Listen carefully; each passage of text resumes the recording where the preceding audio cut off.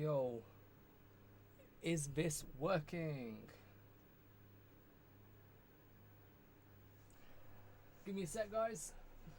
Give me 1 second.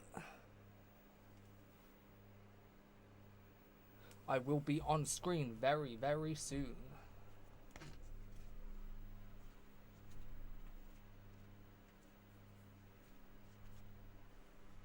As soon as I can find my hairbrush, I'll be on screen.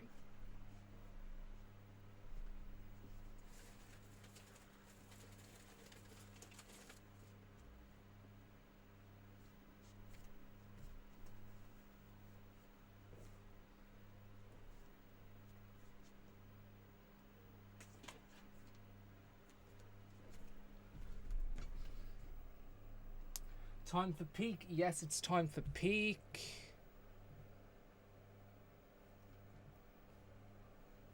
It is time for the peakest of peak. I'm just hooking up the camera.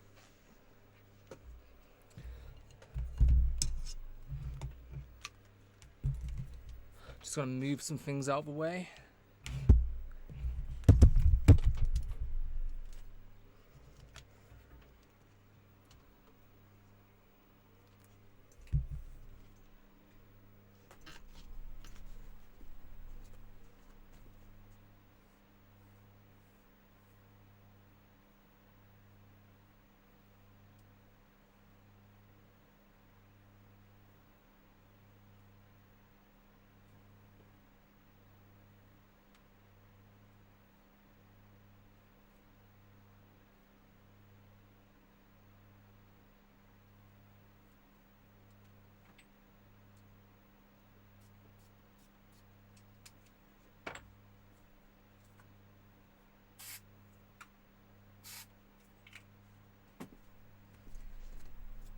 Wait, can you guys even hear me? I actually don't know. I'm just assuming you can while I'm setting everything up.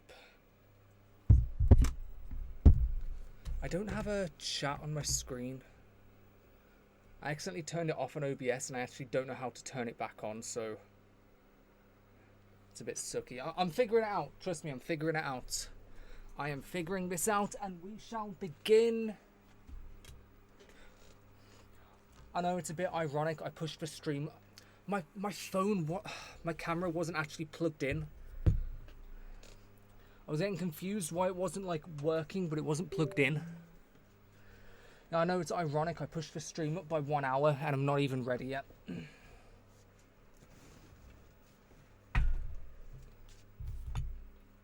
Yes, we can hear you. Okay. How is everyone's day going? Weekend going, sorry. How's everyone's weekend going?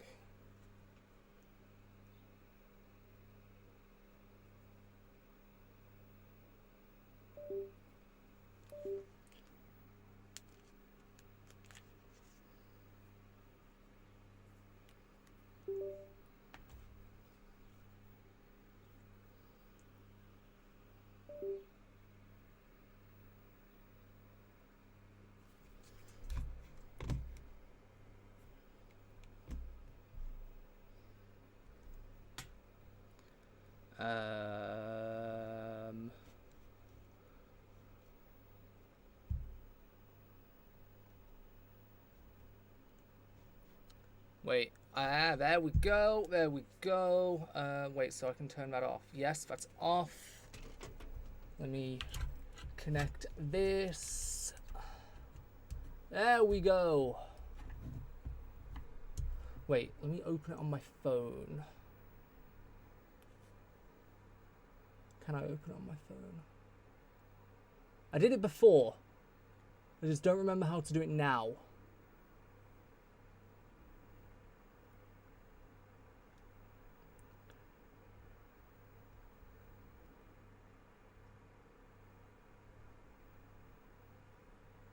Webcam. There we go. There we go. I can see it properly now.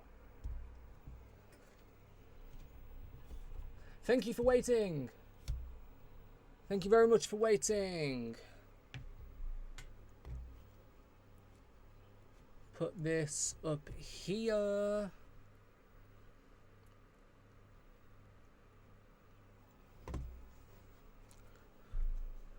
Wait, the camera's actually flipped the wrong way. Let me flip that because I hate it when it does that. I hate it when the camera's like actually the wrong way.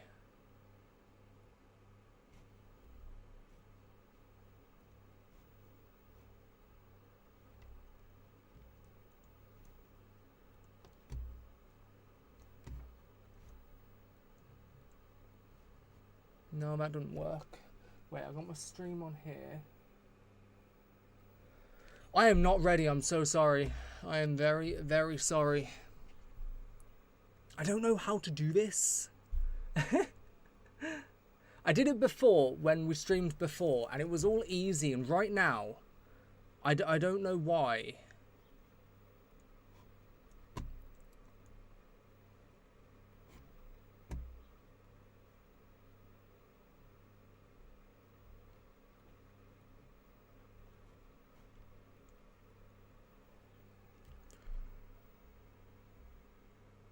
Right, so that works.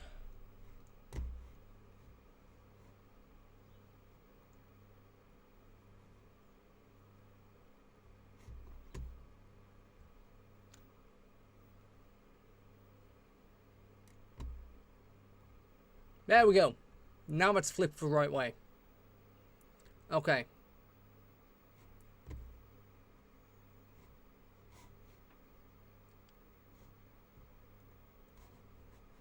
There we go. Now we're getting somewhere. Now I just need to get the chat up. I can see it on my laptop, but I want to move it onto my screen to make it easier. How is it? I mean, if this is even updated, because I actually don't know if it is.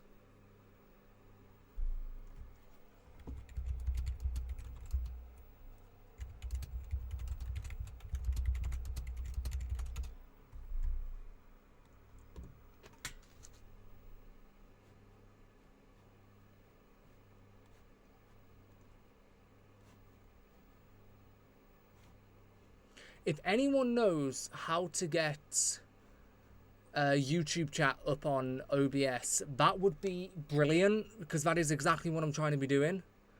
Because I'm trying to put the chat up on screen, because I don't know if I actually said, but this stream is actually going to be used in a video. I'm going to be covering this whole series on video, and I'm going to be using the chat in the stream just to make it a bit more interesting. So you guys are part of the video as well. That's why I'm trying to sort this out right now. So then for the whole video where I'm going to be talking about the anime, breaking it down all such and such and such, you guys will be a part of it. So thank you for being patient. I'm just trying to fix that right now.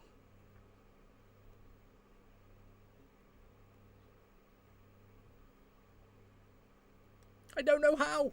I don't know how. It was here before.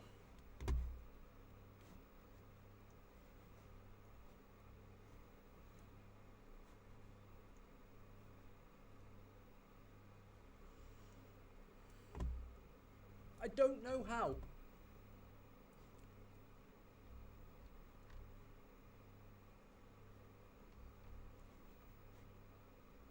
Nearly there, guys. Nearly there.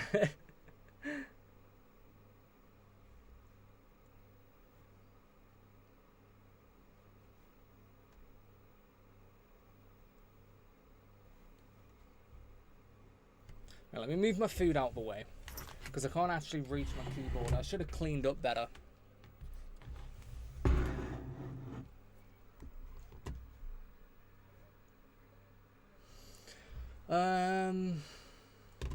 Settings. Stream. That didn't work because I'm already live streaming. Wait, pop out. There's a pop out option. What? Where?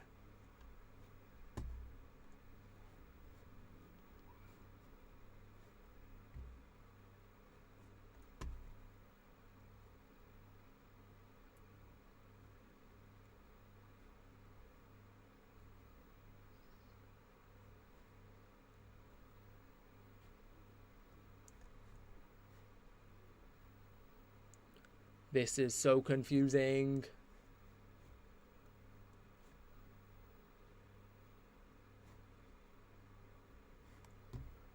Sources.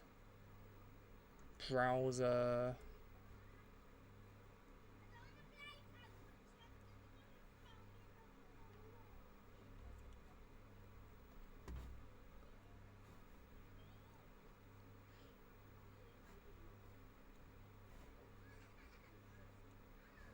Guys, do you... Hello. Hello, Tyler. Just went into chat. I'm so sorry this is taking so long. I am trying to do this as quick as I can. I think I accidentally messed something up, honestly. Like when I was setting up before the stream, I think I must have clicked something wrong because before this was just automatic.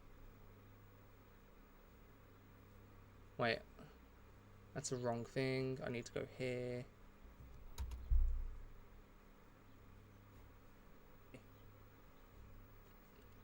Okay, that's my stream. How did I get my stream? What? I want the chat.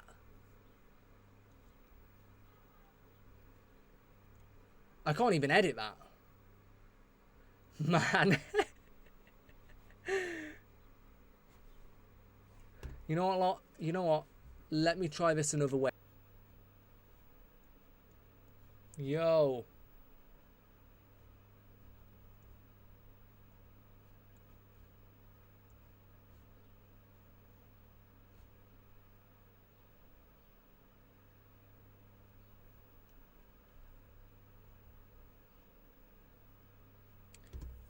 We're back on. We're back on. I've got the chat on screen. That's the wrong thing.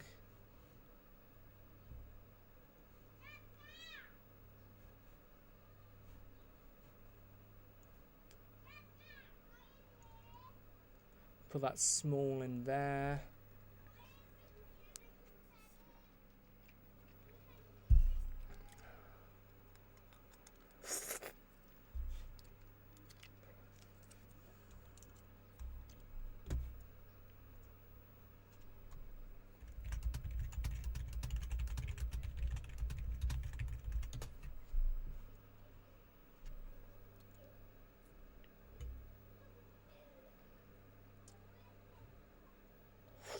I shouldn't have done that. That had honey on it. I'm just wiping my hands on the towel I got here. I forgot I put honey on my food. Right. I think I can close that now.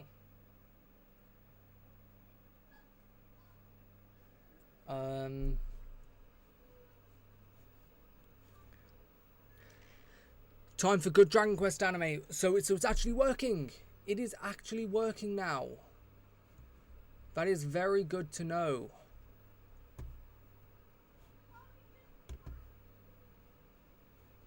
Finally. Okay. Time for good Dragon Quest anime. So it's actually working. It is. The sound is working. That's all good.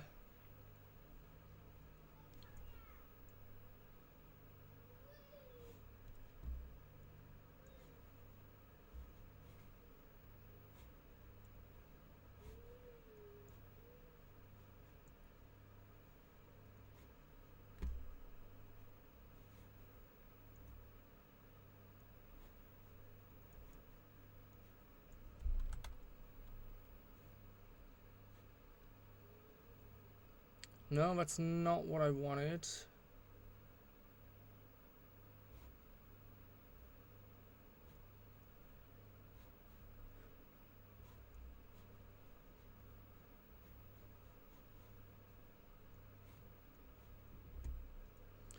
so confusing, man.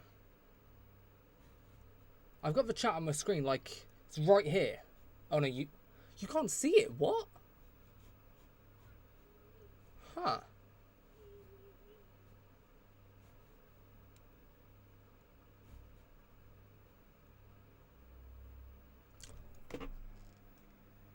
Finally! Finally! Oh, that took so long. Oh, finally. Now I just need to adjust this properly. Oh, finally.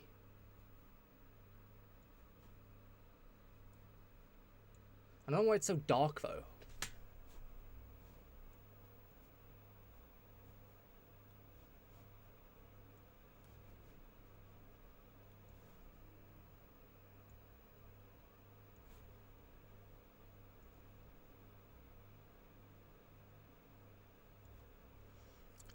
Guys, type something in chat to make sure this is working. Let's hype up chat to make sure it's working.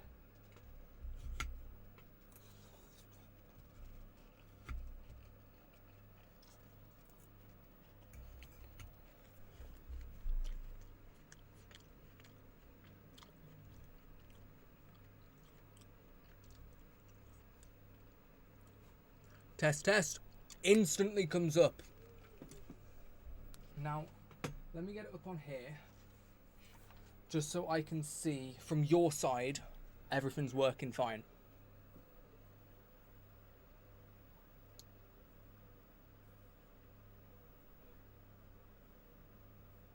It's a bit dark.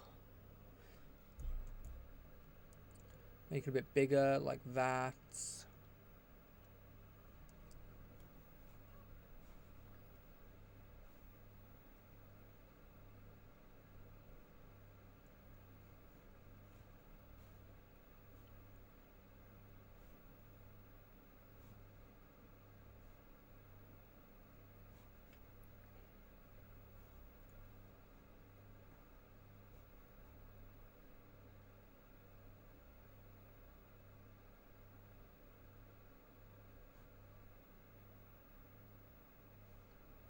I prefer it not to be so dark.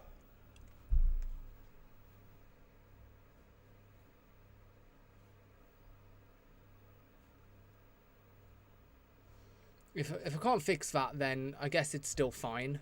Like, it's still fine. As long as it's there. If it's so dark, I'll just make it bigger. Try to slot it in. There you go. Perfect. I just want confirmation from you guys. Are you guys happy with that? You guys happy with how this whole layout looks?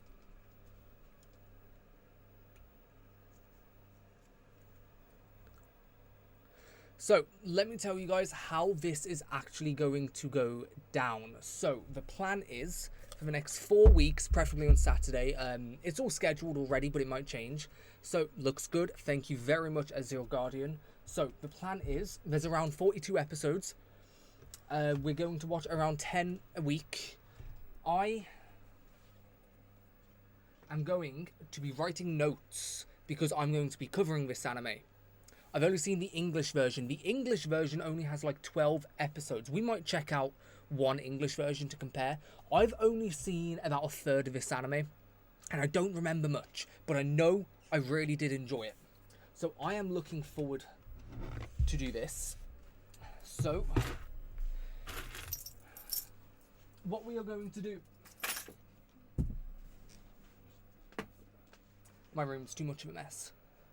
What we are going to do is we're going to react to it together. I'll make sure that the volume is louder than me, just in case there's any sounds. I saw some episodes in Japanese years ago, never finished it, don't really remember a whole of it. Well, you're going to remember it now. The way this is going to go down, though, I will try not to talk too much over the anime, because of course we're watching it together, but we're going to be reacting to stuff together. And then at the end of every episode, we'll have like a little discussion, like a minute or two, like what we all think of it.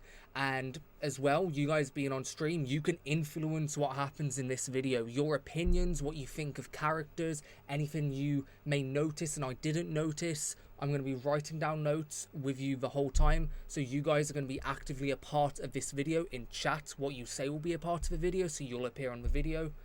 Together, we're basically making this video together. That is how this is going to go down. Just making sure that aligns properly. And I'll adjust my camera. I recently bought a CRT TV. And that's what I'm going to be watching it on. Because this TV will have the chat and everything on. I'm going to be watching on CRT TV. I've already made the comparison. That TV is a lot better than my modern TV. It's actually really cool. It really is.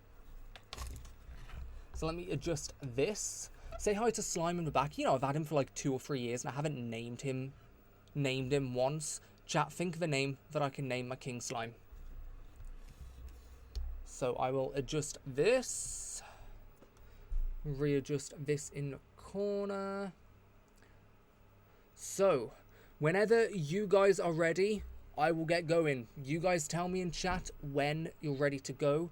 If there's any sounds, it's because my window's open because there's a heat wave in England right now and my fan is on as well. I'll try to keep everything away from the mic as I can, but during the episodes my mic will be turned down and the volume would be turned up.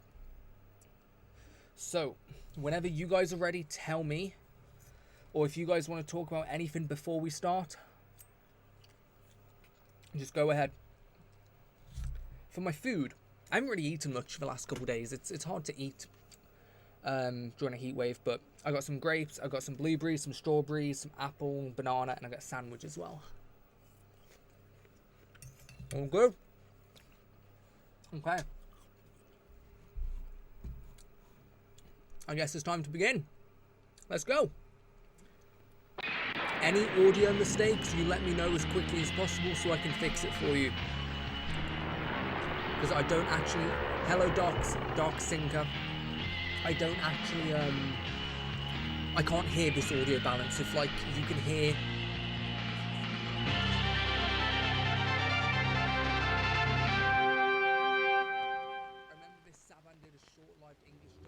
はるか遠い昔、豊かな自然の中で超古代文明を築き上げた民族があった。その名をエスタークといい、都は栄華を極め、人々は享楽と陶酔の中でおごり高ぶり、世界制覇の野望を抱いた。だがその野望は自らが招いた水の汚染により全てを崩壊させてしまった。そして数千年の月日を経た今、微生物一つ存在しない死せる水の底に沈んだ都エスタークで、かつての世界制覇の夢を捨てきれずさまよい続けた人々の残留思念がとてつもない闇の帝王を誕生させた。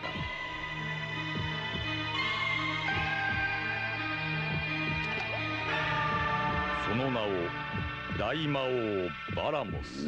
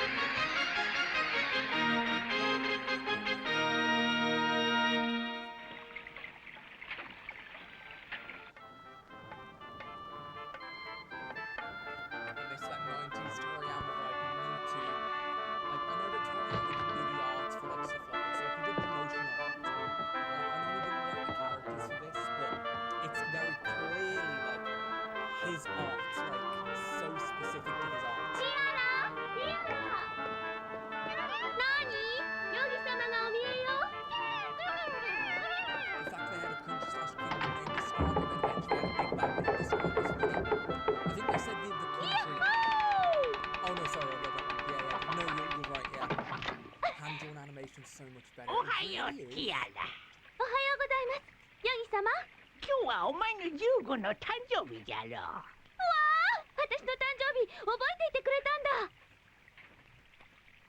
うわあ、ありがとう。ティアラ。 Sorry, you can't hear me talking. I was just responding to everything in chat. The 90s Toriyama vibe is very, very nice. And the hand-drawn is very nice as well. I love it using actual music. Yes, it's filled with actual music. I love it.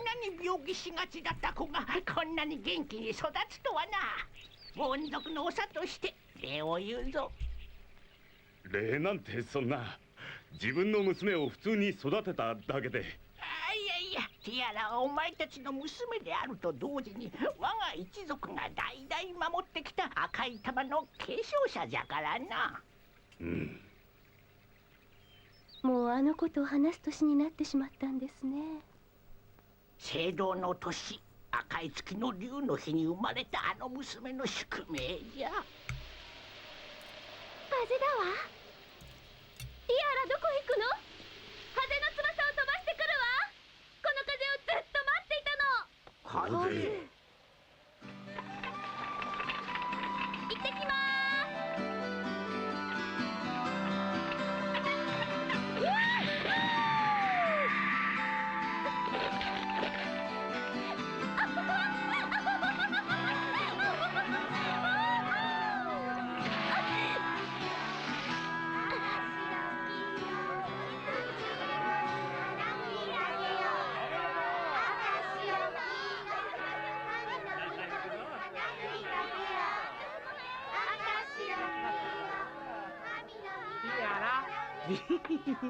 オラがもっと綺麗な花嫁衣装を着せてやるよ。モコモコみたいな乱暴者はお断りよ。そりゃねえだろってやらなあ。ねえモコモコ、風の翼が完成したの。ねえ飛んでみない？冗談じゃねえよ。やっとこの間の怪我治りかけてんだぞ。さよなら。また落ちたくねえもんな。What's this? We are watching an entire anime together and taking notes at the same time. その肩 So 掛 we け can と make 首 a 飾り video は on どう it. したんじゃ。今日15歳の誕生日のお祝いにヨギ様にいただいたの。なんじゃと？ということはアベルも15か。こりゃいかん、大変じゃ。中止じゃ、中止じゃ。今日の結婚式は中止じゃ。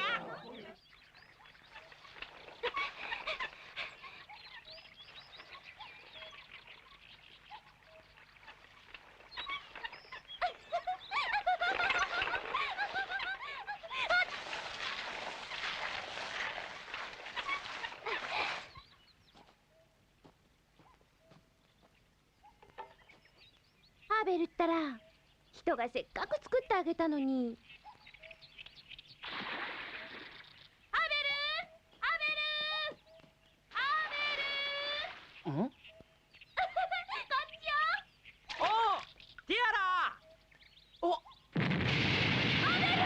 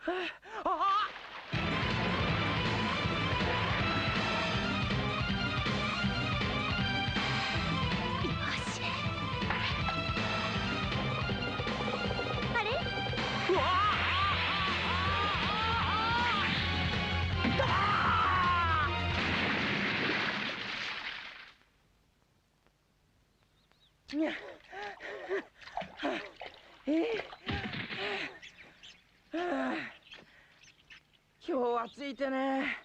あいつのおかげで一匹も魚が取れねえや。なんだよ。まさか。お前また。もちろん。今日は風向きもいいし、絶対飛ぶわ。We absolutely should have got a game based on this instead of die.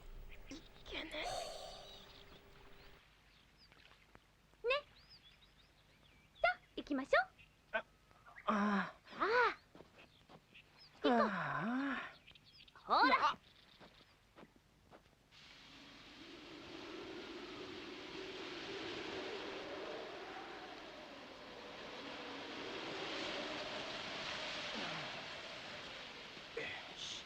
完璧だわ。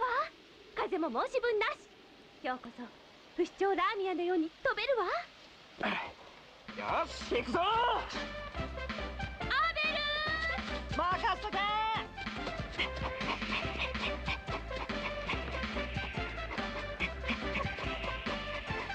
あれい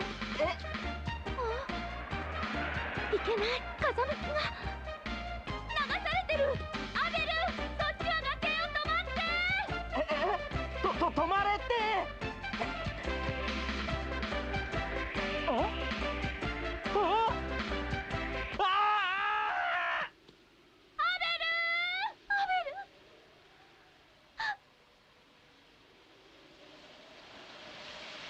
風が戻った。おおティア飛んでる。飛んでるわ。ラうわ飛んだ飛んだ。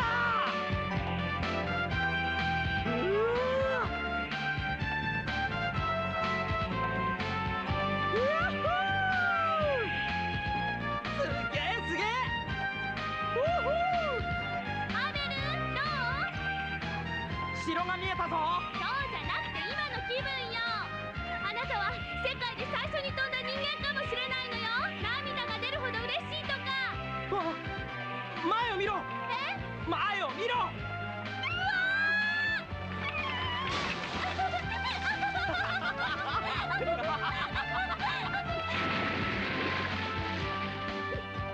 ついにやったわ。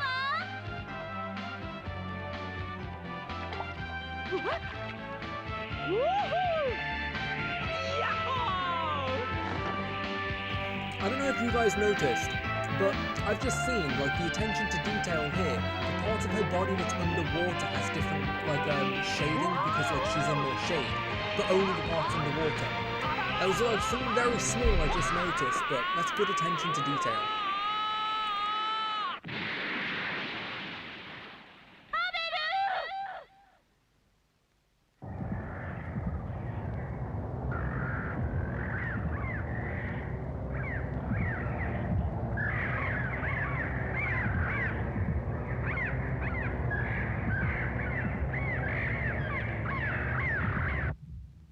But バラモス様、間もなく赤い玉が手に入りますぞ。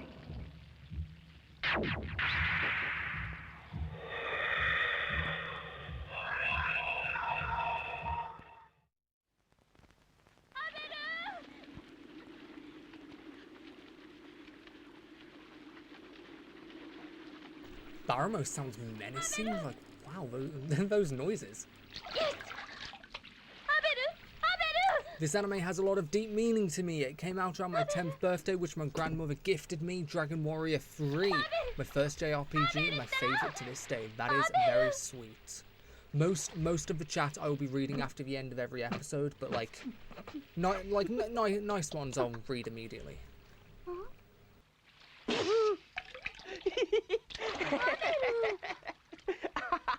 Mom!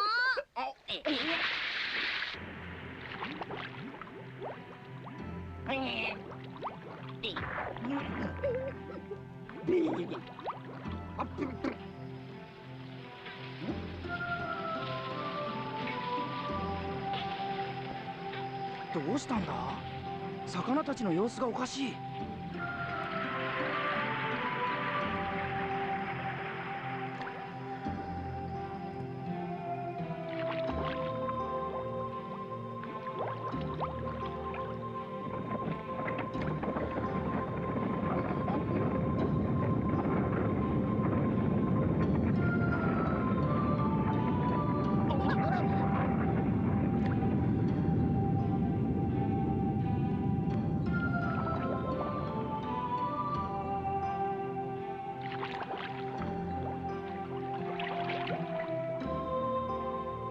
赤き玉、竜をよみがえらせり。青き玉、竜を封印させり。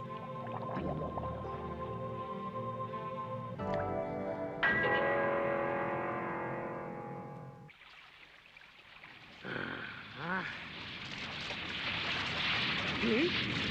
なんだこりゃ。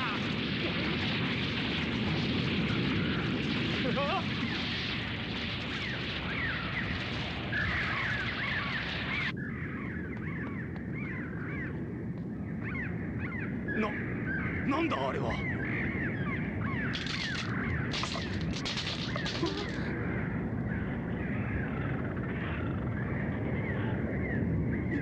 マジか。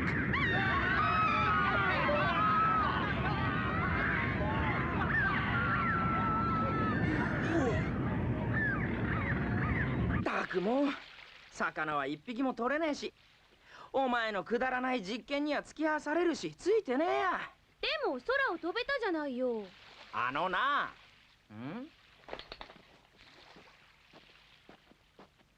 何してんだ？なんだよ、また作んのか？うん。はあ。今度こそ不死鳥ラーミアのようにうんと高く飛べるのを作ってみせる。はあ。迷惑？いや、そんなことないよ。う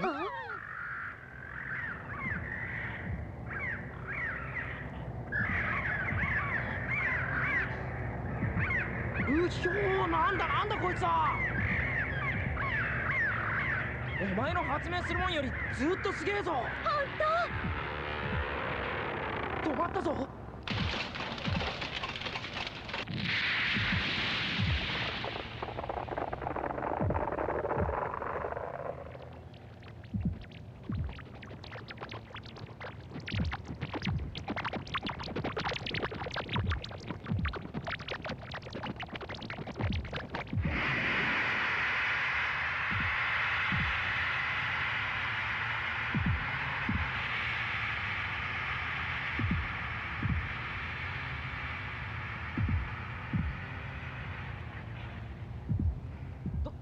どうなってんだ？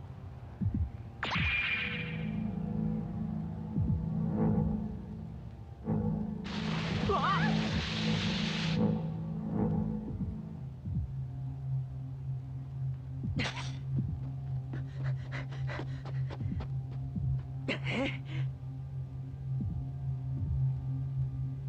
うひょ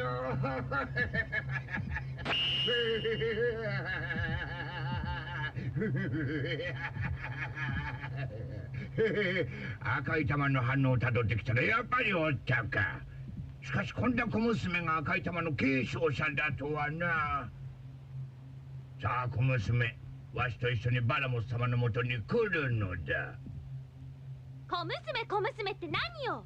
バラモスだかマンモスだか知らないけど、人に物を頼むんならそっから出てきなさいよ。小僧、娘を渡せ。ティアラに指一本触れてみろ。オイラが承知しないぞ。うよよよよよよ、元気のいい小僧だな。メ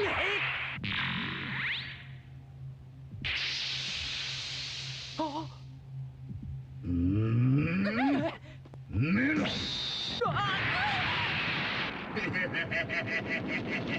よよよよよ。走れ。よよよよ。おいおいおいおい。おいおいおい。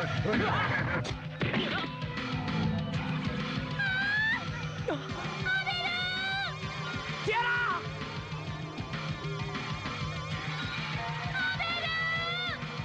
ティアラ！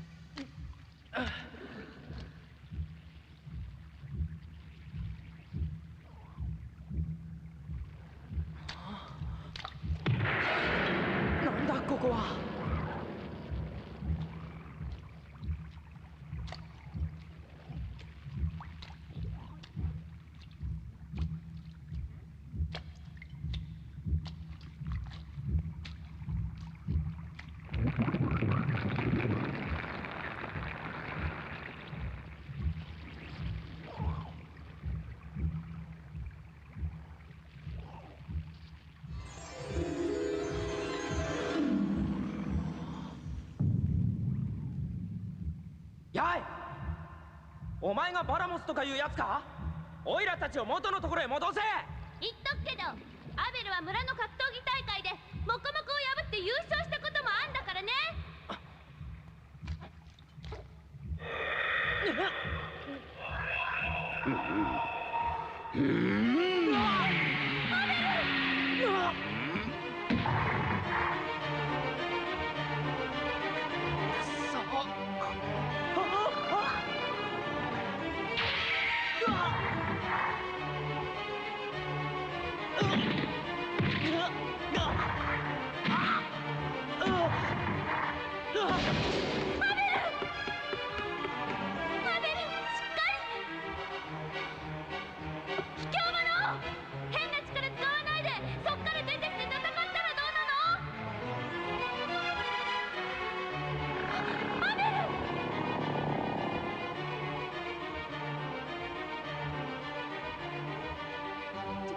ティアラに手を出すな。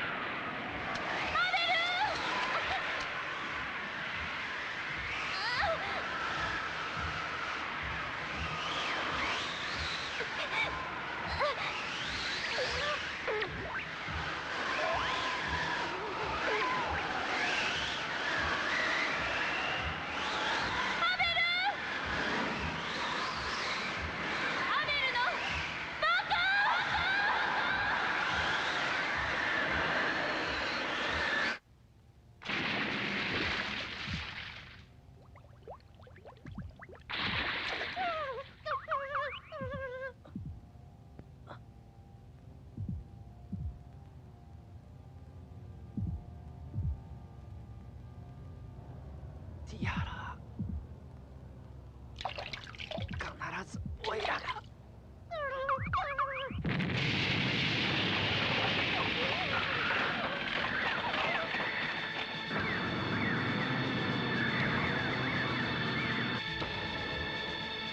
これでバラモス様の長年の夢が叶いますな。おいおいおいおいおいおいおい。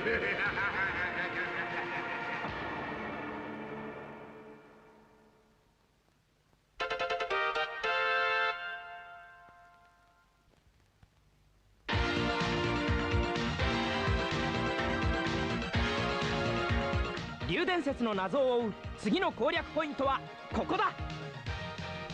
ティアラ、待ってろよ。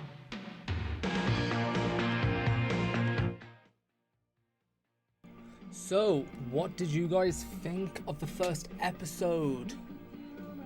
What did you guys think? Give me 1 second, because I've just had something come up. I thought this was going to happen. I think I've had a content ID claim. I knew this was going to happen because, of course, it's an anime, but I'm literally watching this anime on YouTube, so I won't be taken down. That's why I can't do this for anything else. I'm just making sure that that the stream's not gonna be put down. I'm pretty sure it won't though. Like, worst case, don't get monetized, but I don't care. I haven't even turned ads on. I'm not gonna get money anyway. Doing this for the love of the game. I just want to make sure I'm not gonna be banned. And then I will read all the chat in a second, because you guys seem to be enjoying this right now. Yeah, it's all fine. Okay, let's read the chats. First, what did everyone just say? What does everyone think?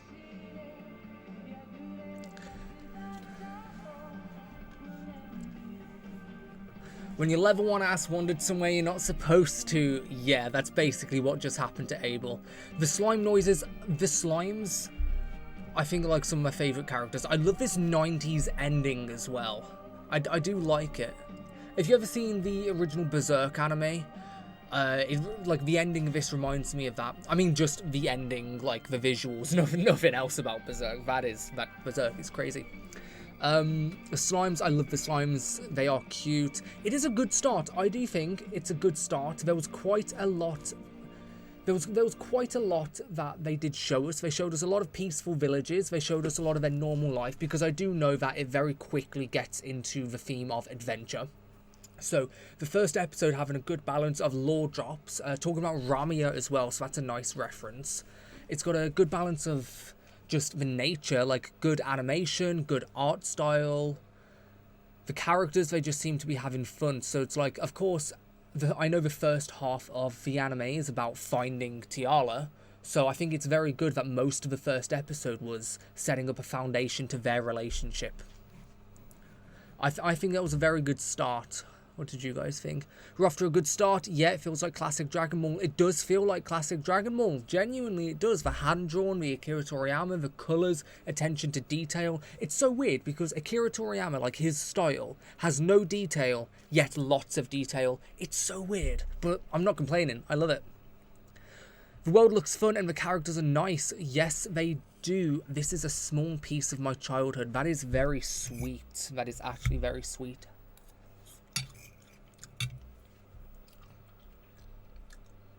So far, I'm still getting in the mood of note-taking, just doing it episode by episode.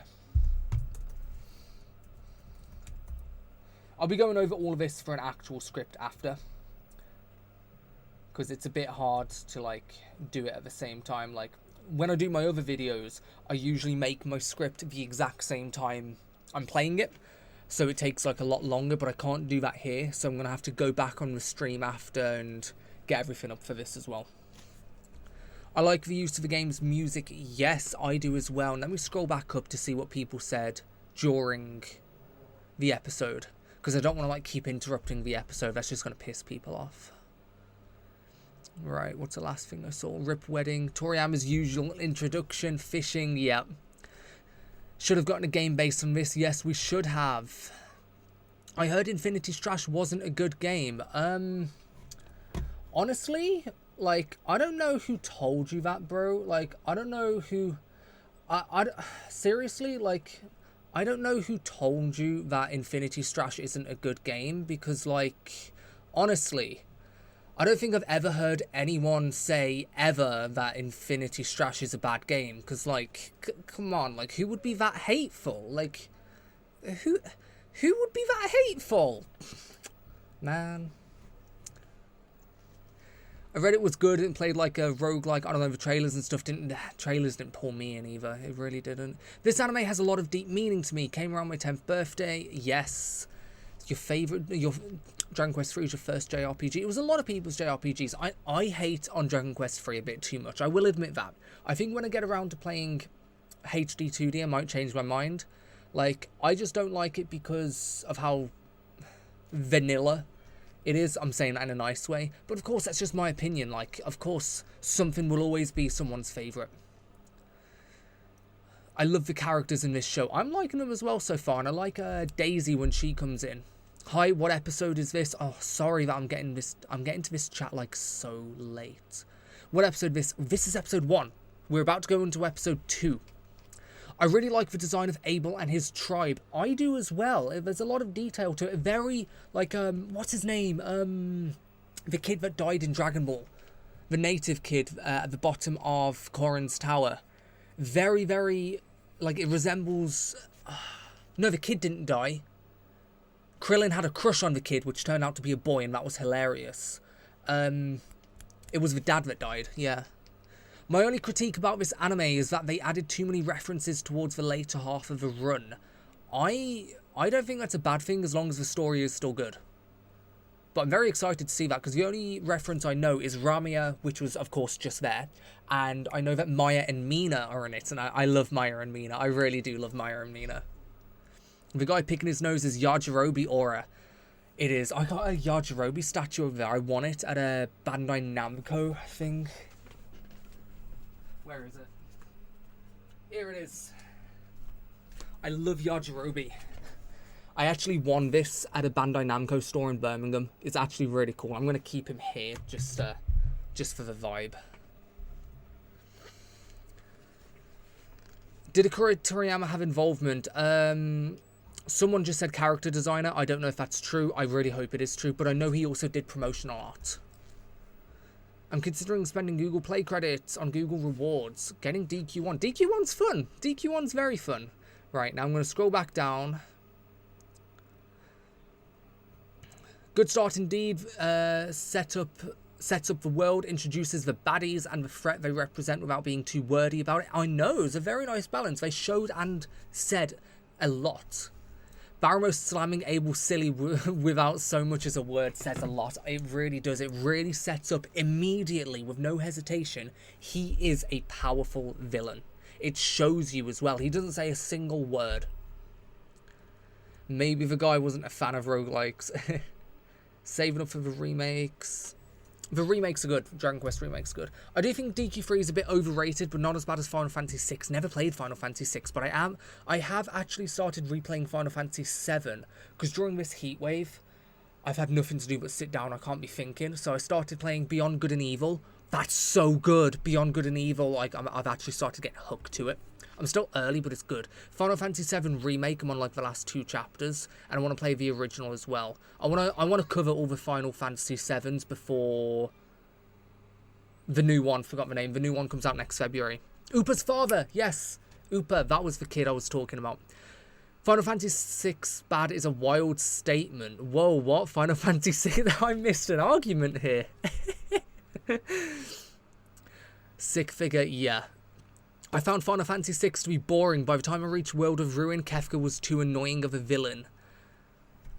I have no idea what you're talking about. Never played it. I've only played DQ11. DQ11's so good. Honestly, it is. I will give you a little teaser to one of the videos coming up. I'm finally getting around to those love videos that you guys loved in that community post. DQ11's a big part of that. I finished the script for the first episode, started voicing it. I only stopped because I just couldn't handle this heat. I do have another video coming out tomorrow, which I did today. It's just a lot shorter. Yeah, honestly, this heat, it really messes people up. DQ3 reminds me a bit of Falcom Sorcerin, which was massively popular in Japan with a party creation system, and none of the characters had any story.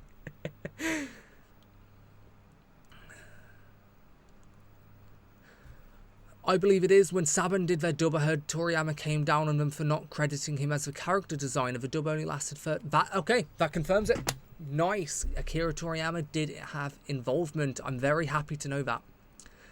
The only difference being Sorcerin is a side-scroller RPG, which ends up having its engine reused.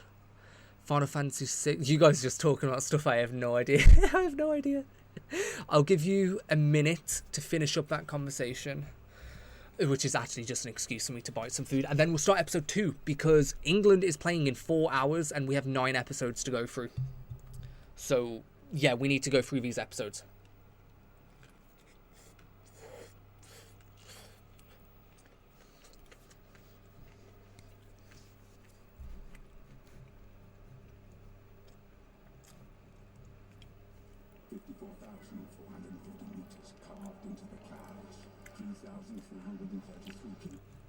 No, honestly, do you guys ever actually like watch an ad?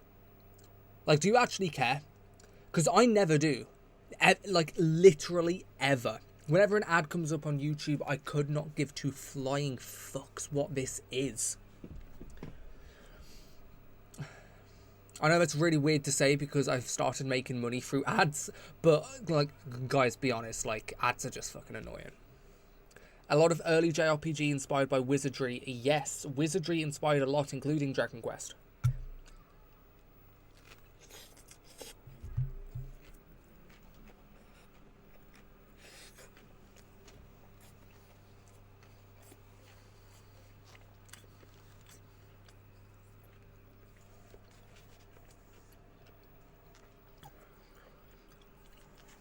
If I wanted to watch commercials, I'd pay for cable. Exactly. The only time I would is when I'm in the cinema. Because, like, just watching trailers for new movies is a big part of it. I know that some people, like, just don't care, but I love watching the trailers, like, when I'm in the cinema about to watch a movie. Speaking about movies, there's a lot of good movies out right now.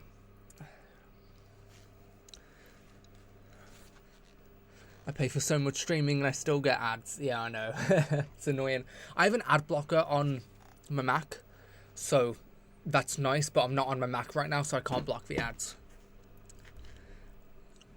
Tubi operates on showing ads, but it's not as overly intrusive as something like Twitch or YouTube lately. I know. It's annoying. What's annoying for me as well on the other side of this is, like, of course I turn ads on for some of my videos because I want to be doing this full time eventually. But when it's automatic ads, I didn't realize how many ads they how many potential ads they actually place as well. Like, I always get annoyed because, like, the first couple minutes of a YouTube video is very important for hooking people in, and the worst thing you ever want is to have an ad show to you in the first minute of a YouTube video when you're still deciding whether it's worth to watch, and then it shows you an ad. Like, every one of my videos I have to go through it and make sure there's no ads in, like, the first 4 minutes. Because it's just so annoying, like, to think that maybe someone clicked off the video because of an ad. Oh, it pisses me off. My hot take, Tetris is a roguelike. I get it. I don't agree, but I get your reasoning, thinking about it. Like, that's funny. Right. Falcon could bring back Brandish. I have no idea what you guys are talking about. Just because I don't want to pad this too long, I'm going to start the next episode now. Glad you guys are enjoying. So let's turn this up and let's turn...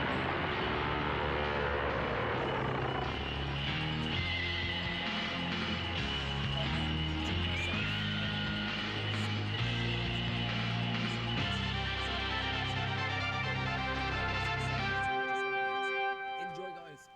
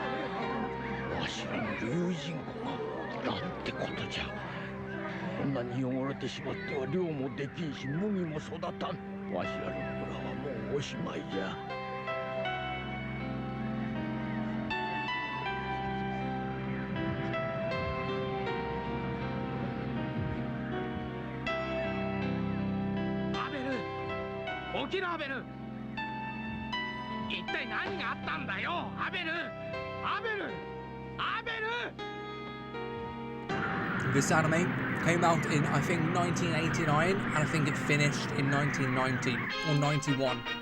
But I know it started in 1989. So, kind of just at the peak of Dragon Ball popularity as well, which is probably why they pushed an American dub at the time, because of the same art style. But yeah, 1989.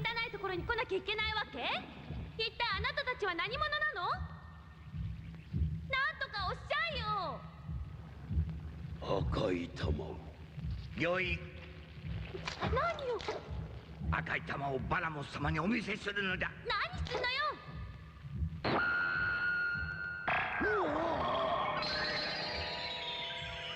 竜よみがえらす選ばれし者よりその赤き玉を奪わんとする者神の技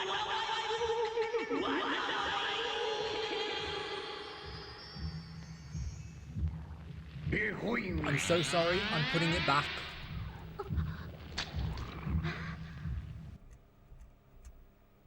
I just wanted to get that bit down. That seemed important for my notes, I didn't want to miss it.「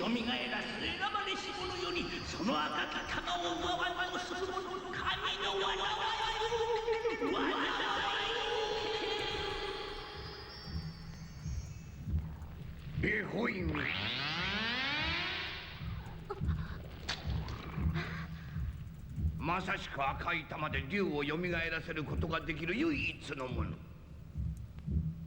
竜の居所。じゃあいい。娘、竜の封じ込めてある場所を教えるのだ。そして呪文を唱え、永遠の命を与える竜の封印を解くのだ。竜？呪文？一体何のこと？んへへへ、しらばっくれおって。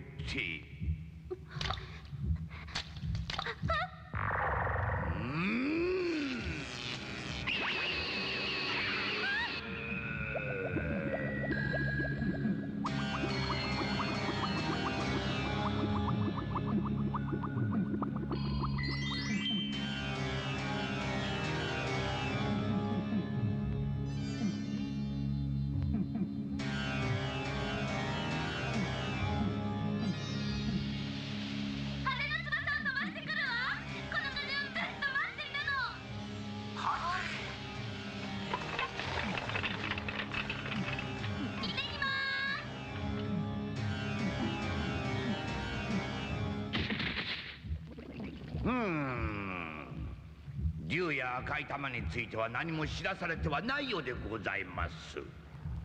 なんとご心配には及びません。娘は何も知らなくとも赤い玉を与えた者が何かを知っているはず。宝石モンスターを。なるほど、宝石モンスターで。ジュエボー。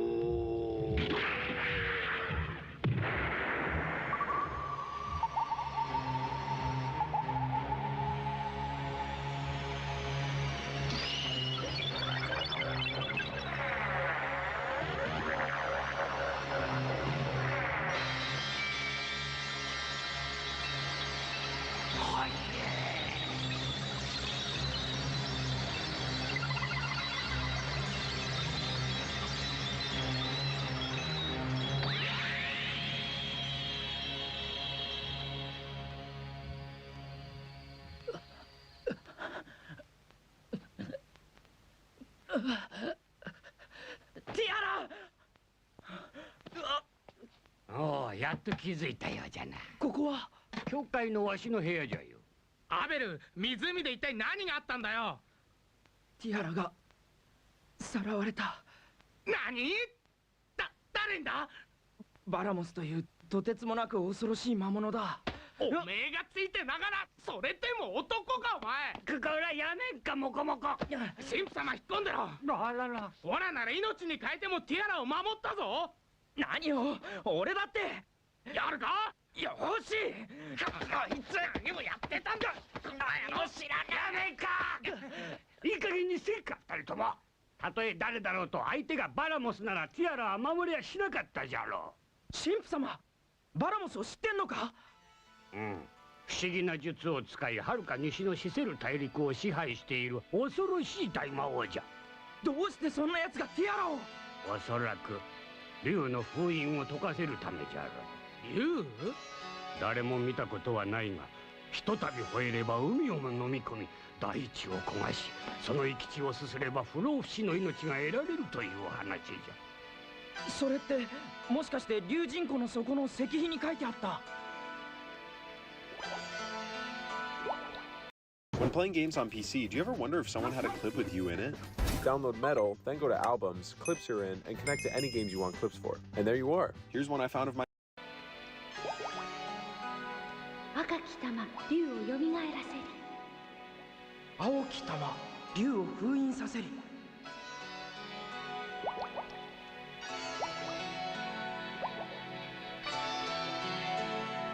あのレリーフに書いてあった赤き玉とは、ティアラがつけていた首飾りの赤い玉のことじゃ。ティアラはただ一人、伝説の竜をよみがえらせることができるボーン族の血筋の人間なのじゃ。そしてお前は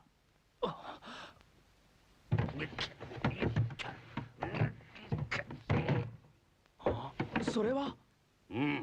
我がグロー族が代々守ってきた青き玉の冠とその継承者である証の聖なる衣じゃ。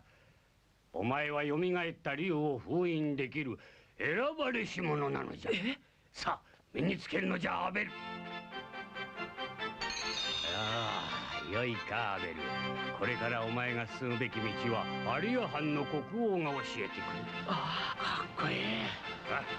さあすぐに国王に会いに行くのじゃ。ああ、モコモコよ、お前も一緒について行ってやれ。あ、冗談じゃねえ。 I don't actually know, like, I know the world is called Estark, but お there's 前 quite に a も few 渡すも Dragon のがあっ Quest たの 3じゃ。 references so far. Like, I know this was just when Dragon Quest 3 came out, but I don't actually know if it's set in the Dragon Quest 3 world or alternate world of Dragon Quest 3. But it's very interesting for that to be like such a, what's it called? A present theme in this. なんか冠じゃねえみてえだけど、神父様、オラ何の継承者だ？ Do I not have そ super れら chats は enabled? 昔お前のじい I さまが don't 借金 know の what 方に置 super いてきた chats もんじゃ。 is. もう大変だ。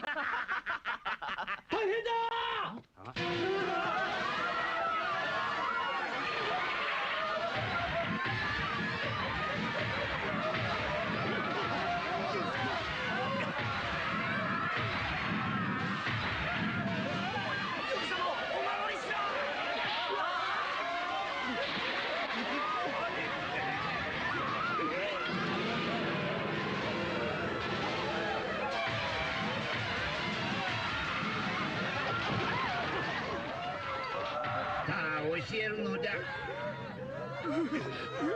竜の居場所はどこだ。そして竜の封印の解き方を教えるのだ。わしらは何も知らぬ。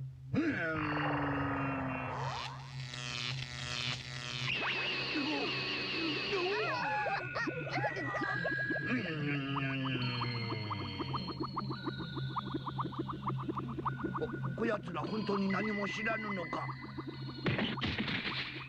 いや、そんなはずはない。世界各地の竜にまつわる地では竜伝説や赤い玉の秘密や言い伝えが残っている。なんだ、たったそれだけか。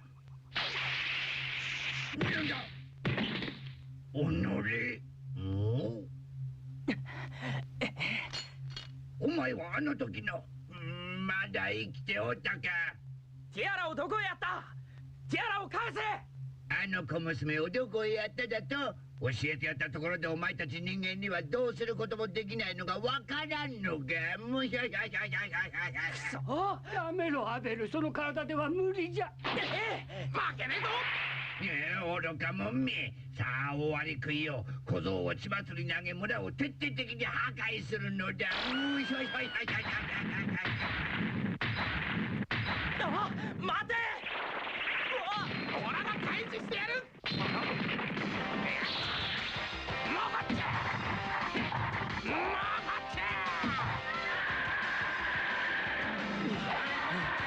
でこんな重いコンボをくれたんだよ。危ない。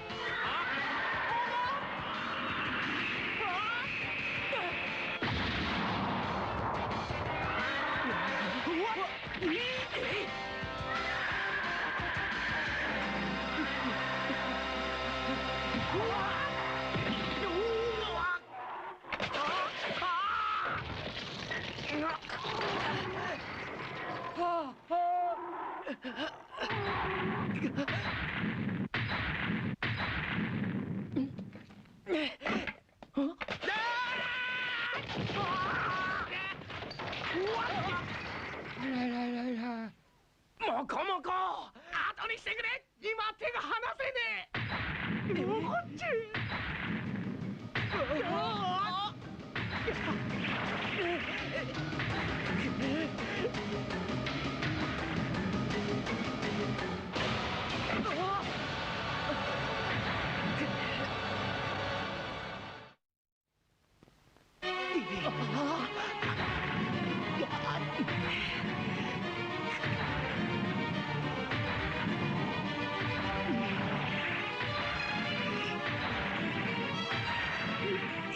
ここでアベルがやられてしまってはティアラは永遠に戻らん。それは一体。説明している暇はない。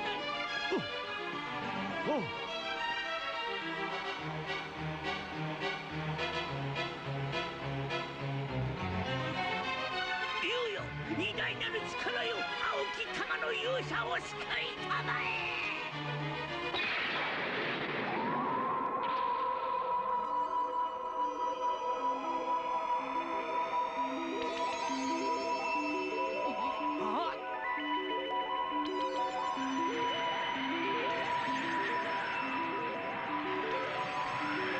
ティアラとアベルに光あれ。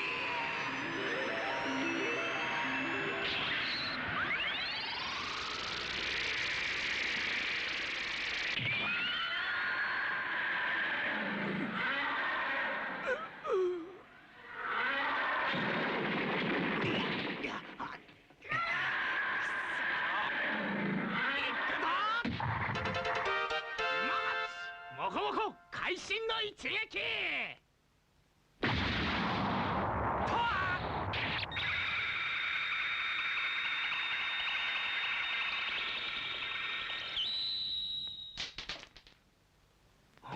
噂ではバラモスは宝石を怪物に変えると聞いとったが、本当のことじゃったのか。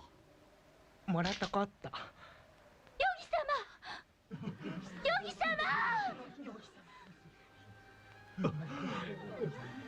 ヨギ様。ヨギ様、しっかりしてくれ。ヨギ様がいなかったらオーラたちは。アベル、無事じゃったか。よかった。ヨギ様。ティアラは生きておる。ティアラの心が悪に染まらぬ限り、赤い玉が守ってくれる。ティアラのこと頼んだぞ。青き玉の勇者アベル。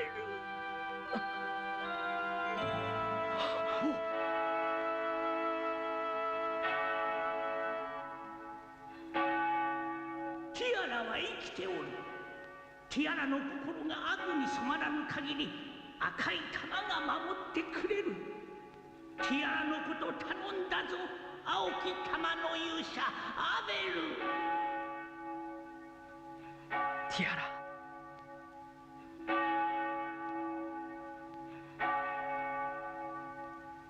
もうこっち。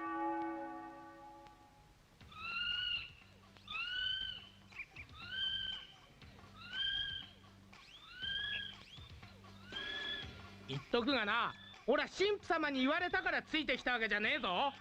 おい、聞いてんのかよ。俺はティアラを助けたいから行くんだからな。何しよう。オラが悪かった。勘弁してくれよ。おお、だったら100ゴールド出すんだな。100ゴールド？そりゃ高すぎるよ。肩たたき100回に負けてくれよ。ふざけるんじゃねえよ。やりやがったな。やめろよ、モコモコ。面白い。行くぞ小僧。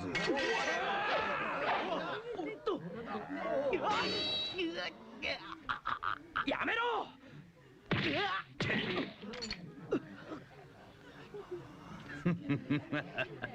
たかが1000ゴールドの賞金首が生きがるんじゃない。誰だ。何者だい。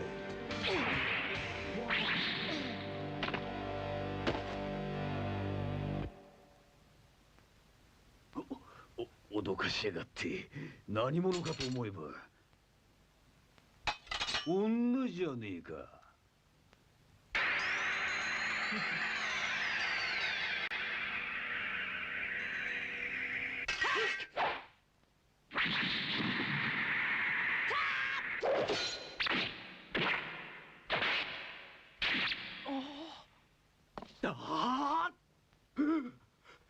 有り金全部出せば命だけは許してやる。どうも礼なら言葉より金だ。命を助けてもらったんだから当然。これだけしか。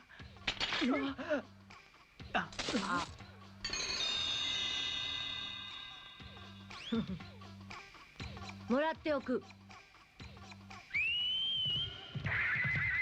はいよゴール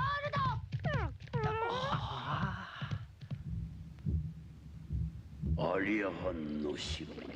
それではまだ秘密が隠されていると。御意。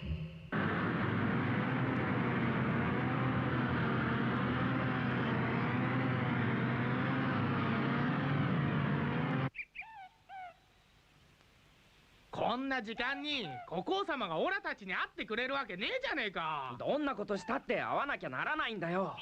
アリア藩の城へようこそ。アベル様がおいでだ。門を開けろ。おお、よく来たよく来た。青き玉の勇者アベルよ。よく参った。大魔王バラモスが竜の存在に気づいた今、世界を救えるのはお前しかおらん。よいかアベル。ティアラを救う道は世界各地に隠されている竜の伝説と二つの玉の秘密を解くことじゃ。国王様、大変でございます。無数の怪物どもが城を襲ってまいりました。慌てるでない。アベルよ、まずは地図を探すのだ。地図？竜伝説のあるところが記された地図じゃ。それはどこに？手がかりはアリア藩の西レーベという村にある。これ。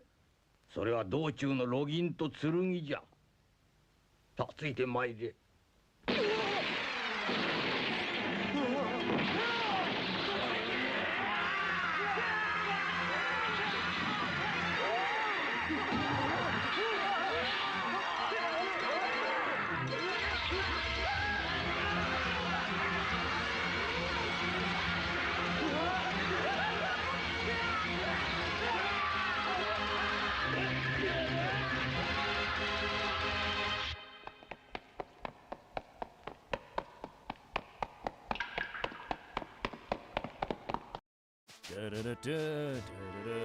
Ah! Oh man, that's messed up. I didn't expect to see soldiers being eaten alive, but yeah. Oh, Lulu is here. The moment Lulu joined, the CEX ad comes up. Isn't that funny?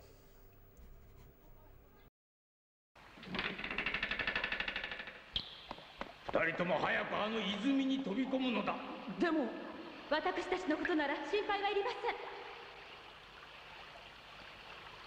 ん。アベル、今のお前には勇者としての力が不足している。よいか、お前を助けてくれる仲間をあと2人探すのだ。泉から出て最初に出会った者がその一人になるであろう。分かったな。さあアベル、旅立つのじゃ。はい。それもっと。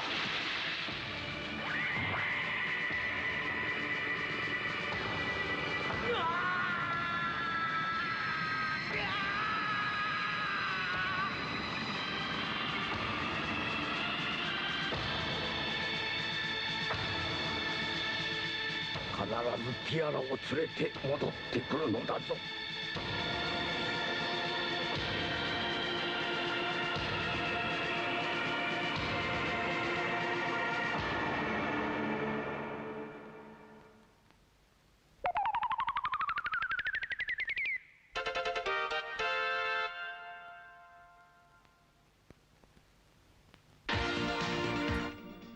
So, what did everyone think of episode 2 then?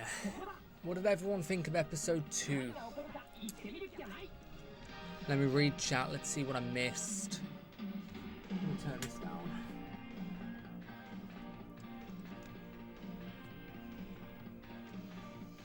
You guys actually spoke a lot, wow.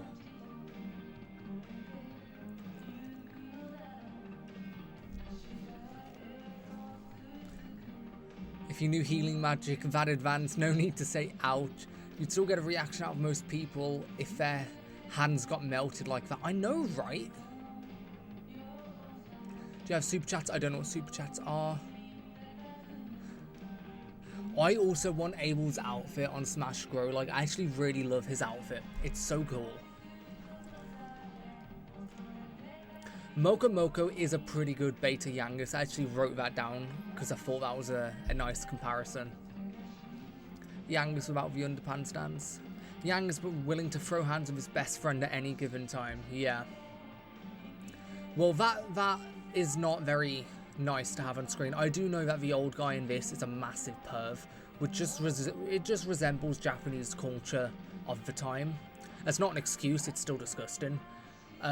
He's the character I hate the most in this because he's just annoying. It's like Master Roshi pushes the limits on the pervy stuff he can get away with because he's a good character and he's funny. But I forgot his name in this. Nah. When you weren't expecting to fight a boss and you're unprepared. I think that's most of this anime. Is that metal slimes on the screen? Maybe it's just for colouring. No, I think it's their babies. I thought that was metal slimes on the... They have babies? That's actually cool. Slimes have babies. I never thought about that. How do monsters reproduce? How do monsters reproduce? Because those slimes just had babies there. How does that work?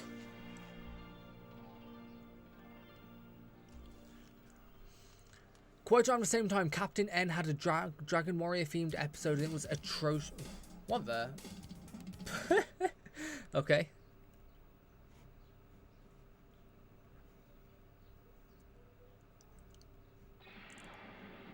Now that's 4.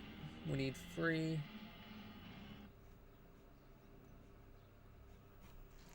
I don't know what Captain N is. Captain N always dropped the ball with character designs and characterizations. And Alucard's so dirty in Captain N. I have no idea what this Captain N is.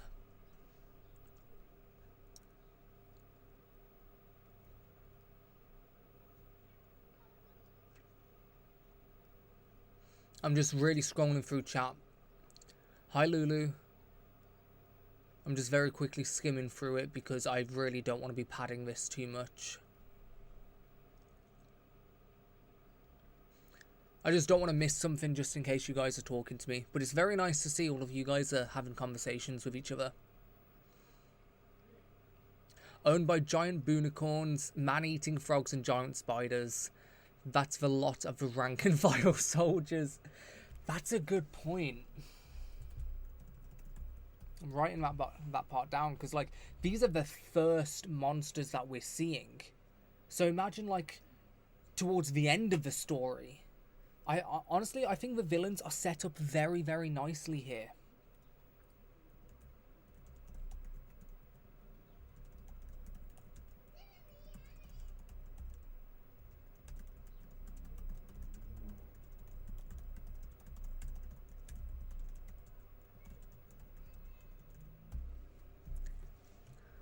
Nice introduction to the warrior woman, very launch coded.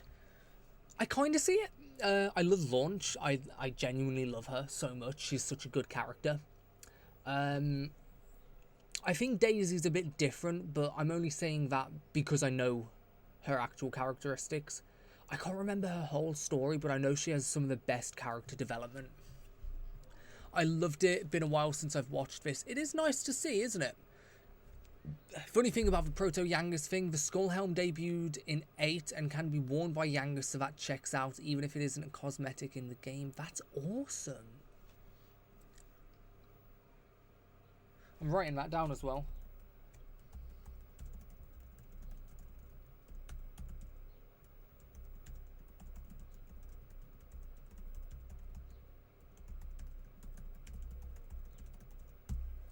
All of my notes I'll just be going over after, as long as I've got notes first. Master Roshi is well balanced, but that's mostly because his comedic stuff actually works. Yeah, his comedic stuff does work. There's times where he's too much. He is too much. Like, it can still be funny as well as being too much. That's what Master Roshi is. But the old guy in this, I forgot his name. I don't know. It's not funny. I don't think, at least from what I remember. Captain N is insane, dude. I'm sorry. I don't know. Abel always reminded me of Pancras. Why? I'm trying to think about that and I don't understand the comparison. I love Pancras. I know that the Ephasian loves Pancras. But why does Abel remind you of Pancras? I do enjoy a villain who isn't messing around. You say that, but in episode 1 he was flinging Abel on the ceiling, on the walls, just with his eyes. It's funny. But like, you are right, he doesn't mess around. Like, he just had like a brief moment of laughter where it was fucking around with Abel. But like, no, he doesn't mess around. We're on episode 2, and like, whenever they say they're making moves, straight away they're making moves. Captain N is about a cartoon boy who gets absorbed into his NES and meets Mega Man, Simon Belmont, and Kid Icarus. It's a fever dream in the form of that. That sounds cool. That sounds cool. I wonder if the name Mokomoko also influenced the DQ10 location Mokomoko House. It's very possible. DQ10 is filled with so many references. I don't know anything else about DQ10, but I wouldn't be surprised. Genuinely, I wouldn't be surprised. The people in charge of Dragon Quest really understands its own source material. It really understands what it's trying to do. Like, every single time Dragon Quest does something, it knows how to do it very, very well. And it also understands very well what it's done in the past. Which I think is a good way of how every Dragon Quest game feels different. Because if they have a very good understanding on how the games were before it, they know what works, what doesn't work, and they can know how... Knowing what works and doesn't work, they know how to get the same reaction through a different manner. And I feel like every single Dragon Quest game does this. You have to check out the slimes in Captain N, they look ridiculous. That's awesome. Abel's got his half chest out, he's tan, he's got long black hair. I can see the Pancras connection. Thinking about the 2D art of Pancras, I can see the connection. When I think about Pancras, immediately, because I've played the PS2 version so much, I immediately think the 3D polygon version of him. Moore is basically the active moustache-twirling underling. Baramos as the antagonist.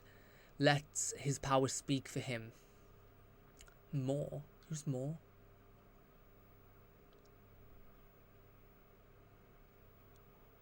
Am I being stupid? I think I'm being stupid. Right. I'm going to have a bite of this, and then we're going to start on episode 3.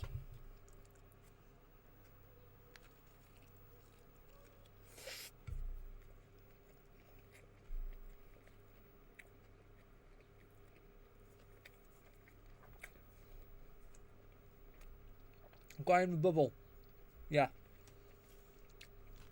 Thank you for telling me that.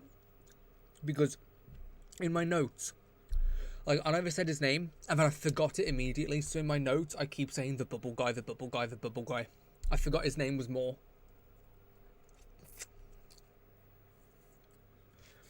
Okay. Is everyone ready? I wish I planned better, because I don't actually know what I want to write down. Usually when I go into a project like this, I have a goal in mind, so then whenever I write notes or a script, I always make sure it links back to that main goal, the main theme of the video. But with this one, I haven't prepared one, so I'm just kind of writing down the main plot of what's happening, as well as details I notice, character progression I notice, any characteristics I notice. Which, okay, so for the next stream, I'm going to make it easier on myself and actually have a plan. I am going to have a plan. But for now, let's just get into it. Let's go. We got 13 people watching right now. That's amazing. Hope all of you guys are enjoying it. Episode 3, well, technically level 3. They're going to Lieb Village. Let's go.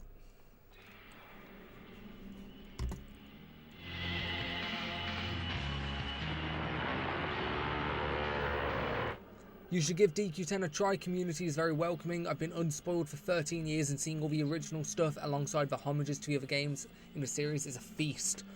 I really do want to play it a lot, but the issue for me is time. It's time for me, because it's such a big commitment while I'm making so many other projects, I'm doing so many other videos, I've got uni, I've got work. It's about time for me, because if I do DQ10, I want to like focus on it all at once, that sort of thing. Isn't DQ10 Japanese only? Yes, but there's very detailed fan translations, so I can play it, you can play it, anyone can play it. I may need to get the charcuterie board? What's a charcuterie? I've heard that. Charcuterie board.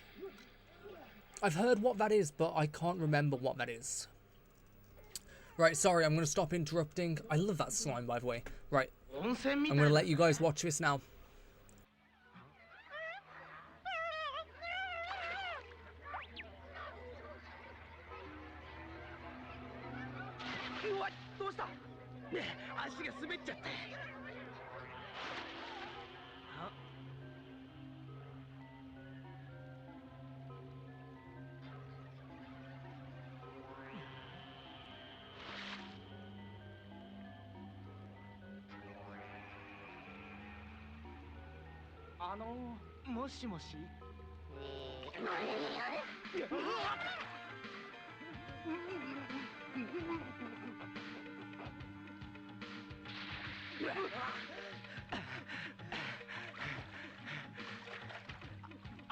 Abel.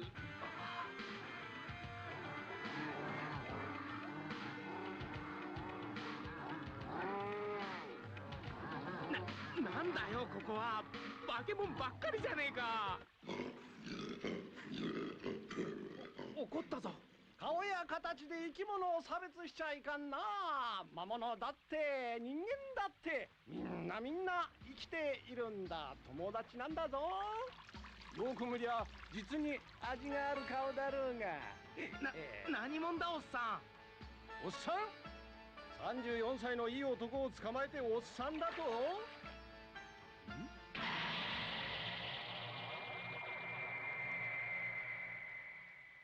やいおっさん。やい、人に物を尋ねるときはまず自分から名乗るものだ。さっきくせえ。いちいち腹が立つやつだなもう。やるか。やめろモコモコ。おいらアベルでこっちはモコモコだ。おお、アベルか。なかなかいい名だな。それに引き換えポコポコの方はポコポコじゃねえ、モコモコだ。似たようなもんじゃねえか。俺は魔法使いのヤナックだ。魔法使い？なんだその疑いの目は。酔っ払いの魔法使いなんて聞いたことねえ。こんなやつ相手にしててもしょうがねえ。行くべ行くべ。レーベの村へ急がなくっちゃ。待てよモコモコ。Bro was checking him out. Abel's 16 in this. I thought he was 15. I thought they said in episode 1 he was 15. But yeah, the guy was looking at him a bit too weird. These monsters are so cool.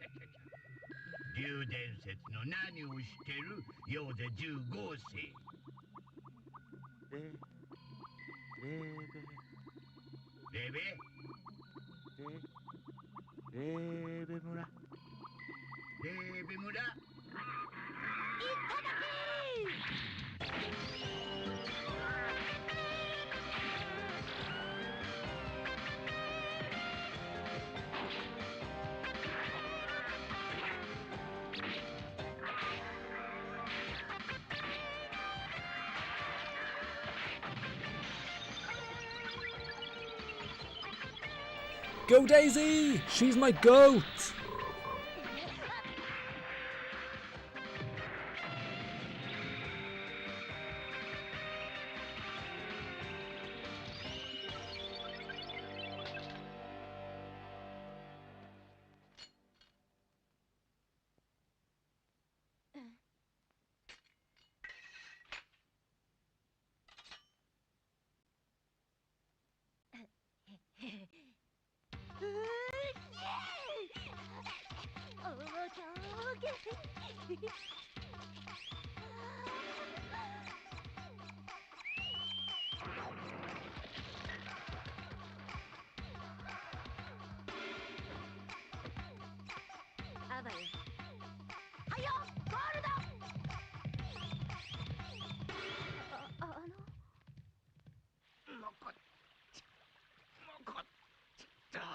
めとけ。まだ暗すぎる。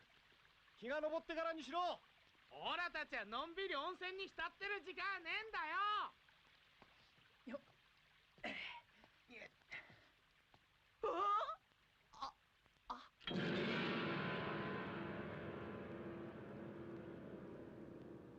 ぼさっと突っ立ってないで。行くぞアベル。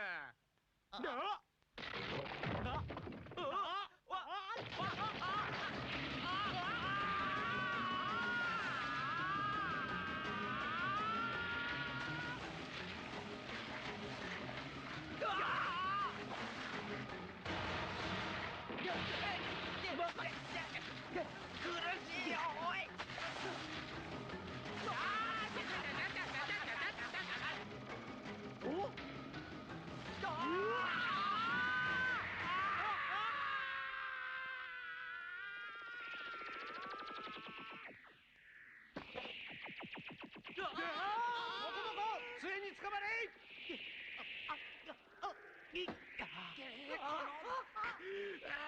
アベル、モコモコの足をつかめ。んなこと言ってもモコモコ足をいっぱいに開け。もこちっと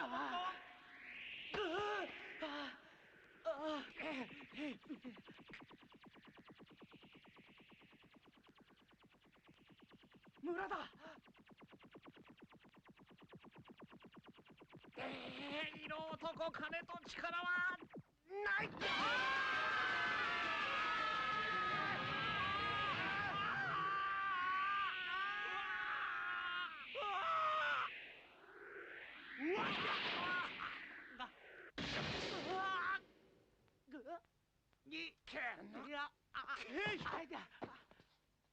大丈夫かアベル。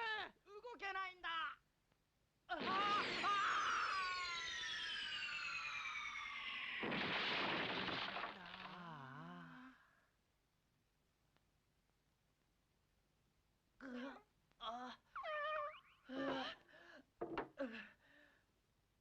助かった。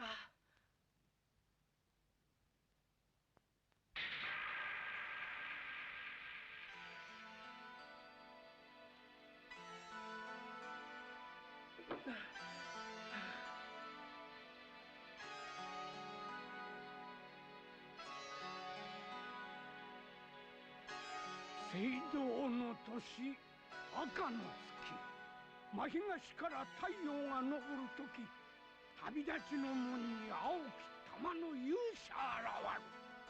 まさに伝説の通りじゃ。伝説の通りじゃ。これは。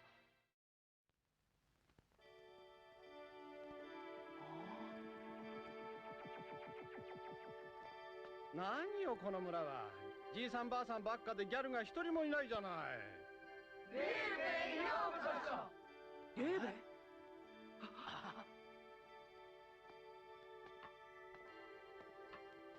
勇者よ、よく来た。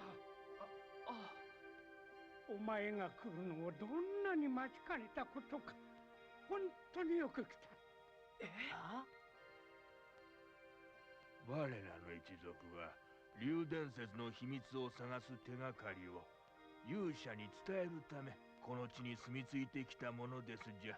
わしらの年から言って今年お前が現れなかったら地図は永遠に誰の目にも触れず、わしらと一緒に時空の闇の中に消えたであろう。そしてその伝説の日こそ今日なのじゃ。それでその手がかりとは。三賢人前に。手がかりはこの者たちが教える。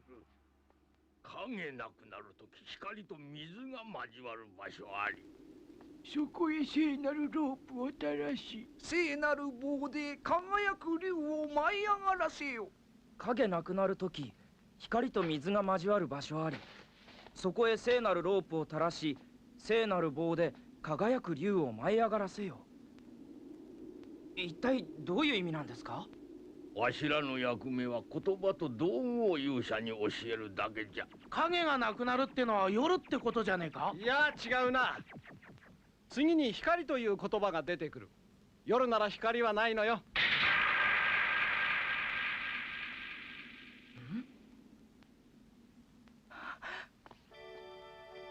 わかった。今日は Sorry, that was 太 me 陽が真 turning up 東 the に上がって volume. 真 On 西 my に沈む screen, 日 it だ。 came up as それがどうしたんだ quiet. If that was too loud, I'll turn it つま down り for you. 太 I 陽 thought が it was 真 just 上 too を通る quiet と for all of you き guys. 地面に映る影はなくなるってわけさ。太陽がここで？なるほど、さすがアベル。それに比べてモコモコは。じゃあ次の光と水が交わる場所ありってのは何なんだよ、おっさん。それは簡単。見たところこの村には川も泉もなさそう。水といえば井戸なのよ。井戸？そうか。井戸の中の水に日の光が差すのは太陽が真上に来た時しかないもんな。じゃああとは井戸にロープを垂らせばいいんだな。問題はその井戸がどこにあるか。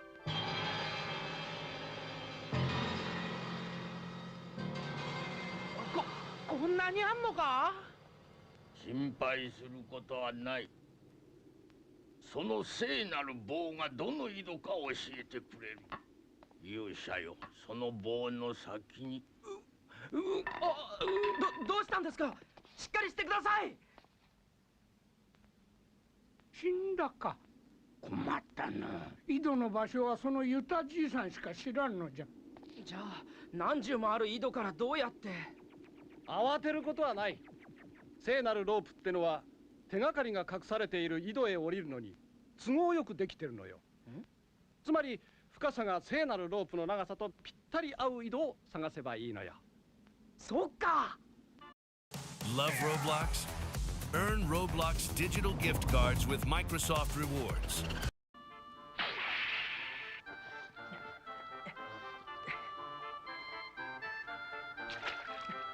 もこもこ、ロープはまだこんなに余ってる。この井戸じゃないな。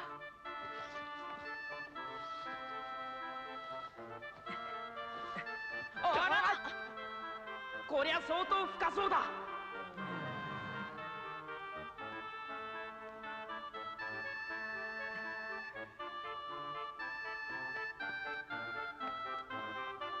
こっちもこっちもこっちと。ここもダメだ。他に井戸は？これが最後じゃ。そんな。もう一度調べ直そう。そりゃ無理だ。もうすぐ太陽が真上に来ちまう。なんていうことじゃ。今日見つけ出さねばまた半年待たねば。そうそう。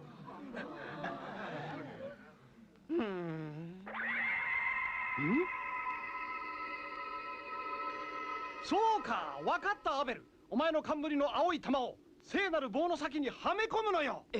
時間がない。早くしなさいよ。そして聖なる棒を太陽に向かって掲げる。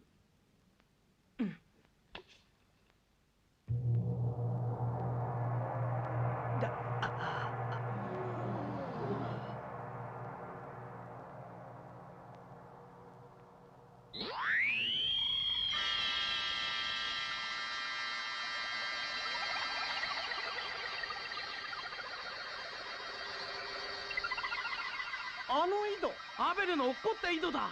残念じゃが、あの井戸は10年前から干上がっとってな、今は使っておらん。調べてみる。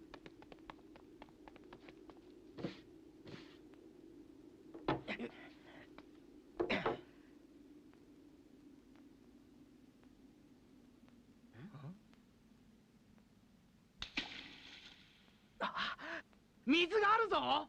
何？ほら、急げ急げ。言われなくても急いでるんだよ、俺たちは。もっと急いで。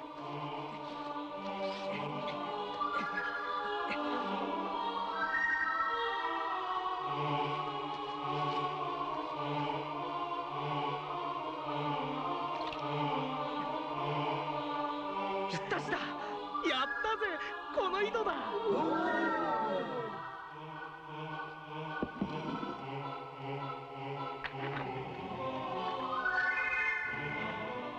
何なのこれ。さあ皆の衆、運の上に登るんじゃ。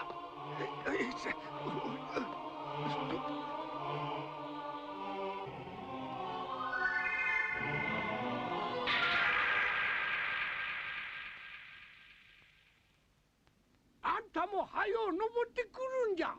なんだかよくわかんないけど、あとは頼んだよ。おっさん。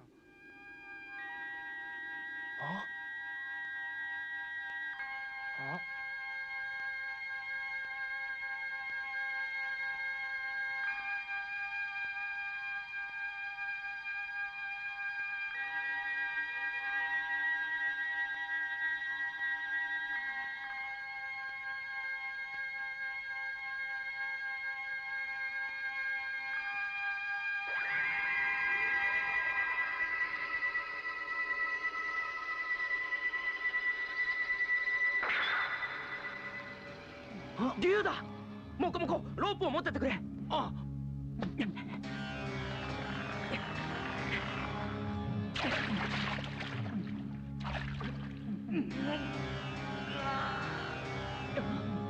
待てよ。聖なる棒で竜を舞い上がらせよ。これだ。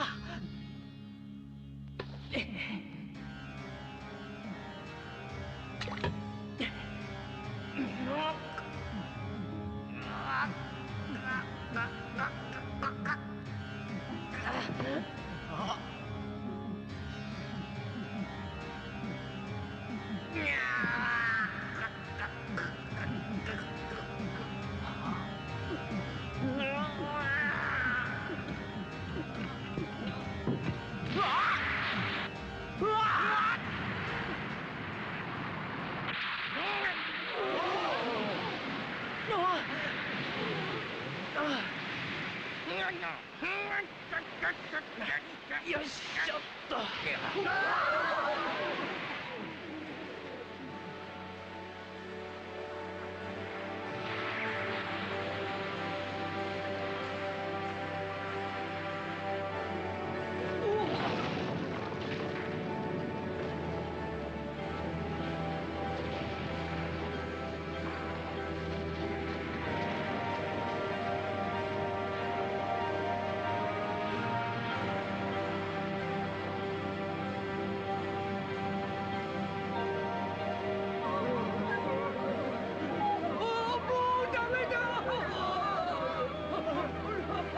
このまんまじゃオーラたちも沈んじまうぞ。なんだ。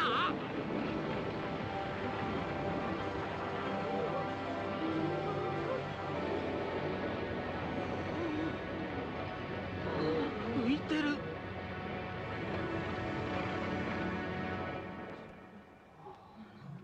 止まった。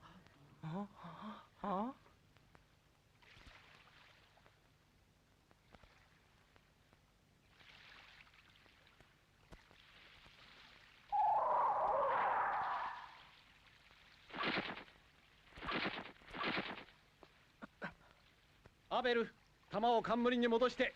なくすと大変なことになるよ。ああ。何？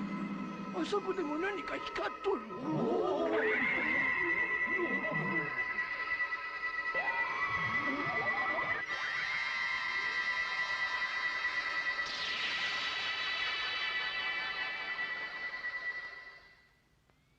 若者よ、心して聞け。お前が持つ青き玉はただ持っているだけでは竜を封印するどころか何の役にも立たぬ。青き玉は赤き玉と同様に持つ者が成長しない限りその力を発揮することはできない。若者よ、これより続く苦難の旅を乗り越え心と技を磨け。お前が真の勇者に成長した時こそ青き玉は無限の力を与えるであろう。さあ勇者よ、これを持って旅立て。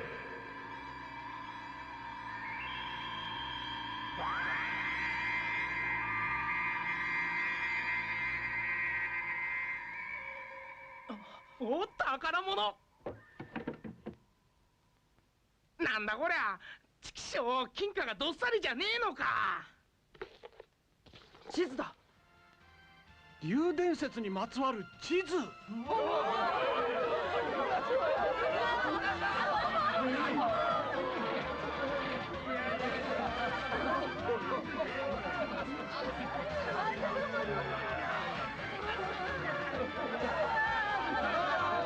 でわしらの役目は終わったの。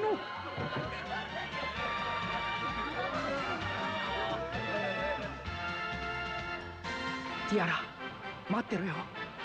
おいら必ず竜伝説を解き明かし、バラモスからお前を助け出してみせるぞ。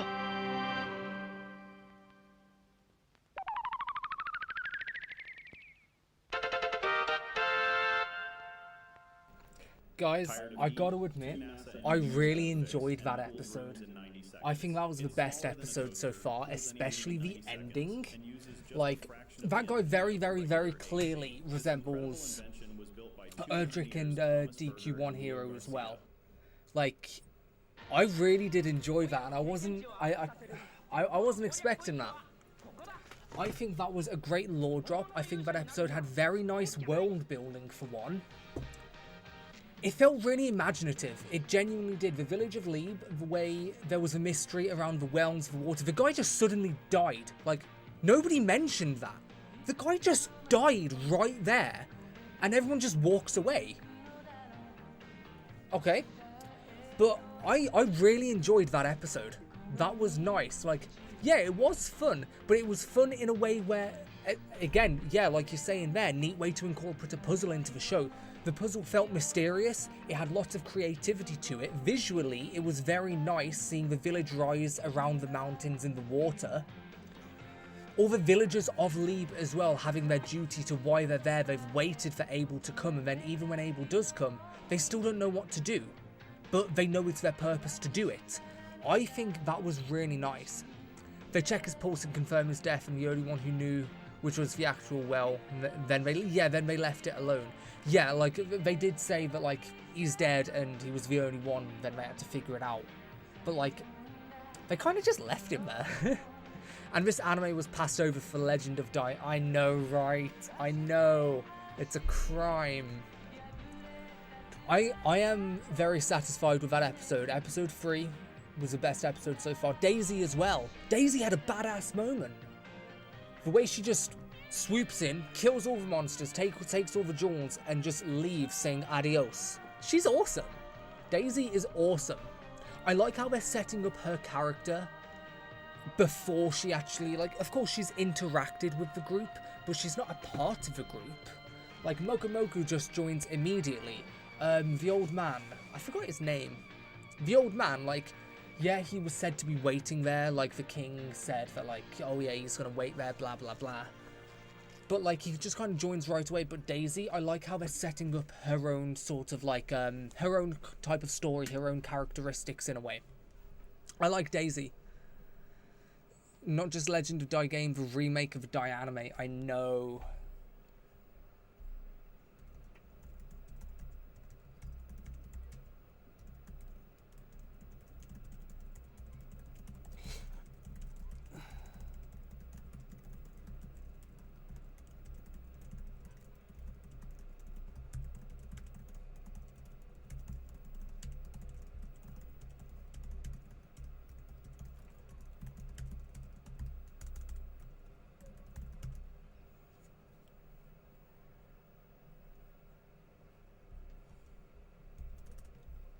Okay. What did everyone else think then? Yannick is the old guy. Yeah, I forget that. Though it is heavily based on DQ3, it still has its own unique charm. I know, it does. I really do like that. I set an alarm for this but wasn't notified. Sad face. Sorry, bro. But it's fine. We're about to go into episode 4. Episode 1, 2, and 3 had quite a lot going on, especially episode 3. So far, it's been very imaginative, very creative. It's been very nice. If someone could, like, give a very small rundown for Richard, who just joined, and anyone else who's joining, because the chat, like, the viewers are going up and down quite a lot.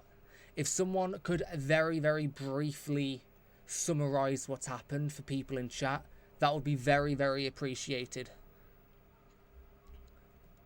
Legend of Dai kind of laid a bit of the groundwork for setting up a shonen battle series. This one is more of an adventure. And yeah, I think that is way better. Like, in almost every way, it's way better. I know it's different, so you can't really compare different things.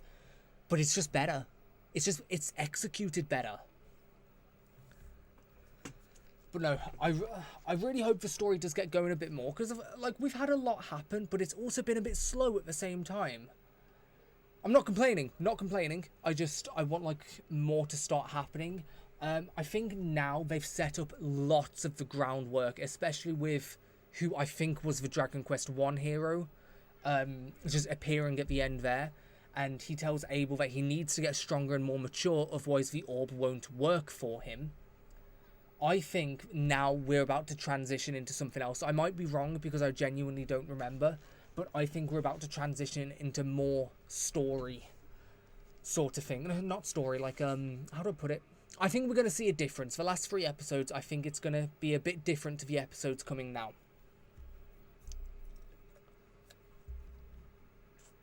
An adventure style fits Dragon Quest better than a shonen battle 100%. Honestly, we need more Dragon Quest animes. Honestly, we do. I would much rather have something like original than a Legend of Dai remake. Honestly, I would. Right. I'm just going to stretch my legs, because I've been sitting down for 2 hours now. It's hot. It is hot.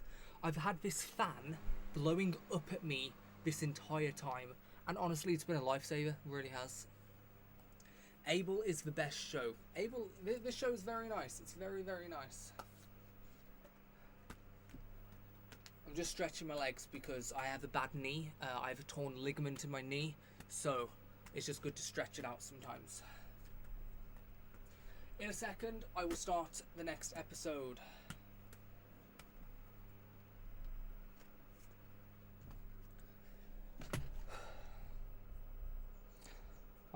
I got 5 pages of notes so far. I still need to figure out what type of video I want to do with this. By the way, guys, my next video, did the UK really ban air conditioning? No, it just doesn't exist. It's that simple. It hasn't banned air conditioning. It's just throughout our history, like recent history, we've had no need for it. Like, our weathers don't typically go above like 30 degrees, and even when it does, it's for like 1 month in the year. The rest of the month is like 10 to 20, sometimes like around 0. Like, I know that like places like America and other places in the world get like 30 plus degrees and then like minus 10 degrees. Like, it's very radical weather. In England, it's always in that dark, grey, muggy state. The weather in England is abysmal, so our houses are not built for air conditioning. Like, no houses here are built for a place for air conditioning because we don't need it. But for the last 6 years, since COVID, like conveniently, since COVID, every single year we've had a heat wave, and this heat wave right now is the hottest in England's history. Across Europe, Europe's had it bad, especially France. France had over 40 degrees. Across Europe, we've had like 1,400 heat-related deaths in the last few weeks. It's just been so hot. Like, right now, it's not so bad. I mean, I say that, it's like 29 or 30 degrees now. But we've had like 36 recently, and it's been awful. AC is a myth outside of America, and I'm pretty sure America is the reason other countries need it. You're not wrong. I mean, America is a big contributor to global warming and a lot of other things. I'm not going to get into that right now, because I'm going to go on a very long political rant. But yeah, AC is very common in America, not very common anywhere else in the world. Like, some houses may have it, but that's because they've manually put it in. It's not a normal thing. It's not part of the culture. Because imagine paying like thousands for air conditioning to use it once a year. It don't make sense. But houses in England are not built for insulation. In the summer, the heat stays in, and in the winter, the heat goes out. England. Yeah. I'm hoping I can move country. I am. I'm hoping I can move country. Not now, just in the next couple years. Fingers crossed that works. Fingers crossed I can start making some serious money from YouTube and move somewhere else. To a better country. Right. Is everyone ready for episode 4? We've got 3 hours left of the stream. Is that right? Yeah, we've got 7 episodes left. 3 hours until the stream will end. We have enough time to finish 10 episodes. Worst case, it'll be 9 episodes because I'm not missing this England match. England versus Norway. Yeah, I'm not missing this. But that's in 3 hours, so we should have enough time to finish all of this. AC is banned in France. I know France doesn't have AC, but I didn't know AC was banned. I don't know. Not banned in England. My friend literally has one, and he always flexes it. On the first day of the heat wave, he spent like £400 or £500 to put one in his bedroom, and it's been like his lifesaver. He's actually been cold. Wish you the best over there. Thank you. Let's go. Oh, I actually need to get it ready first. I didn't have the next episode ready. Also, these ad breaks, oh, it's so annoying. Girl Warrior Daisy, level 4. Let's go. Oh, just realised you can kind of see my TV as well. Yeah, that's how I'm watching it on. It's harder to read the subtitles on that, just because it's a bit blurry, so sometimes I'm looking at this screen here. But the actual colouring, the blending of the pixels, especially because it's an old anime, and it's in a 4:3 aspect ratio as well. It's so nice to watch it on my CRT TV. I bought this recently. Honestly, it's so fun. Been playing my PS2 a lot with it as well. It's really nice. That's crazy people can die from heat stroke. Yeah, they can. Especially old people who already have like serious health issues. Their body just kind of, well, dies.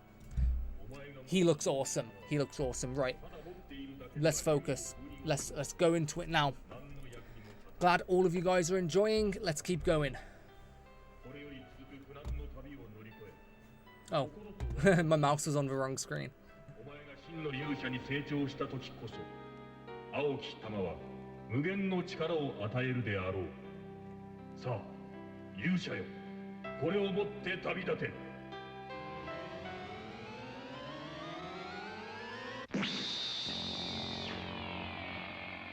地図だ。竜伝説にまつわる地図。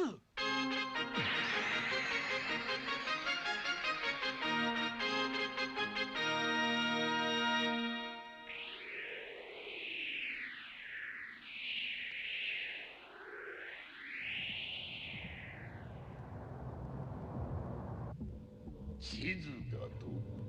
はいバラモス様、竜伝説を記したと言われる地図でございます。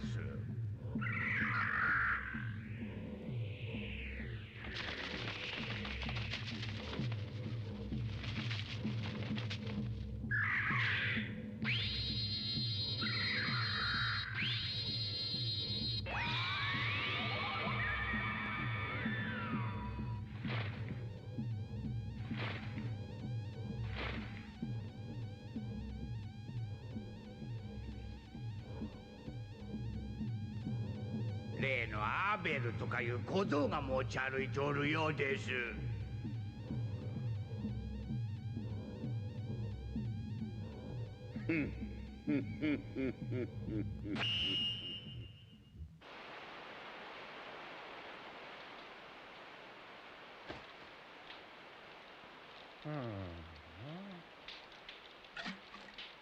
で、これからどうするんだ？うん、とりあえずこっから一番近い竜の涙に行ってみようと思うんだ。ここだよ。でもよ、オラたちそんなところへ行ってよ、本当にティアラを助けられんのか？今は信じて竜伝説の謎を解くしかないだろう。最高。おい、待ってくれよ。もう出発なの？飯の後は少し休むものよ。一眠りしたいけど、行くとしますか。てい。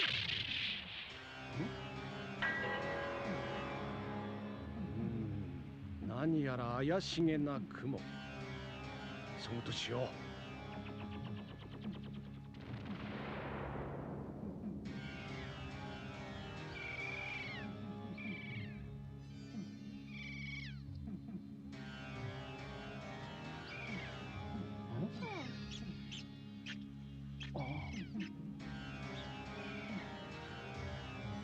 変な雲だな。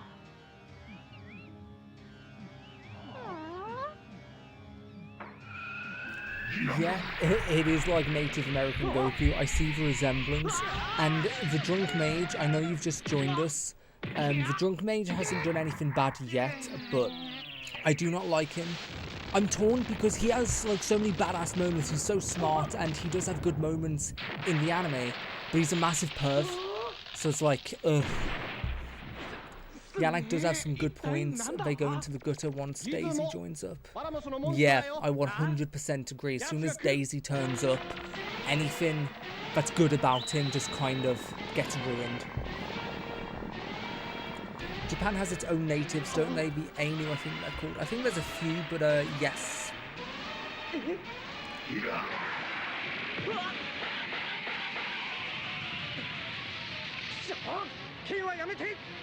雷が落ちる。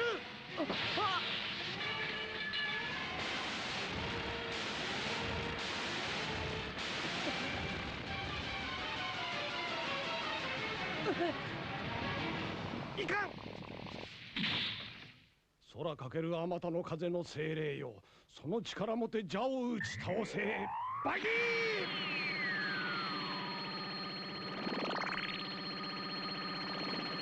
何やってんだよ、おっさん。バギバギバギバギ。い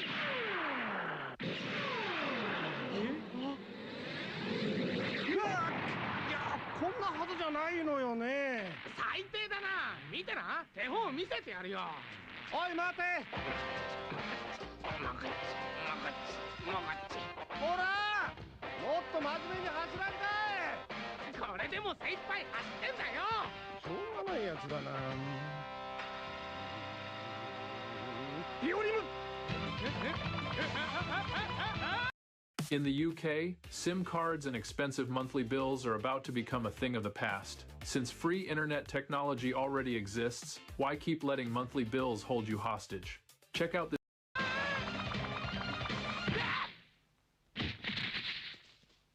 どうなってんだ？魔法で足を速くしたの。それでやっつけて。勝手なことすんなよな、もう。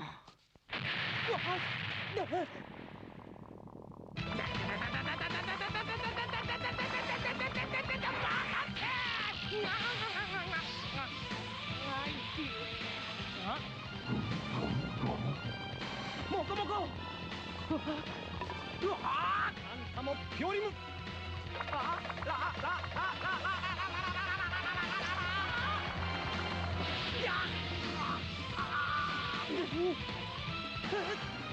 いいよ、その調子で引っかき回してやって。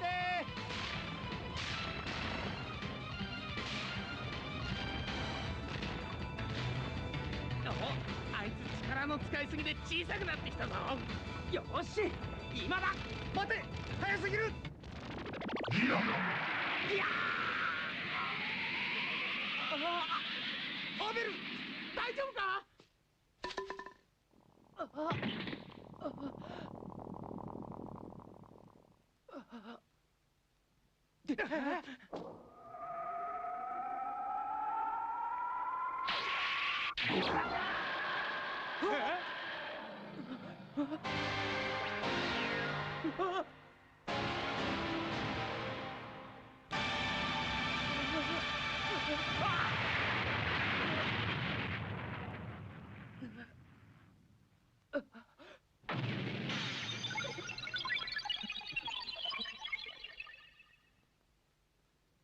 これはアベル、大丈夫？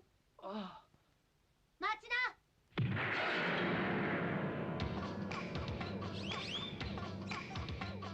そいつはあたいのもんだ。ギズモを倒したのは私なんだ。ああ、好みのタイプ。あの時の。も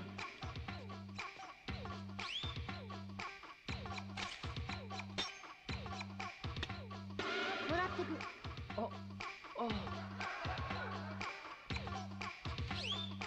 じゃあな。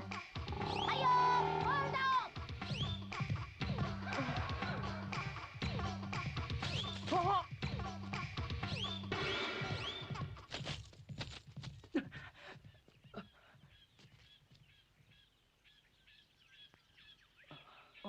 おいアベル。い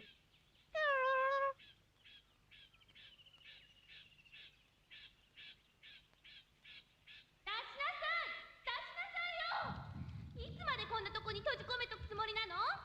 まったく私を誰だと思ってるのよ。もう誰かいないの？ね。何？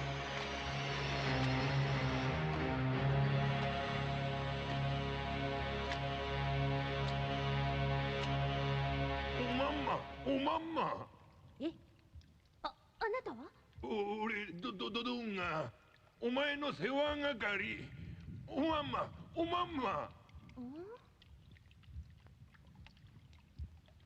私の食事？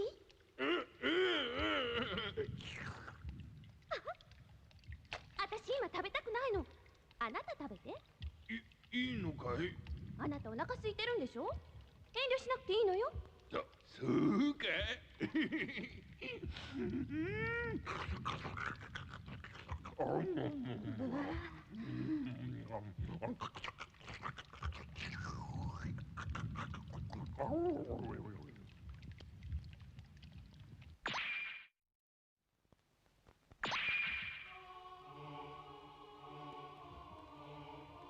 よいしょっと。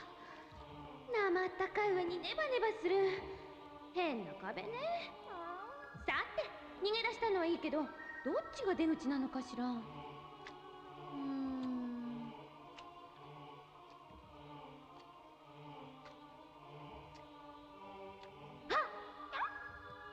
かりが見える。きっとあっちよ。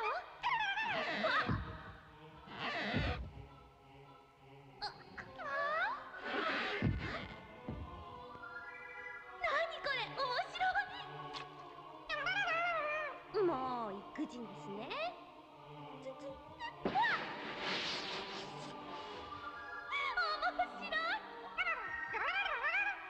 そうね、遊んでる場合じゃないわ。早く逃げ道を探さなくちゃ。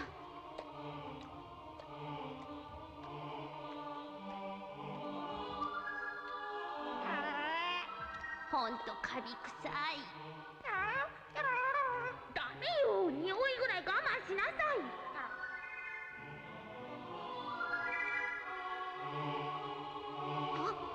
何これ。よ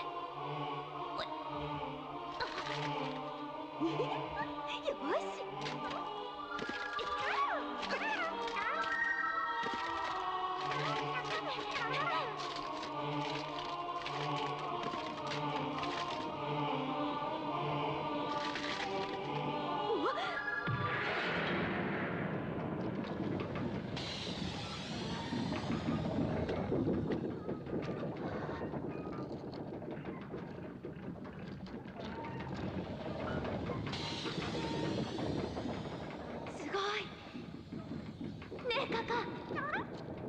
この部品をばらして組み直したらいろんなものが作れるでしょうね。やだ、怒らないでよ。冗談よ、冗談。うわっ、メッキ、ティアラ捕まえた。やだ離してどっちがお前の世話係。逃げる、困る。離してよ。どんがお前の世話係。逃げる、困る。部屋戻る。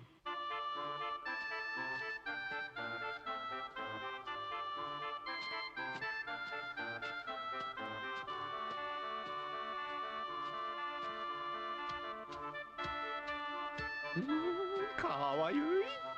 まだついてくんのか。てっきり先に行ったと思ったのにな。それにしてもあいつ女のくせにすんげえ強いやつだ。だけど生意気だ。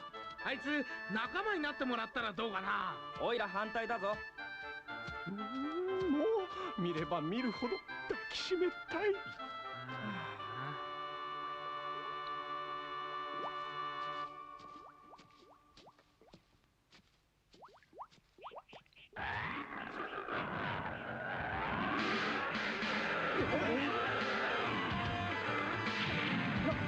なんだこいつ。後ろもか。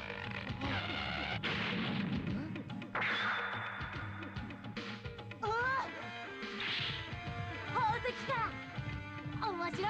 奴らの行くところ必ずモンスターが出る。ちくししょ行くぞモコモコ曲がっちや待ったなんだよ。待った待った早まっちゃいけませんよ早まっちゃ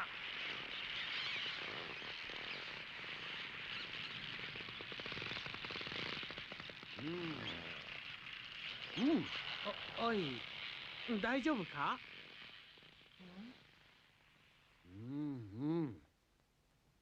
ああやっと分かってくれたわなんだってあ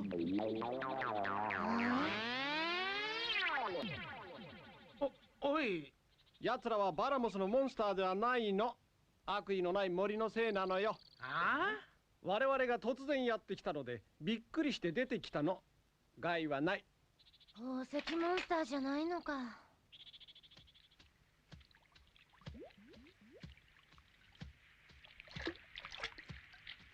あなんだこりゃ待て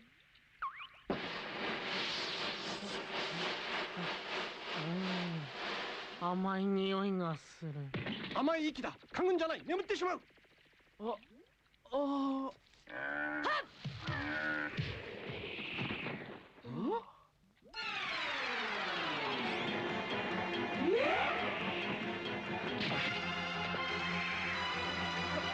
返せおいかんザメハ待て気をつけてよどうしたってんだよ慌てて。あの袋には大金が国王からもらった旅の費用さいっぱい入ってるよそれを早く言いな。そっちは任せたよ可愛い子ちゃんさてと俺の相手はおいそろそろ出てきたらどう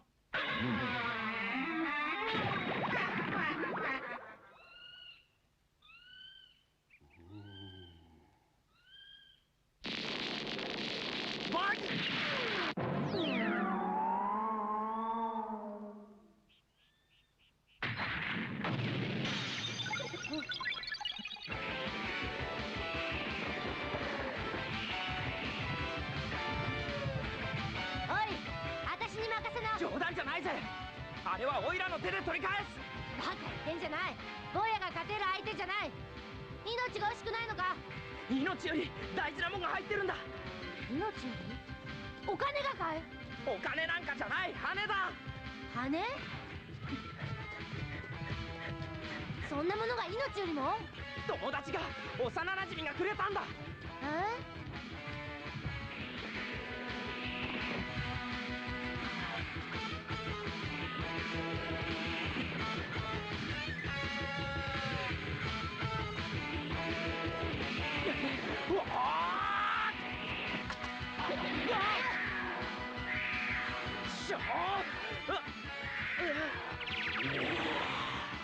こいつやろうわっ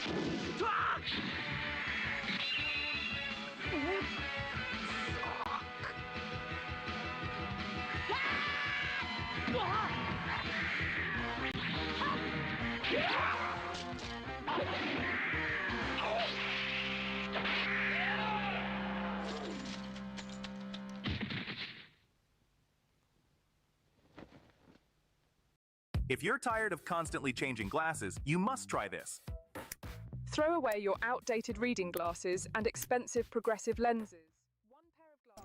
Honestly, number one, fuck these ads, because they look so fake as well, so like filled with AI. Number two, this is really, I'm enjoying, like, I expected to enjoy this a lot. I'm enjoying this more than I thought I would. I think when I first watched it a few years ago, I must have not been paying attention, because I don't remember all of this happening. Like, the way the mushroom died was pretty brutal for Dragon Quest, like, straight hole in the stomach. That cat-bat monster thing, like, how do I put this into words? The monsters in this, it's very nice to see that so many Dragon Quest monsters are in this, because it makes the world and history feel a lot richer, wider, and like there's more lore to it. But the fact that these heroes are genuinely struggling to fight these monsters says quite a lot about the world and also them. Like when the hero spoke to Abel, like, you have to be more mature, stronger, and all of that stuff. And then the very next thing is them struggling to just deal with regular monsters. Some are Baramos' monsters, like the mushroom, but like that one, I'm pretty sure that's not Baramos' monster, unless he's about to turn into Jules. That's just a normal, natural monster. So I think the way that the story is setting up is actually pretty nice. Like, it's not overly complicated, but it's not simple either. I don't know how to express it into words. I'm really liking it. That was definitely an AI ad for those glasses. The voice did not line up with the guy's mouth for changing of the lens colours. I know. Oh, AI fucking sucks, man. Oh, I hate it. The background sounds like it really wants to chala. There's fungus among us. I'm really liking this. I hope you guys are as well. やったな。あ、危ない。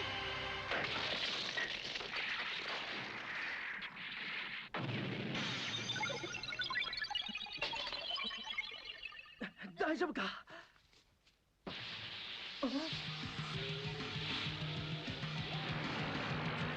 地図だ。待て。とわっ。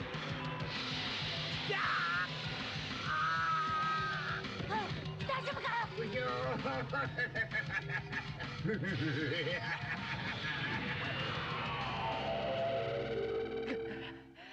くそ。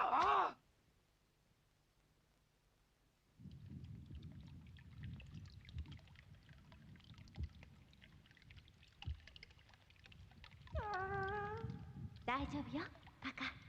アベルが助けに来てくれるわ。きっと。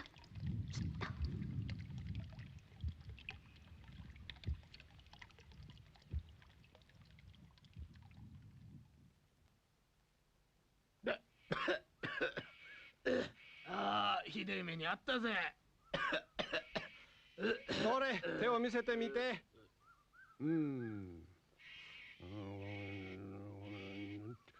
ほいみ。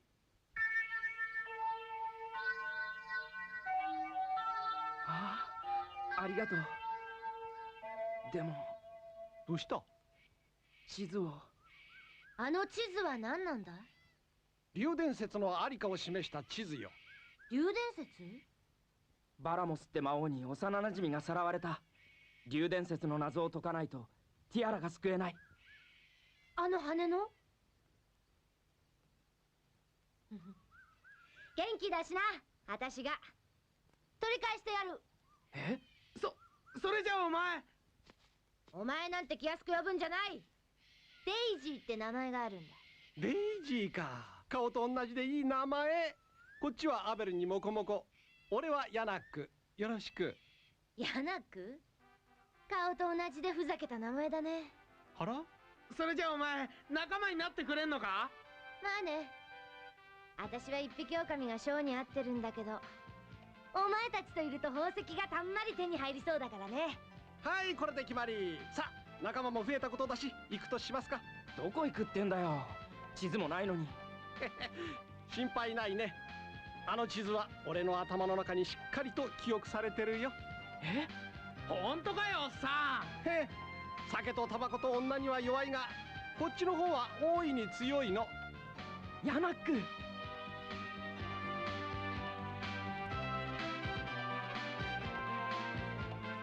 見ろ、竜の涙はあの山の向こうだ。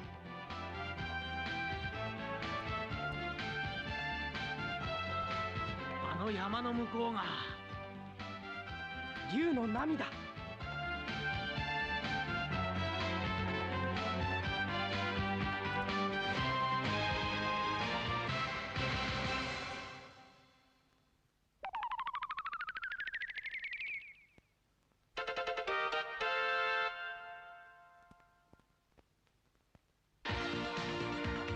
Okay, so I'm actually starting to get sad because I'm starting to like Yannick.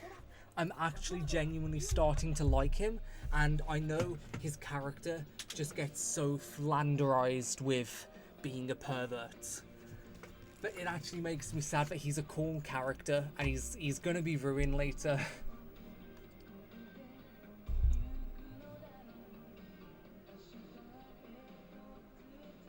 Yannick and Daisy are very competent and capable. Yeah, Yannick has bad aim, but Abel and Mokomoko, they do need the experience, and having someone like Yannick and Daisy introduced like right after, not introduced, but like around right after, really sets up the goals right away of what they need to achieve. And I think that's very nice and intentional placement. Why do the bad guys need the map? It's a very good point, but it's kind of just to steal it, because yeah, they can see that they have the map, but see, look, as I'm talking about, Yannick just gets ruined, and Daisy gets assaulted quite a lot. Yeah, if the heroes don't have it, then we've got no idea where to go. But if the heroes do have it, like, if the heroes have it, both of them have it. If the villains have it, nobody has it. I mean, the villains. You know what I'm talking about. You know what I'm talking about. Yeah, Yannick does still have some good bits like this, memorizing the map in full. He does have good moments. Who needs a map when you have the mage with plot armor? I mean, technically, yeah, that is plot armor, but in the same sense, to his characteristics, that sort of makes sense. Like, he is a bit older, he's more mature, he is smarter, like, he knows a lot of spells. You'll see later on in the series, he's very intelligent, so yeah, it can seem like plot armor, but it sort of suits him as well, because like, he is the one that's kind of guiding the group right now, so if anyone's going to memorize something by instinct, it's him. So I don't know if I would technically class that as plot armor or not, because that's just, I don't know, I think that's just a very smart character. Why am I praising Yannick, man? Toy Story! Anybody seen Toy Story 5? I think it looks brilliant. I haven't seen it yet because all the trains are cancelled.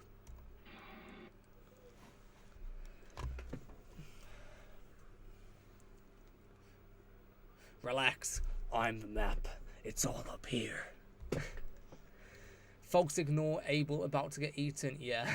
Daisy and Yannick are the high-level characters carrying the low-level guys as they get stronger. Yeah, basically. I think episode 4 was the last one I saw years ago because it was so hard to find back when I watched it. So I think Daisy might help train Abel in sword fighting so he can become more capable. I would like to see that, I would. Does Abel's slime ever do anything? I don't remember. I don't know, and even if it doesn't, I'm still happy with it because it's just cute. Like, we're actually getting a slime with characteristics. Like, he actually has a personality. And it's very nice to see that, like, the slime has his girlfriend as well, and they have kids as well. They have baby slimes. That's awesome. The slime is there to be a cute mascot. Yes, it is. I have a question. Does everyone want to try out one episode of the dub? Let's take a vote. Like, say in chat yes or no, and I will add it all up. Just one episode, because it's always nice to see what the dub is like, at least to make a comparison. So I'll let you guys decide that. Whichever one gets more yes or no, we'll go with. I'll give you a minute to decide, because the chat is behind as well.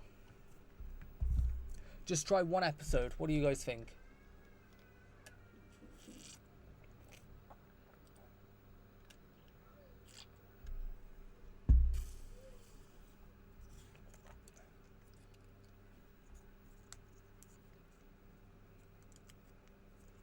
Yes, because I think it might be funny as a Saban project. You know, I actually did watch a few episodes of the dub before. Where is it? No, sub is always better except when modern slang is needed. Well, there's one for yes, one for no. Only like 12 episodes was adapted into a dub. It doesn't matter. There's one yes, one no, one maybe. Either way, even if it is a yes, this is only going to be for one episode anyway. Just out of curiosity, kinda.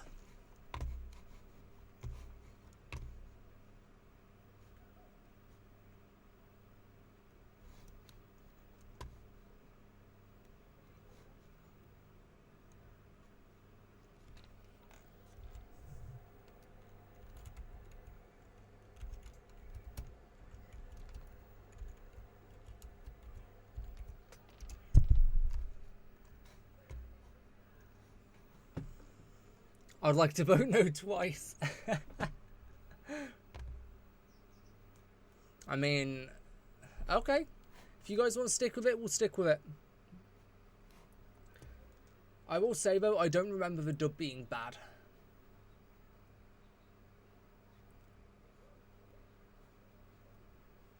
Okay. We'll just stick with it. We've got one maybe, one yes, and one very heavy no. So unless someone else votes, I'm going to go with the very heavy no. Coin flip. You know what? Let's do coin flip. I have a coin somewhere.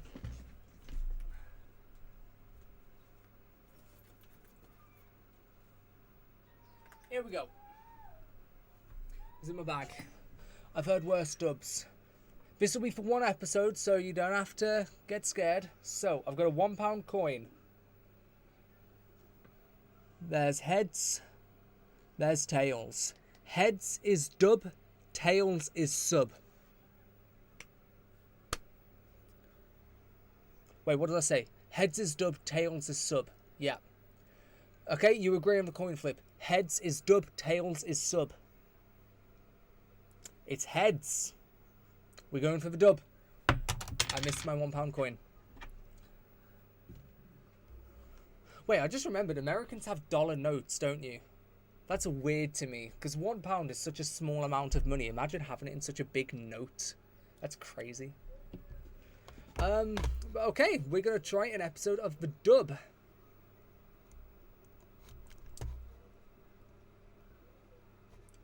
Here we go. What are we on? Episode 5. Oh! Oh, wait, no. It's not on screen. Wait, is it on screen now? No, it's not. Let me change that.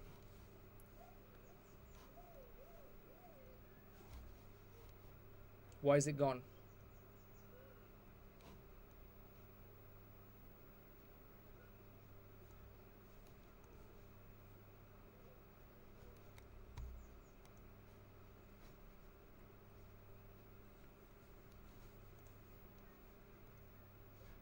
No, that's the wrong thing.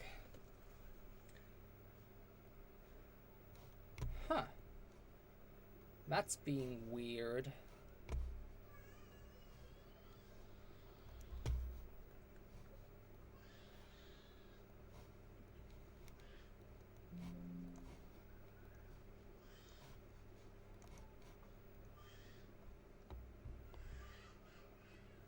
Here we go. Here we go.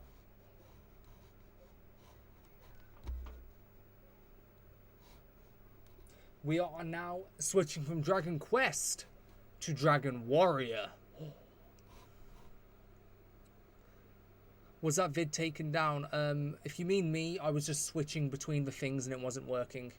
We have $1 coins here in Canada. Do you? I was in Canada like 2 years ago. I don't remember that.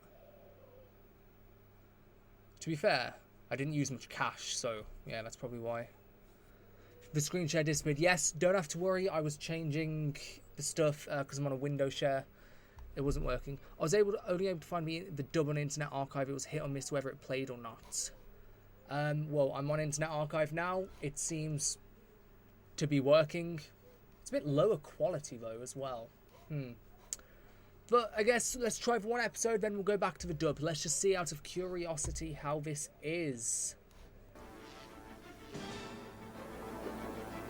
We have an opening.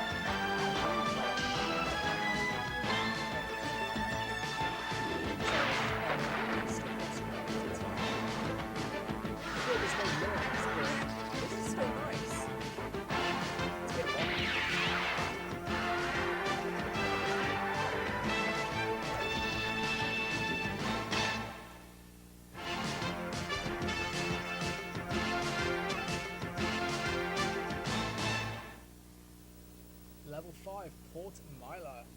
Let's go. Relentlessly pursuing the secret of the dragon, Abel with his stalwart companions Moko and Jonok pushed on towards the tears of the dragon, joined by their valorous new friend, Daisy. Come on, Moko, you're too far behind! The eye of the dragon lay just beyond the face of a steep mountain, according to Jonok's recollection of the lost man. Danger and evil Baramosis' treachery followed their every step, as our young heroes will continue to learn. Wow, this is a climb. Did anybody think to pack a lunch? My stomach is growling so loud I can't hear myself drool. This isn't the time or place to spread a picnic blanket. Just concentrate on getting to the top. We're real vulnerable hanging on the face of a cliff like this. You need the exercise most of all. I always like a good climb before lunch. Grab her! I'll get her. Relax, my dear. You're all right now. That was careless of me. Oh! Oh! Hey! Oh! Relax! Who you calling Cut it out! dear, huh? What did I do? Stop it, Wait, Bobo. hey, You just stop put me that. back on that All road. right, Let me all take right. my Hey, chances. that hurt. Will you two stop horsing around and get back to climbing this mountain? I'm starving to The death. perviness begins. Before The sundown. perviness officially begins. Well, there's a fine how'd you do. I save her plummeting hide and she treats me like a criminal. Oh, forget it. We're almost at the peak. I'll forget it if she will.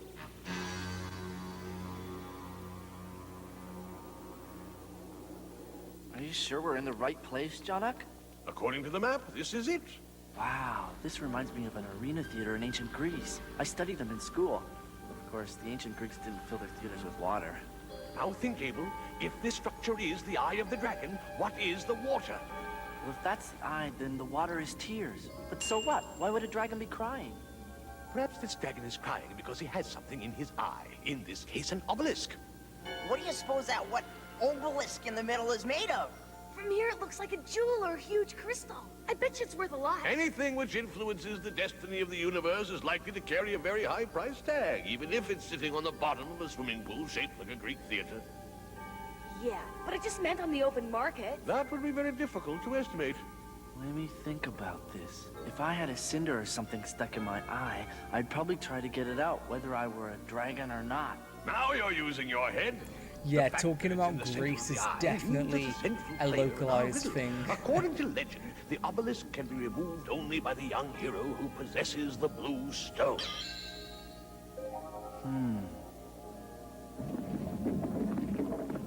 What was that? What was what? I could swear I heard something stirring behind us. If there was something there, we would have seen it. Perhaps, but it's best not to take anything for granted. Wait a minute, I'll check this out. These rocks are as solid as a rock. Yikes!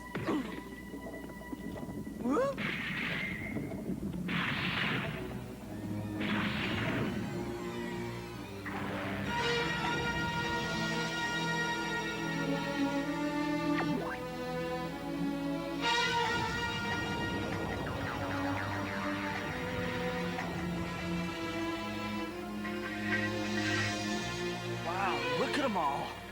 I fought twice as many flying crocodiles last year. They make pretty good eating. I wonder if these will. Here they come!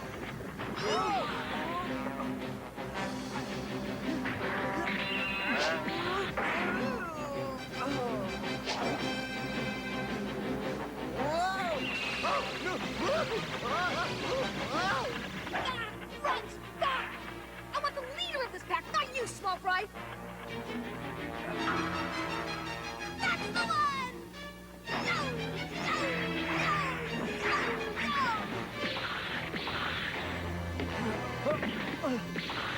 Rats.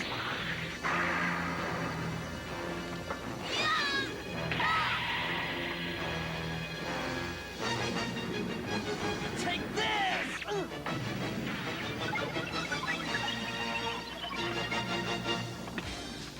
Well, what do you know? No, Jules, all you ever Mokomoko, think they about- never really said where he got his skull helmet. They never really said where he got his skull helmet. He just got it. And yeah, Daisy's VA, I feel like the dubbed voices suit, their voices do suit them well.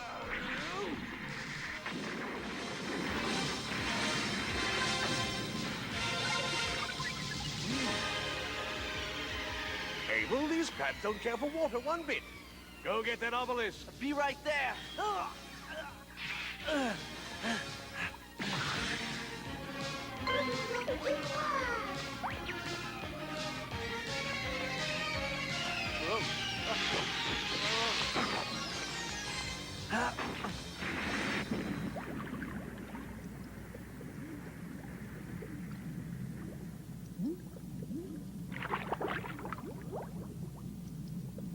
If Moko Moko got his outfit because his dad had a loan, I completely missed that. But stone or crystal. Good job for paying attention. Must be the key to something I missed that. Well, let's see what happens.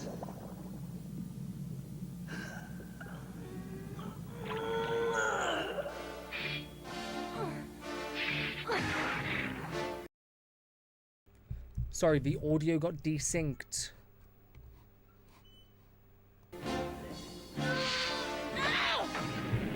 For me, that's fine.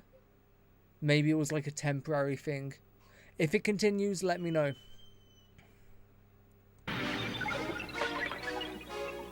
Rolling another one, Johnny.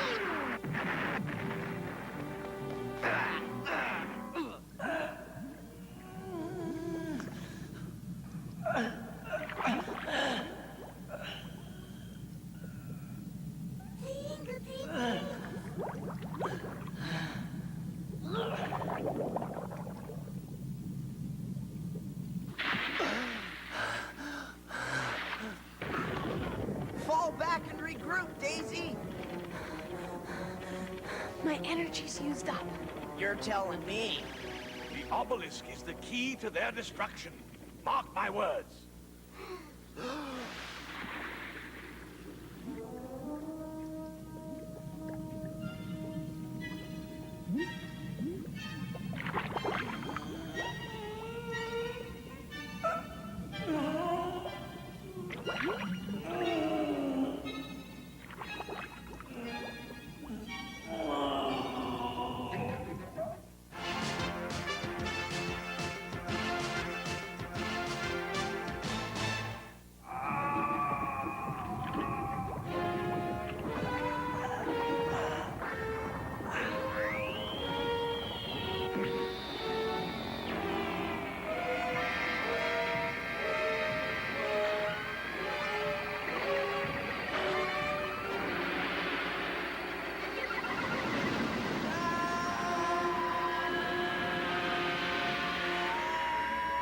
Catch you!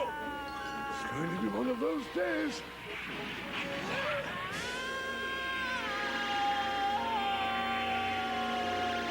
Gotcha!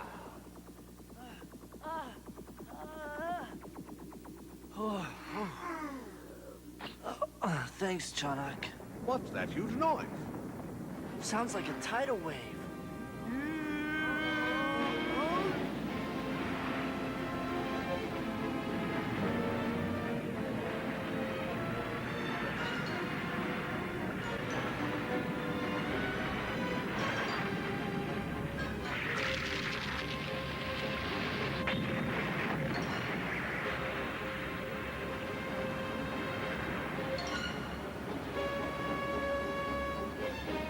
Water's blasting out the whole side of the mountain. We've done it, Abel.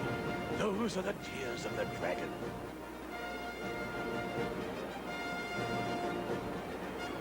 Doesn't that dragon realize there's a drought?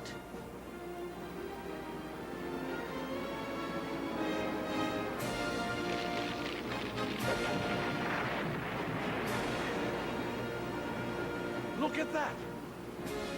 Another mystic guide. And not just any mystic guide. That's another fragment of the dragon legend, and it contains the next clue to our journey. According to this tablet, you must voyage to the Tofu continent to find the wings of the dragon. We'll need a boat. It'll take that boy a full month to get to Tofu and find the wings of the dragon. That means another month before I acquire the blue stone. I will not be put off. Jonak, I don't understand why every step has to be so difficult. Challenges far greater than these will you face in the days to come. You must use them as opportunities to help you grow in strength, courage, and wisdom, my young warrior. Now what? It's Gale. He's a brave boy, this Abel, but he's still impulsive and headstrong. I shall turn his own bravery against him and use his strengths to further my own ends. We just happen to have the perfect bait to lure him here to the ship, don't we? Yes, and fortunately the young fool is still ignorant of the power of the blue stone in his possession. We need only to place that girl just beyond his grasp, and he'll as much as deliver the blue stone to me on a platter. But we must be wary. He has been in contact with the tears of the dragon. Their power is unpredictable. I shall order the craft to approach them. Jonak, get me there, so I can jump aboard Gale. We're coming, Tiala!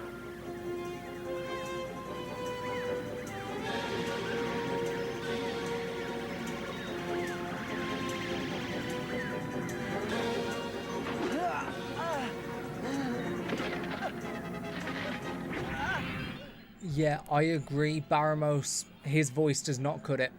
Baramos's voice is not very good, and I don't like how they have him talking so much compared to the other episodes. The fact that he speaks so little says more about him than anyone else. So a dub having him talk more, and with a bad voice I might add, it's not a very smart choice.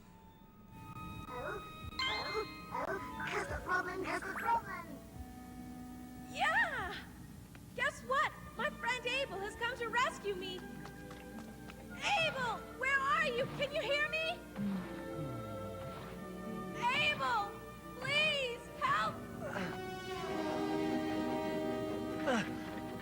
Abel, I'm all right. They don't mean to harm me. Can you hear me?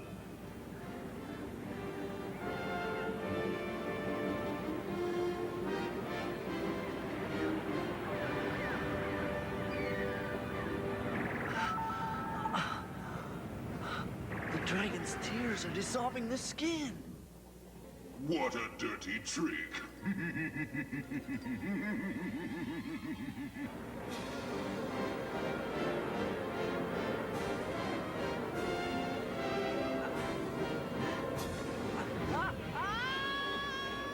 This is getting to be a nuisance.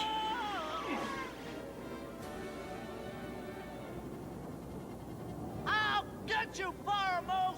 Someday I'll send you back to the bottom of the pit that spawned you! Keep your courage, Tiala! Where are you? Abel! Are you there? Abel!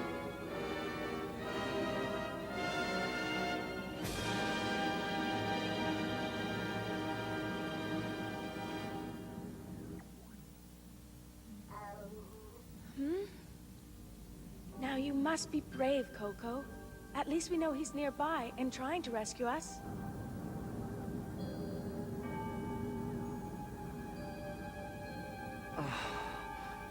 I failed again. I failed to rescue Tiala. You will have many opportunities to rescue Tiala before journey's end. Learn to be patient. How can you talk about patience? My best friend is in there! I refer to patience because you have no alternative. Patience could be the warrior's most valuable weapon. Abel, take it from me. What course of action do you recommend, Jonak? Follow the path of the legend. Then let's find the harbor. And perhaps find a pleasant diversion? I wonder where I can find a magic basket like Jonok's. Do me a favor, Moko. Huh? Carry this into town. I've got a plan. Why? What good is this thing? I'm gonna look for somebody to buy it from us. If I get a good price for it, I'll take you to lunch any place you want to go. How about that? A gourmet lunch at last. So this is the picturesque seaside resort town of Milaport, huh? Brother, what a mess. The water's so bad, it's rotting the boats and killing the fish. This is a resort town? Who'd vacation in this dump? It wasn't always like this. No, this is the product of pollution. The work of Baramos? Mm-hmm.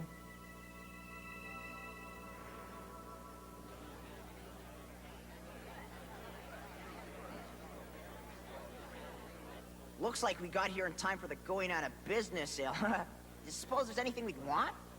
I'm gonna look for a ship. I'll come along. They never invite me on the important stuff. Never mind them. We got our own business to attend to. Let's go find a buyer for that silver.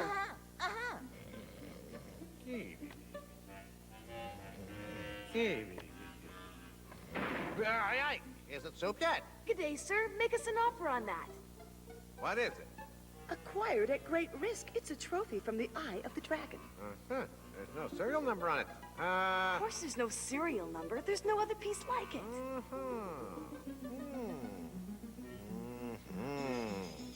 Well, I think I can give you... Yeah, how much? About 20 gleeks. That robbery, mister! That thing is a priceless artifact! Just my point. You said it was a one-of-a-kind item, right? I know I've never seen one before, so I can't estimate its worth. I figure at 20 gleeks, I'm doing you a favor. 20 Gleeks.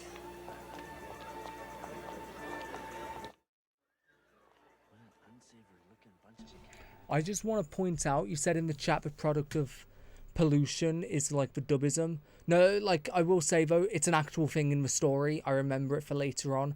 Baramos does intentionally pollute water around the world. So that isn't a dubism thing, that is the story thing. I will just say that for you there. Also, I also paused because I didn't want to like talk over. They're playing Dragon Quest. I think it's Dragon Quest 3 music right now. It's actually cool. I didn't want to talk over it. Thug, robber, bandit, actor, banker, lawyer.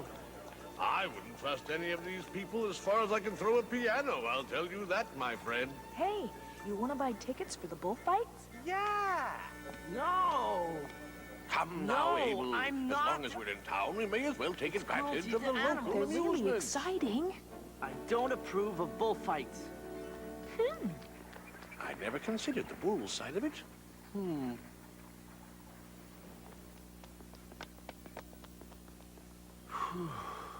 This place sure is creepy.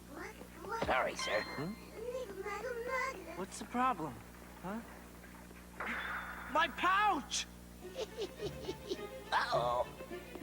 Come back!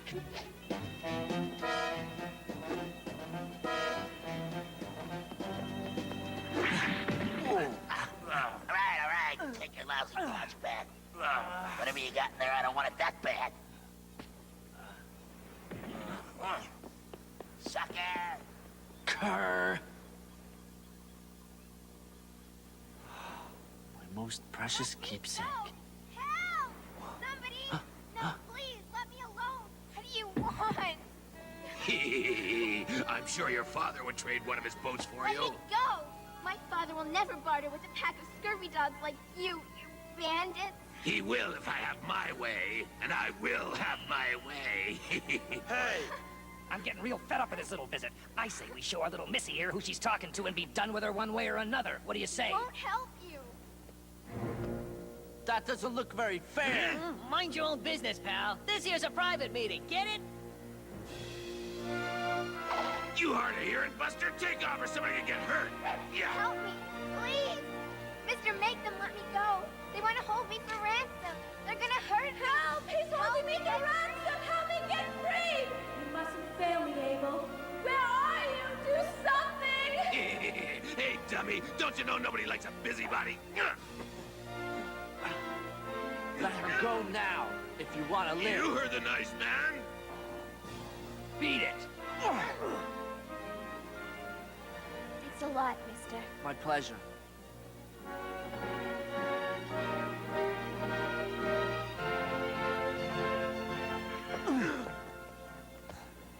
Now you're in for it.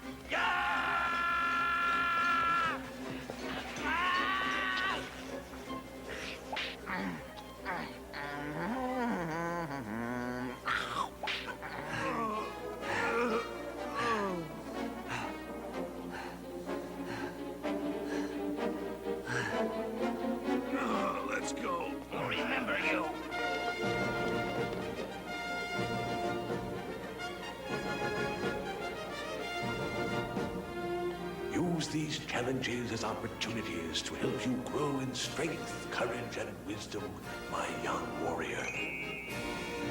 I give you my word as a warrior. I will rescue you and vanquish Baramos and his evil from the face of the planet.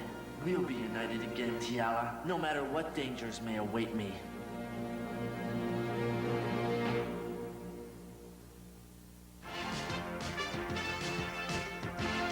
Okay. Thoughts. I like and dislike the dub. We are 100% going back to the sub right now. No doubt about that.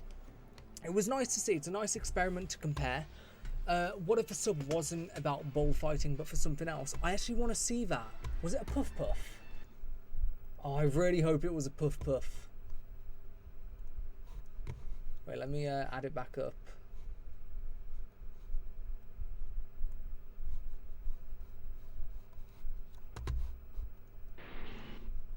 What did we just watch? Episode 5. I want to see if it was a Puff Puff.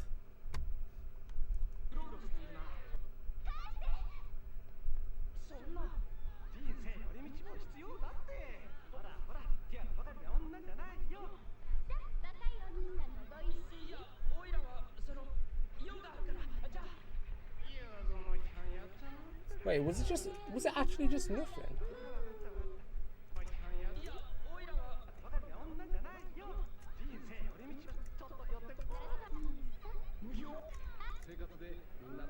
What was it? I want to see what it was.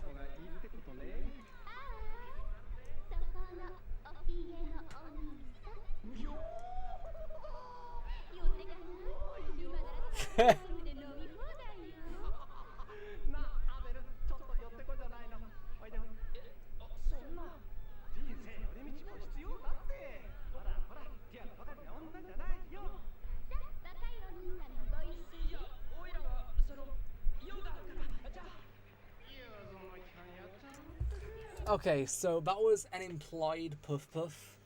The way she was acting was far more sexual than in the dub. The dub definitely censored that for sure.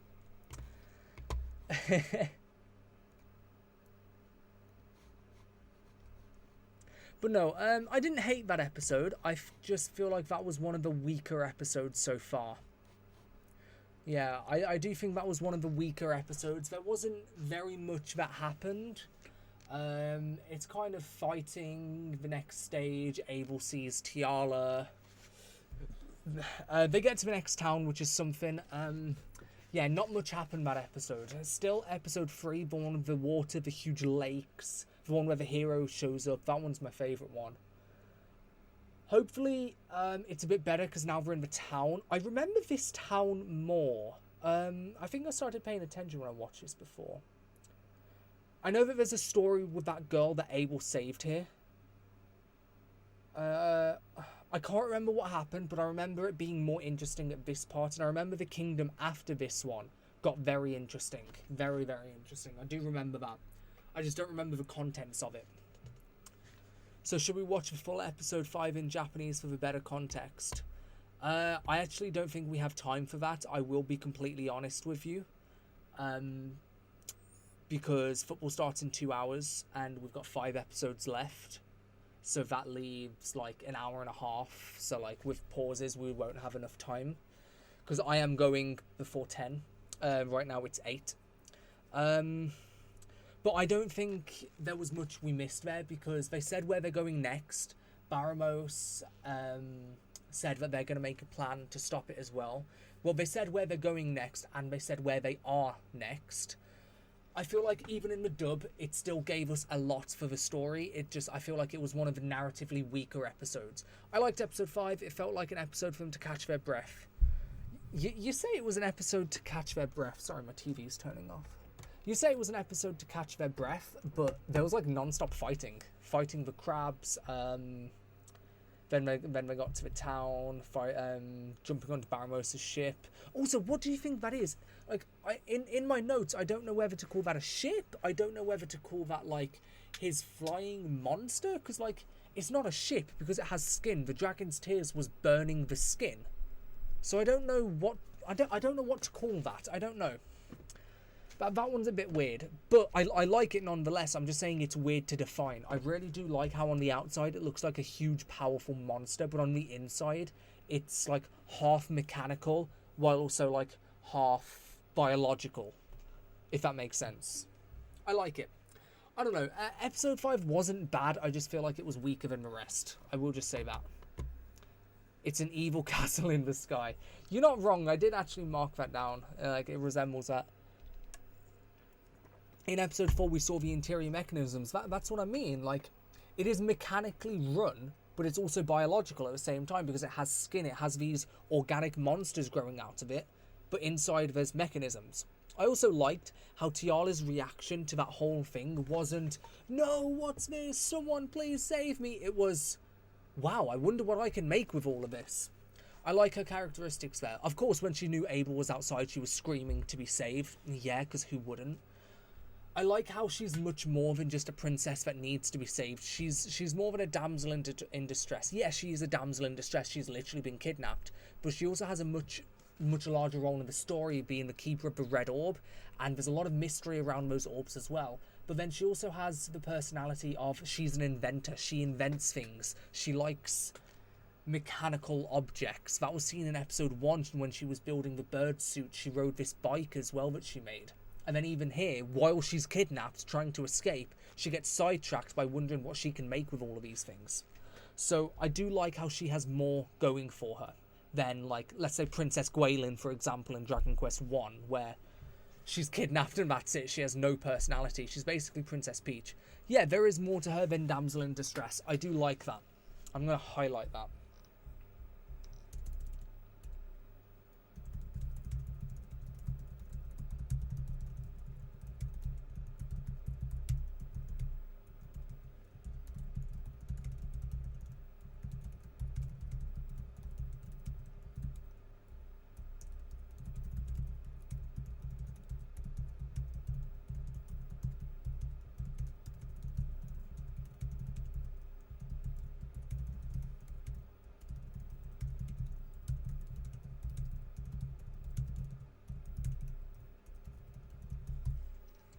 Just curious, the channel these videos are on a Mystic Knight of Spirit, right? I have a playlist of the English dub and it goes up to 13. Yes, it is them. The dub goes up to... What did I click? I didn't know you could do this. I have a notification. Woo, it's a comment. Seems my goat made its quarterfinals. That's the contest I have on right now. How do I am confused. How do I turn that off? I can't go back. Whoa, what? Why is there 2 YouTube? Oh, it's here. I'm so stupid. Yeah, the dub goes up to 13 because I don't think there was any more of the dub. They didn't make any more. I also do like how at the end of every episode we can go over and talk about these things because thoughts are more pure and like stronger when you can like discuss them at the end of the episode, like talking about what's happened and things, the characteristics. It's nice. It's definitely nice for me writing notes as well that we do get to talk about it because as it's happening, you're trying to think about it while taking new information in. It's nice. That was a lovely watch. It's nice. Nice. Right. Are you guys ready for episode 6? We are past the halfway point now. We are past the halfway point. And I do want to just get these going because I have an hour and 40 minutes, 5 episodes. I might miss the start of football. Worst case, we'll just cut it down to 9 episodes. And then we'll watch an extra one on the next stream. Because I was planning 10 episodes on one, 10 episodes the next, and then 11 episodes, then 11 episodes. We very easily could do 9 episodes, then 11, 11, 11. Yeah, that's fine. Plus, after next week, the World Cup isn't on anyway, so there'll be nothing stopping me so we can stream for ages. Let's get going. One thing I will say, I did like the presence of an actual intro. I do like that. Hope you guys are still enjoying, even for those of you who are not commenting in chat. I still hope you are enjoying the show.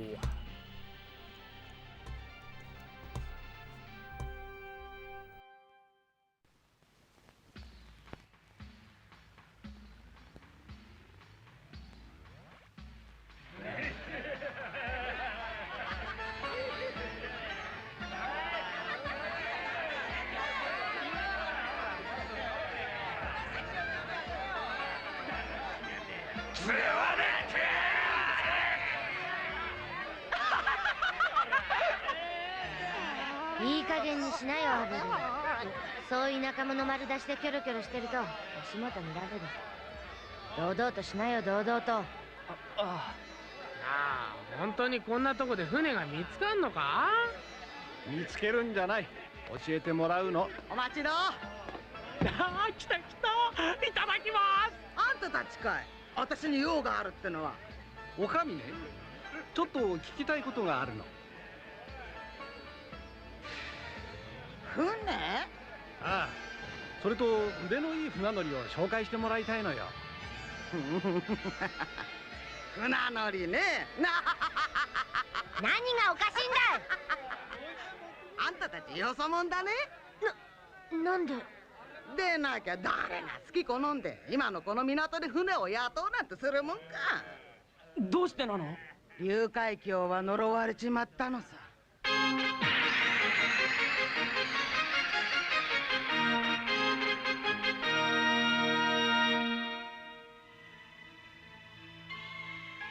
あの黒い霧が出て以来船出して帰ってきたやつはいないのさ。黒い霧。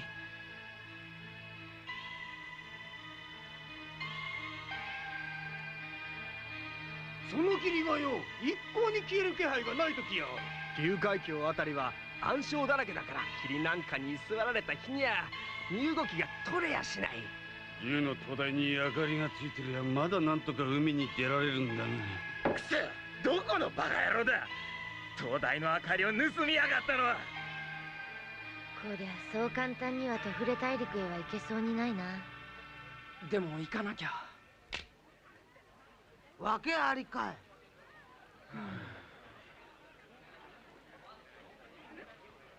バスパじいさんならなんとかできるかもね。え？誰それ？ほら、あっちの隅っこで一人で飲んでるじいさんさ。腕前の方は確かなんだけどね。海に出られなくなってからは毎日あのざまさ。仮に頼んだとしても海に出られるかどうか。よし。おい。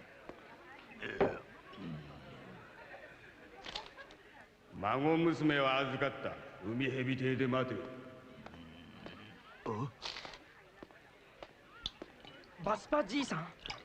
なんだおめえは。船を出してほしいんだ。ああ、おめえ見慣れない顔だな。そうか、貴様だな。可愛い孫をさらったな。孫を返せ。じいさん。ちょっと待ってよ。この悪党。小僧。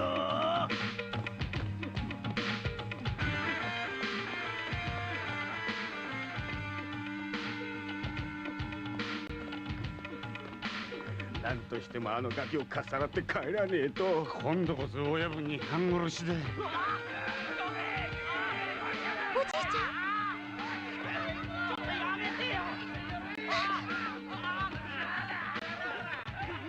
いい加減にしてよこれ。店がめちゃくちゃになっちまうじゃないか。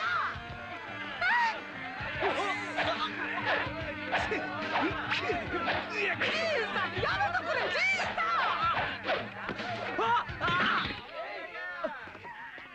いえ、孫をどこにやった。白状しねえと。知らないよ、本当に。やめて。おじいちゃんのバカ。ミク。君はあの時の。そのお兄ちゃんは私を助けてくれた命の恩人なのよ。何？危ない。おじいちゃん。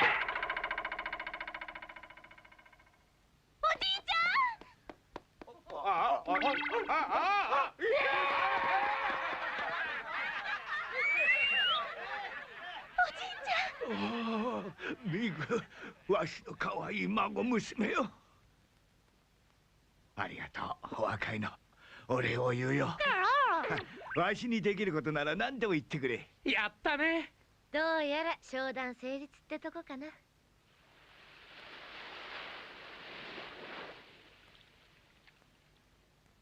なるほどの。大魔王バラモスにさらわれた幼馴染を探しての。うん。どうしてもトフレ大陸へ行かなきゃならないんだ。どうじいさん。わしも竜海峡にバスファーリと言われた船乗りだ。孫を救ってくれた恩人の頼みとあればなんとか力になってやりたいんじゃが、あの霧はわしにも超えられん。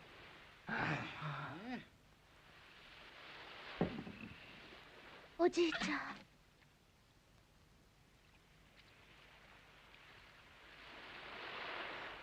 じいさん、じゃあ頼みがある。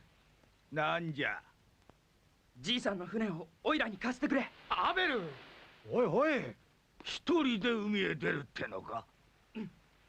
ど素人のおめえが。おじいちゃんやめて。どうしても行くんだ。命を懸ける気があるのか。ある。どんなことでもするか。する。なら方法がないわけではない。おじいちゃんあれはダメよ。ミグ、誰も何もしなければ何も変わりはしないんだよ。わしはこいつにかける。アベル、オラも忘れねえでくれよな。俺も。うん。みんなあれを見てくれ。竜の灯台じゃ。灯台？そうじゃ。あの竜の灯台に明かりが灯れば、あるいはわしらはもう何百年もの間あの灯台の明かりを頼りに航海をしてきたのじゃ。どうすればいいんだ？灯台の火はブレスストーンという特別な石を燃料にしておる。じゃがちょうど海に霧が出たのと同じ頃、誰かに盗まれてしまったのじゃ。じゃあそのブレスストーンとかいう石を取ってくれば灯台は蘇るんだね。どこにあるんだい？町の北にある火山じゃ。山の地下全体が火の民の一族の神殿になっておって、その一番奥の神殿にブレスストーンは眠っておるんじゃ。火の民の一族？大昔に疫病で滅びた古代民族じゃよ。灯台ももともとは彼らが作ったものなんじゃ。ところが彼らはブレスストーンを守るために聖域の至るところに罠を仕掛けておいた。だからうかつには近寄れんのじゃよ。罠できるか、アベル。灯台に明かりを灯してさえくれれば、このわしが必ず海を越えさせてやる。わかった。おいら必ず持って帰るよ。必ず帰ってきてね。必ず行くぞ。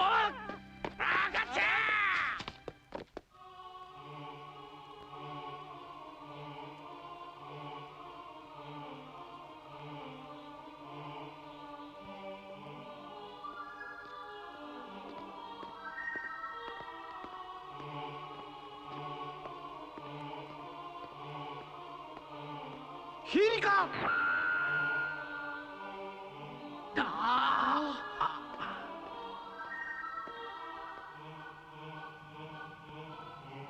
こいつはすごいや。行こう。わけのわからんもんはできるだけ触らないで。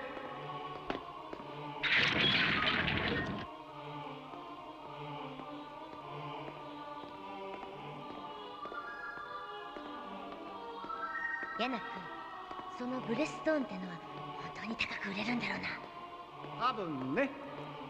話が違うじゃねえか。私はお前が金になるって言うから。どうしたの？静かに。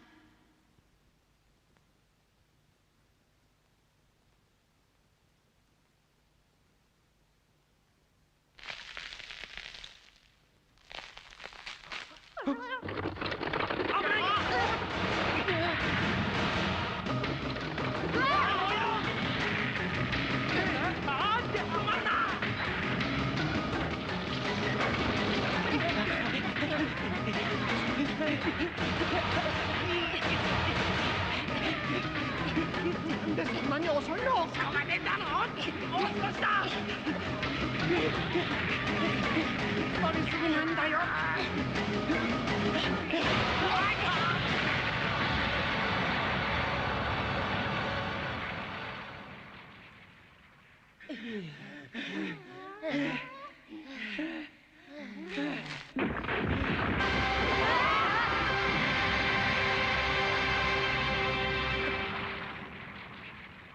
みんな大丈夫か？なかなかやってくれるじゃない。こういうとこほら趣味じゃねえよ。とっとと様子まして帰ろうぜ。おいアベル、上だ、上を見てみろ。どうやらあれが次の通路らしい。えらいとこへ来ちまった。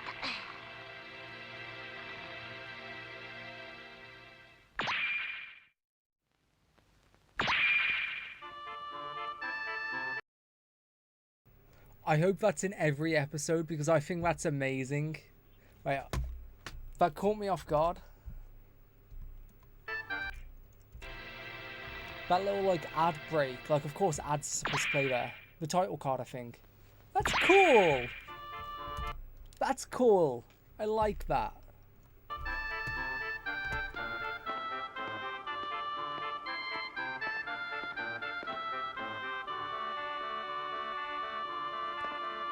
Huh? 道が2つに分かれてる。さて、どっちへ行く？左かな。いや、右だよ。よし、左へ行こう。なんで？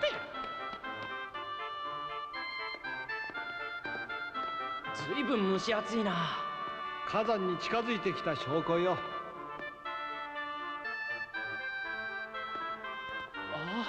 また2つに分かれてる。今度はどっちだ？左。右だ。左にしよう。この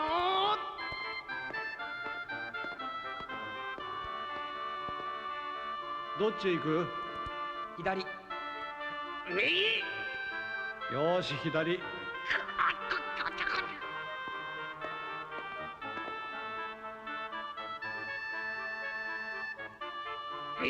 右ったら右。わかった、左。なんだ？どうしてオラを無視すんだよ。何すんだもん、待ってよ。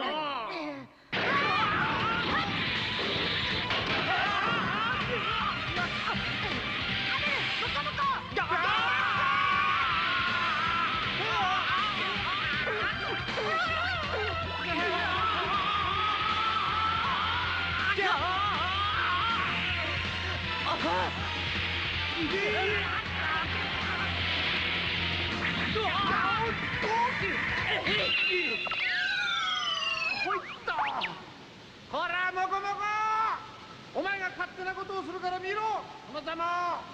そんな、オラだってこんなことになるなんて思わなかったんだよ。たくな。こら、2人とも暴れないで。デイジー。まったく男が揃いも揃ってこの礼は高くつくぜ。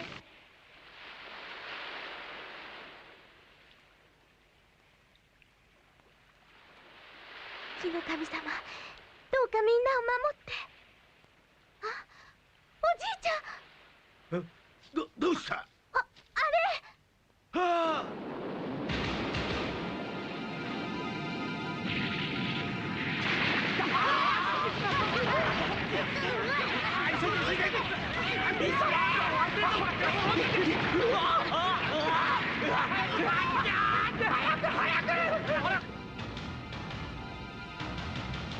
おじいちゃん。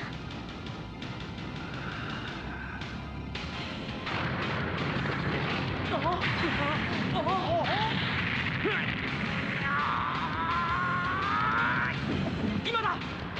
セビ。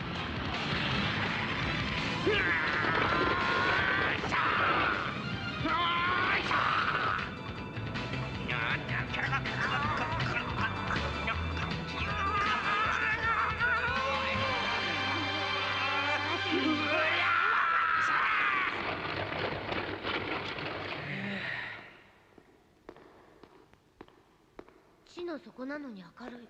光ゴケかなんかを使ってるのよ。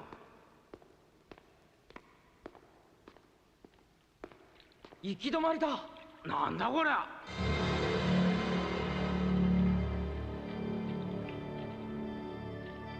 ここは一体海に出ちゃったんじゃねえのか。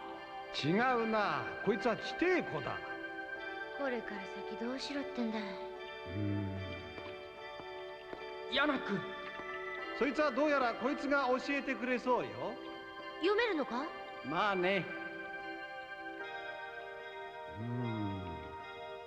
水の底を通り祭殿へ来たれ。 Yo, we are on episode 6. I will fill you in. I will fill everyone else in at the end of this episode.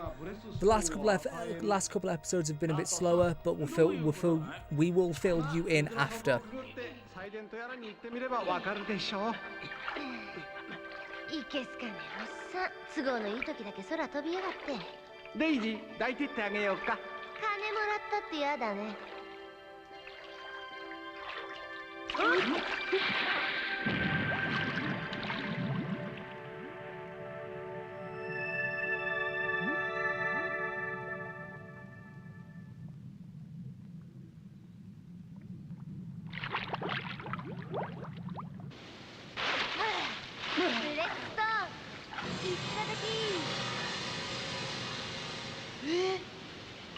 どうしたの？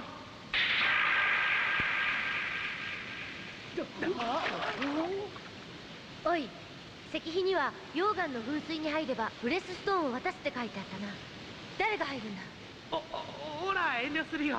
俺も心清く正しいっていうのがな、どうも。オイラが入る。アベル。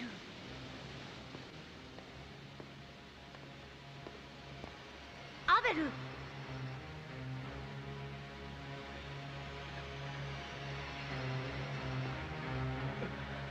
どうした？やめたか？そこがお前の限界か？おっさん、ここでやめたら全ての道が閉ざされるんだぞ。火の民を信じろ、アベル。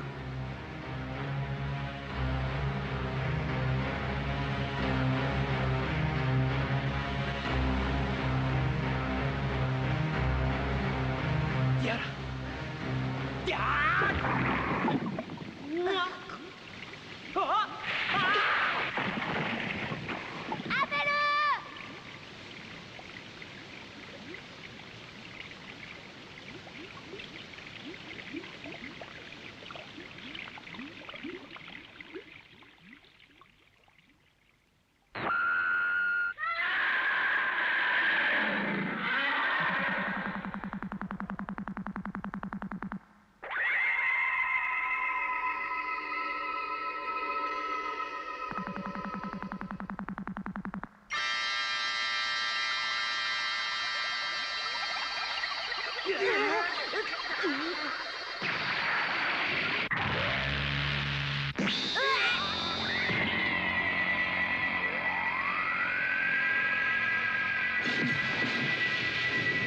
あれはアベ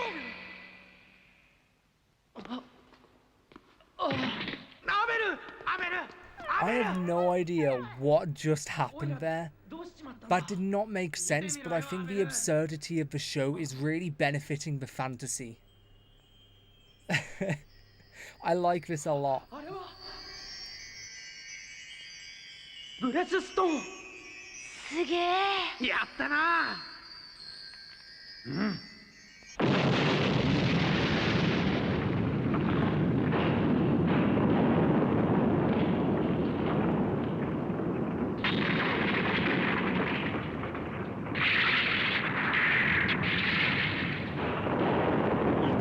火山の噴火だ。そりゃわかっけど、どうやってこっから出んだよ。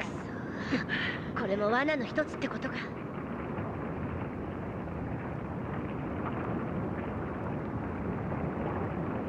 溶岩が登ってくる。ヤナ君、飛んでくれよ。ねえ、3人も引っ張って飛べるか。ブレスストーンが。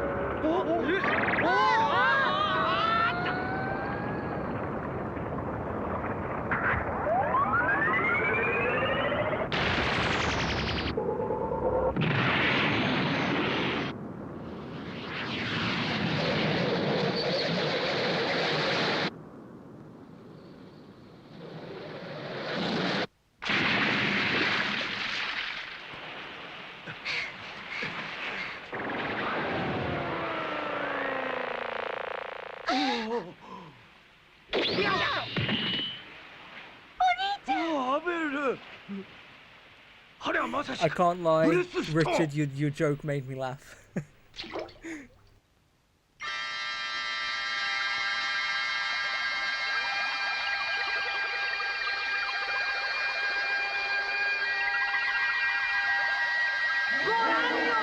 灯台が蘇ったハレーじゃあの光の下を通っていけば暗礁にはぶつからん黒い霧など恐れるに足りんわいあ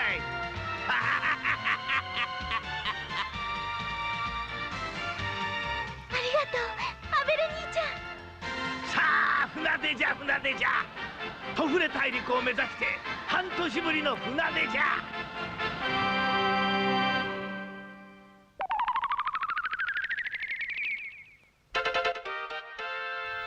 I like that episode. I do. That episode was a lot better than the one before it. Like, I know I said the one before it was a bit slower and stuff. It wasn't bad, but this episode had a lot more going to it. I really do like the temple. I really do like the fantasy vibes, and like I said, the absurdity. You can't really explain absurdity. Like, take SpongeBob, for example. I know it's a weird comparison, but SpongeBob is, like, the best definition of absurdity, but it still makes sense because the absurdity serves the show. I feel like the absurdity here really does serve the fantasy aspect because you can't really describe fantasy. So not everything has to make sense. Sometimes not making sense makes sense, especially when magic is involved. Like what happened in the temple there. I think the whole vibe of the temple was great. And I still don't know how Abel was swallowed by lava and then just respawned. But I'm not complaining. I like it. I like that now the story is going to go forward because I like that that episode did serve a purpose. Like, they were stuck because of a reason, and they haven't said it, but it's pretty clear that the reasoning is Baramos. So, like, they haven't said it, but the Black Mist is from Baramos. So I do like how Baramos isn't very present on screen, but the effects of what he's doing to the world is. In the last episode, we got the polluted and poisoned waters. In this episode, we got the Black Mist. We know that he is in the background. We know that he is plotting to get ahead of Abel, because they said that it will take Abel like 1 month to get to like Tofu Island. So they want to reach Tofu Island before Abel. So then that makes sense to why the Black Mist is there, to stop Abel from doing anything so they can get to Tofu Island first. They said that like 2 episodes ago, and now I'm just remembering, and now it makes sense. So even though Baramos isn't there, the effects of what he's doing is still present in the story, and that's why they have to go into the volcano to get the Blessed Stone, and now that's why they're finally getting a ship. I like this. I like the order of events. I do like it. It's not too linear, and it's not too messy. Wait, before I read chat, I actually want to write that down.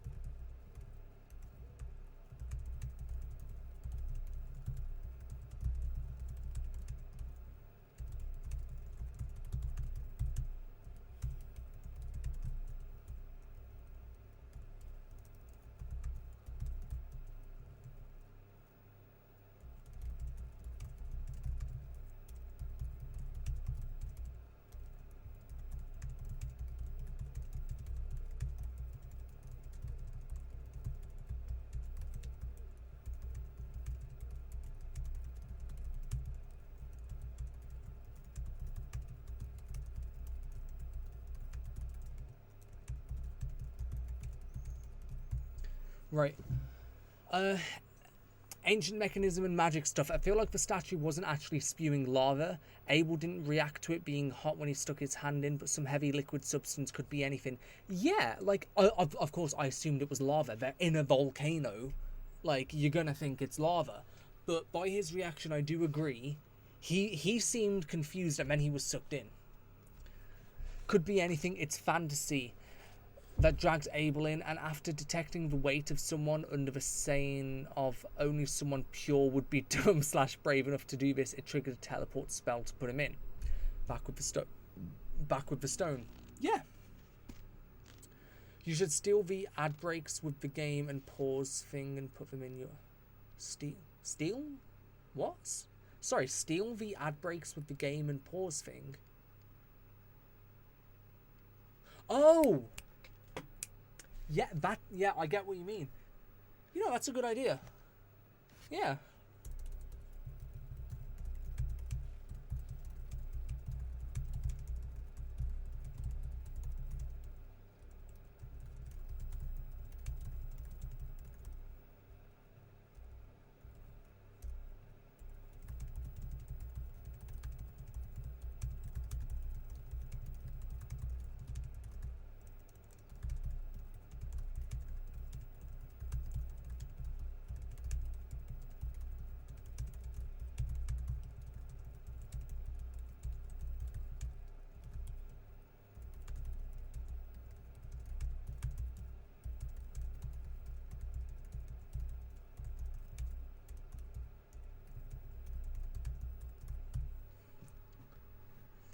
Under the idea of only someone. Yeah, I think that was a good point about, like, whatever the magic liquid was, obviously Abel and everyone else would assume it was lava, so only someone with a pure of heart would dare to do it. So I think you have a very good point there, and I've just put that in my notes as well for this episode.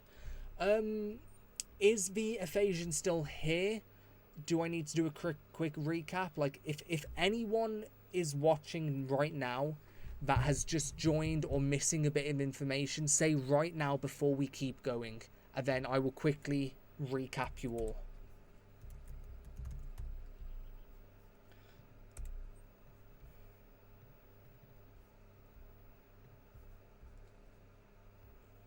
Oh, sorry, I just realised my fan might be blowing into the mic. If it is, I am very sorry. It was pointing towards it. I don't know if it was just pointing towards it.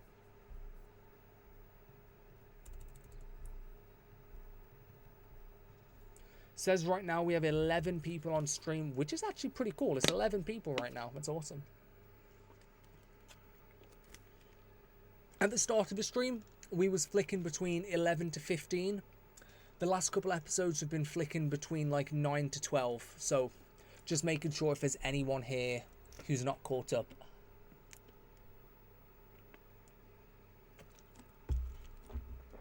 The colour and glow of the liquid definitely gives you the idea it might be lava, but there was no heat effect around it. Yeah, no one mentioned the heat when they got closer. Yeah, no one mentioned the heat, which is a very good point. But I also think that's going into a lot of detail now, because at the same time, they're in a volcano and they see a red, thick liquid droozing. Don't forget to like and subscribe! That's cool. Don't forget to like and subscribe. It is very natural for them to assume it's lava, but you are right with that point. Yeah, you are right. Like, nobody did point out it was lava. The only thing that you would assume it is lava because they're in a volcano and they was just chased by lava. Right, nobody said anything, so I'm just going to assume everything's chill. Yeah, I don't think the Ephesian's here anymore. Okay, episode 7... Would you guys kill me if I made a 6-7 joke right now? It's a lot of episodes. Oh, Dragon Ball Z Abridged. Banger.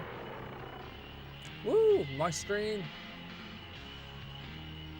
I saw this the other day. I know this is random. I saw this the other day. I sent it to a couple people. Whatever this video is, it's just funny. It's basically Dragon Quest in real life, and it's just funny. Anyway, we are starting episode 7. If this is the episode I think it is, I can't remember. I can't 100% remember. Let's just go.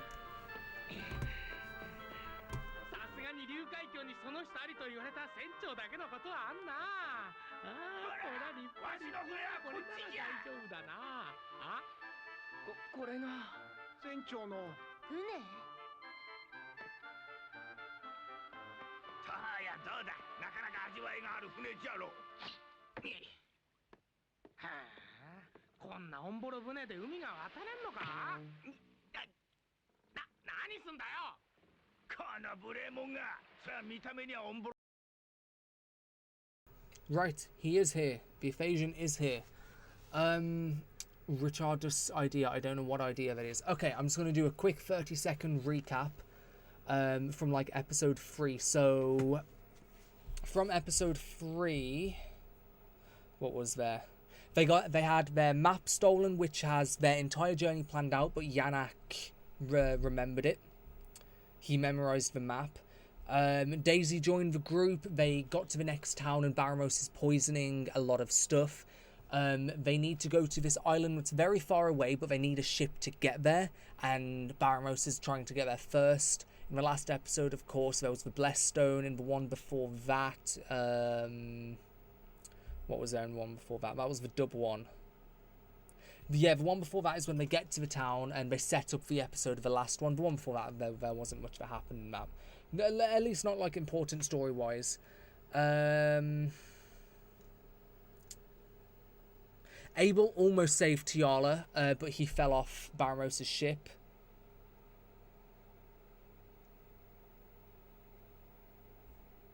Yeah, honestly, since episode 3, there's been very little story, just lots of world building and kind of like lore. But the main thing to know for anyone who's not caught up, they are trying to get to a place far away that's on the next part of their predetermined journey, that Baramos is beating them to and trying to stop them, but they can't get there because it's very far away. I genuinely can't remember. Anyway, just in case there's anyone who wants to know that, let's go. Can I link the Dropbox for the DQ scans in your chat here? The Dropbox. Oh, the Google Drive things. Yeah, go for it. Yeah. For anyone wondering what he's talking about, the Dropbox, the Dragon Quest scans, lots of the images in a couple of my photos, videos, like the anniversary ones and lots of the Dragon Quest V ones. A lot of it's very, very rare art that was only ever in a couple of collector's guidebooks from Japan. And it's a shame because these are some very well drawn and very rare Akira Toriyama illustrations about these Dragon Quest games, which look incredible, which is why I put so many in my video. And all of them came from the Ephesian. All of them came from him, so big props to him for that. So, bro, you can share your stuff in as many videos of mine as you want. Like, you can drop that literally wherever. Like, yeah, go for it. Absolutely go for it. Also, something about the water from that location was able to dissolve Baramos' ship, so they had to back away. Yes, the Dragon's Tears water from the location. So, what I think, the locations of this dragon stuff, I don't know yet, because I'm basing this theory on the Dragon's Tears alone, and the Dragon Lighthouse just now. It seems that all of these natural dragon artifacts instantly kind of negates Baramos. Like, the Dragon's Tears, when the water went all up in the air, it was piercing the skin of his ship. Just now, the mist, which they didn't say it was from Baramos, but it's obvious it's from Baramos, the Dragon Lighthouse goes through it. So, the map that was stolen from them, there was a lot of dragon stuff on the map. So I'm assuming that lots of, like, each of these locations will have something that kind of negates Baramos' natural powers. That's my guess. That is my guess. Okay. If no one else has anything to say right now, I'm gonna get going. かもしれんがな、海に電気でもわしとミグが丹精込めて整備しとるんじゃ。そこら辺の船なんかよりよっぽど早くて安全じゃわい。どうも。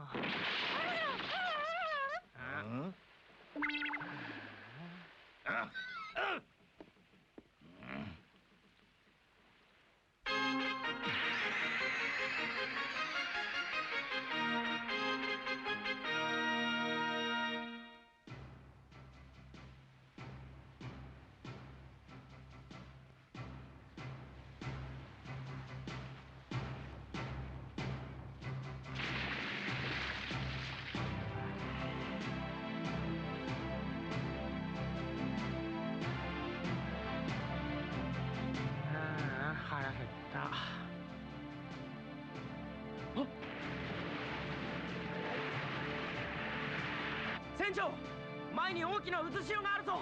おお、面かじいっぱい。腹減ったな。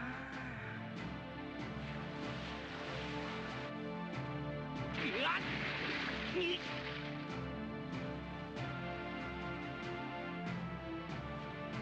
次は鳥かじいっぱい。よし。船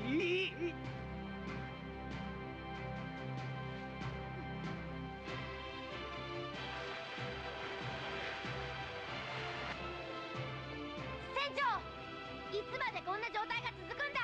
この先に暗礁や渦潮が5万とあるんだ。これぐらいで値を上げてちゃ体が持たんぞ。なんだって。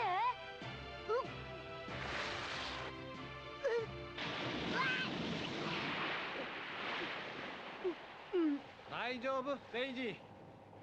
さすがの女剣士も船酔いには勝てんよね。そうだ、俺の膝の上に乗りな。ここなら揺れずに済むよ。誰がお前の世話なんかになるもんか。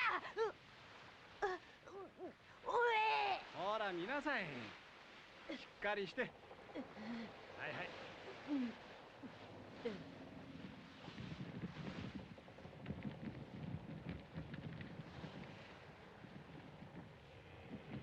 I just want to mention, you mentioned checking that link out. There's no link in the chat. I don't know why, but there's no link in the chat. I don't know. You know what? If you're here at the end of the stream, remind me and I will post the link as a post on my channel, and I'll tell everyone to like look through it as well. I will post that link. Just remind me at the end of the stream. あの鳥。いや違う。やはりもっと別のとてつもなく恐ろしい悪の気を感じる。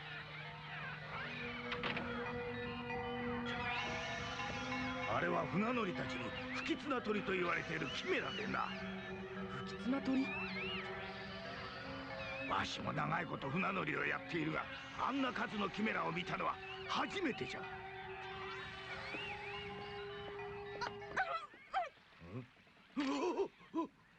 キメラ俺たちを歓迎してくれたよ。誰だ？お前たちはミグをさらおうとしていた密輸だ。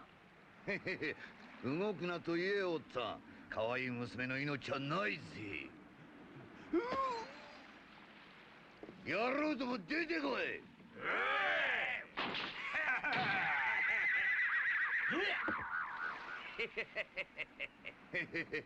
罪には俺たちがとびっきりの値段で売ってやるよ。密輸品も一緒にな。くそ。動くな、おとなしくするんで。何すんだ。必要なのは船長と船よ。貴様たちは海の木図と消えてもらうぜ。なんだって？よーし、海へ叩き落とせ。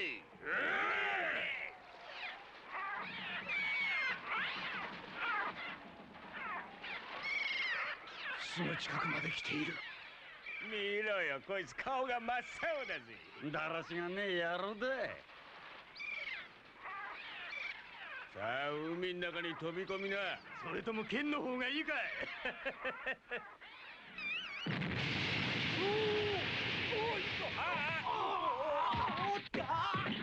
じじい、どこ見て舵取ってやるんで。この辺りには暗礁はないはずちゃうか。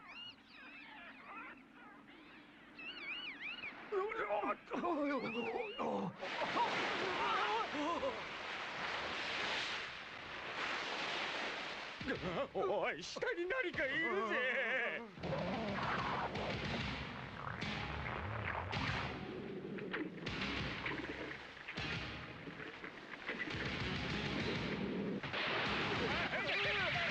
悪の気の正体はこいつか。何なんだ。助けてくれ。バケモノめ。やろう。何抜けない。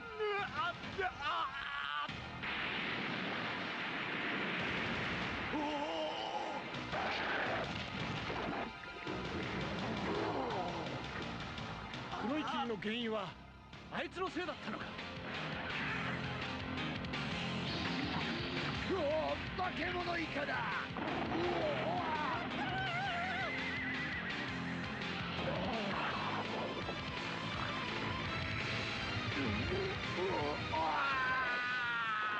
あいつは宝石モンスターダイオウイカ。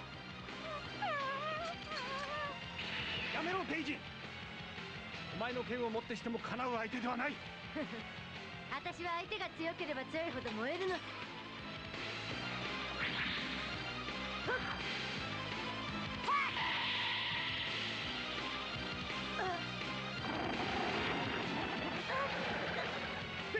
デイジー。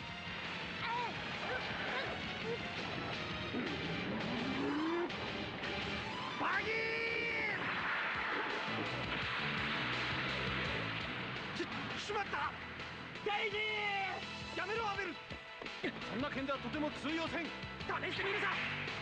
無茶しちゃって。まだ勇者の力もないのに。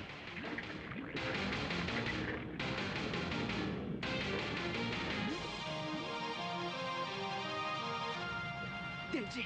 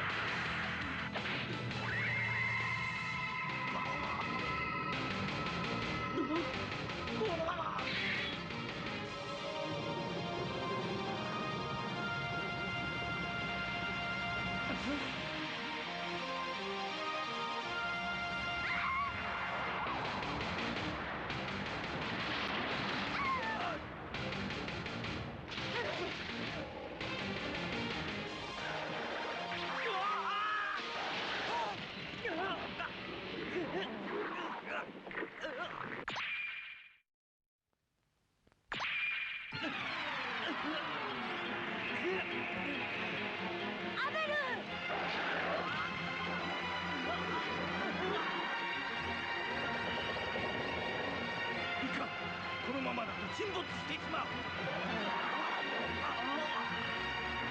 アベル！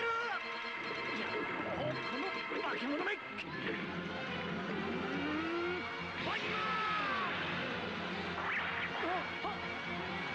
ベル！竜の涙のトゲ。アベル！こいつを使ってみろ！よし！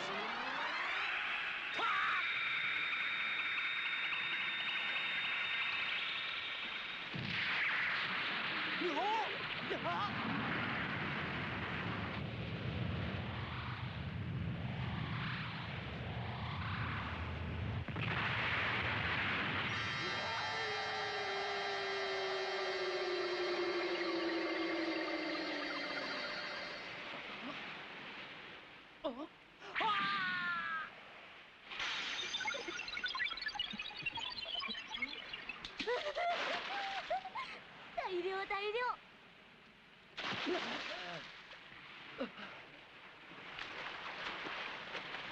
おい、しっかりしろ。頼みがある。これを金に変えてルプガナの町の占い横丁で俺の帰りを待っているティファニーという女に渡してくれ。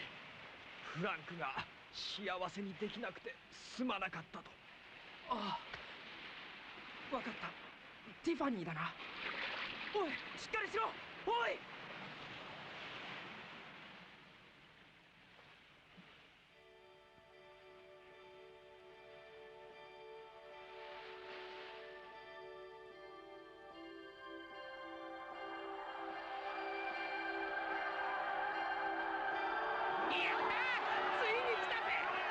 みんな歓迎してくれてる。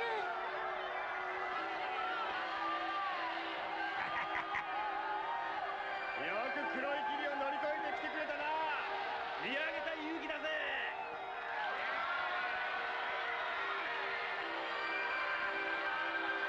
で、何を積んできた？薬草か？ミルクか？黒胡椒か？荷物はみんな捨てちまったよ。なんだと？何すんだよ。喜んで損したぜ。期待外れ。行こう行こう。おい待ってくれ。ここにこれだけの黒胡椒があるぞ。何、黒胡椒？黒胡椒？勝った。いや俺が買う。50ゴールドでどうだ。いやこっちは100ゴールドだ。200、500、550、600、800。あれっぽっちの黒胡椒が800ゴールド？ 1000ゴールド。取ってけや泥棒。1000ゴールド？あのフランクとかいう人もこれで少しは救われたんじゃないかな。あいつは私たちを殺そうとした密輸団の一員だ。でも恋人のティファニーはフランクの帰りをずっと待っているんだ。ティアラがオイラの助けを待っているように。またティアラかい。これだからアマちゃん坊やとは付き合ってらんないよ。なんだと？届けたところで相手を悲しませるだけだってことがわからないのかい。何？おいおい、街の中で大声を上げるのはやめな。二人とも腹が減って気が立っているの。宿屋で飯でも食って気を沈めれば。自分が酒を飲みたいくせによく言うよ。バレたか。風が吹く夜に男たちは遥かな国へ。何？竜の翼があるモーラの場所を忘れた？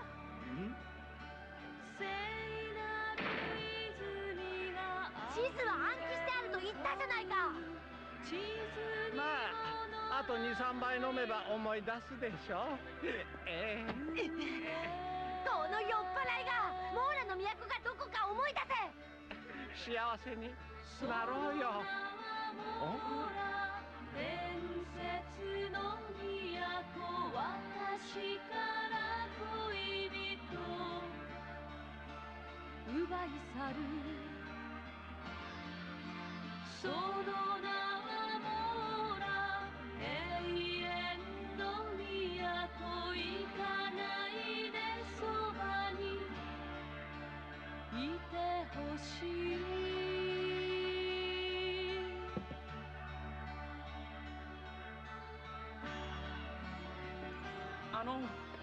モーラの都を知ってるんですか？知らないね。あっちへお行き。でも今歌ってたじゃないか。伝説の都モーラって。ああ、それ死んだばあさんが教えてくれたのさ。モーラなんて都ありゃしないのさ。でもしつこい。あっちへお行き。いい加減にしろティファニー。ティファニー？毎日飲んでくれやがって。お前みたいなアバズレ女は今日限り出入り禁止だ。さあ、ちょっと待ってください。なんだよお前さんは。この人に聞きたいことがあるんです。ティファニーさん、フランクっていう人を知ってるね。そういや、昔そんな名前の男がいたね。おいら、帰りを待っているあんたにこれを渡すように頼まれたんだ。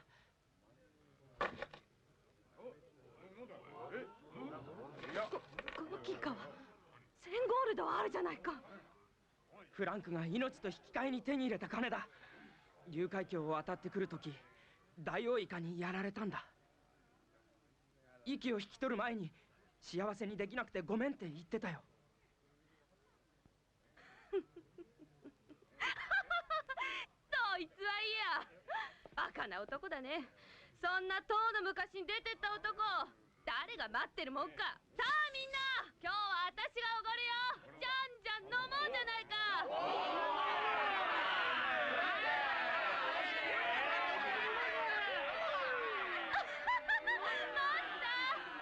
何ぼさっと突っ立ってんだい。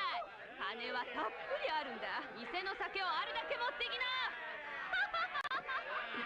な。やめときな。何を言っても無駄だ。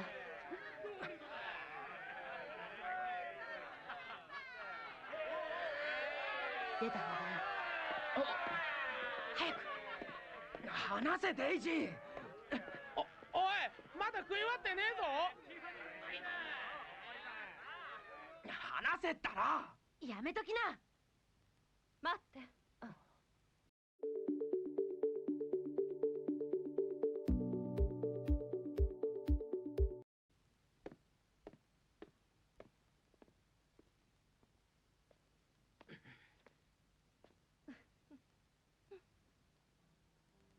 危ない。モーラは西にある聖なる山、シオンのどこかにあるはずだよ。シオンの？知らせてくれてありがとう。じゃあフランクのことずっと。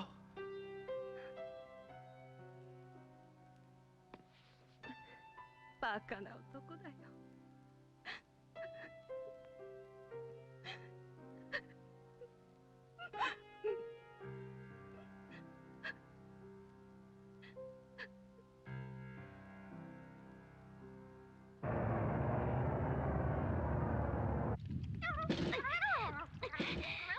アベルったら何してんのよ。私にこんなことやらせるなんて絶対許さないから。やら、おまんま。ドドンがごめん。何なの？何事？大変です。外務が正体不明の力に引き寄せられています。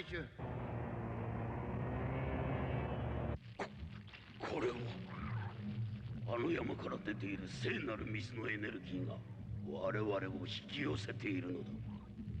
何ですって？近づきつつある月食の影響で外務のエネルギーが弱まっている。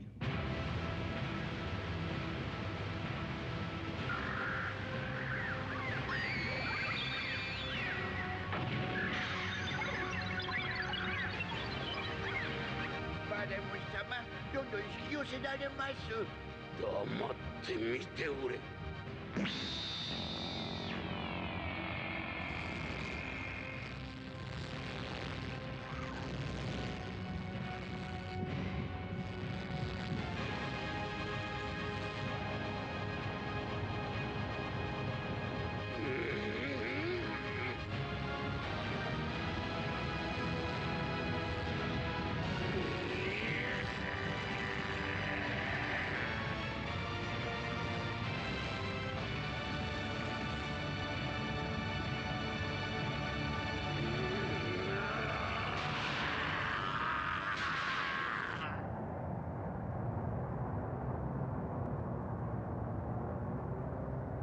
この要塞で一体何が起こっているの？困った。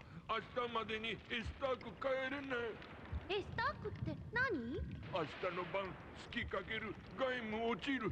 ドドンが怖い。ドドンがどういうことなの？バスパじいさん、いろいろとありがとう。なんのなんの、お前さんたちのしてくれたことに比べれば大したことはしとらんよ。礼を言うのはわしの方じゃ。これからの道中気をつけてな。アベル兄ちゃん、早くティアラさんに会えるといいね。ありがとう。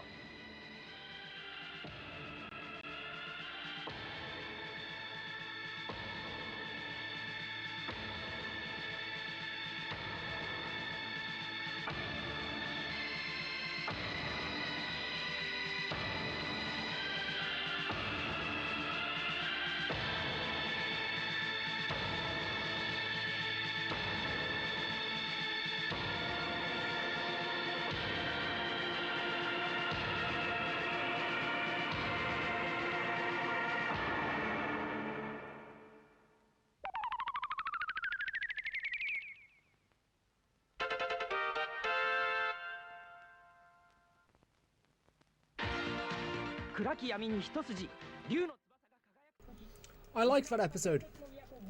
What did you guys think? I did like that episode. Especially the ending. Like, whenever Baramos appears, it's always something important, and I do like that. I'm very intrigued about the lunar eclipse, because they said tomorrow there's a lunar eclipse that completely... What do they say? A game, G-A-I-M is the name of the ship. I'm going to remember that. Yeah.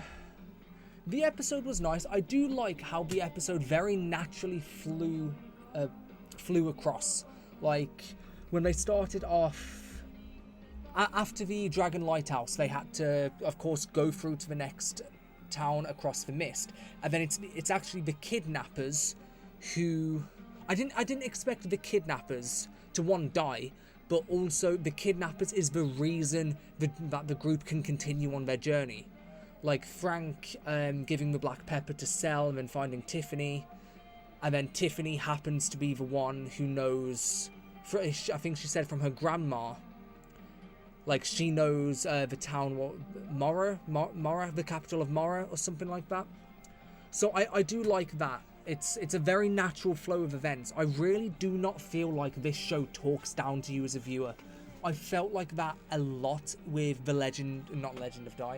Adventures of Dai. I felt like because it was so shonen-like, it really talks down to you. But this show, the journey of this show feels more like Dragon Ball. Of course, not as silly and absurd, because Dragon Ball, of course, is a comedy. But it has the same feel of it, not just in the art style, I mean in the way the story is told. The way it has a somewhat serious and, like, dramatic story, but it's told through light-hearted means, through fantasy as well. I like it. I do like it. That episode, it wasn't the best episode so far, but it's far from the worst episode. I do like that one.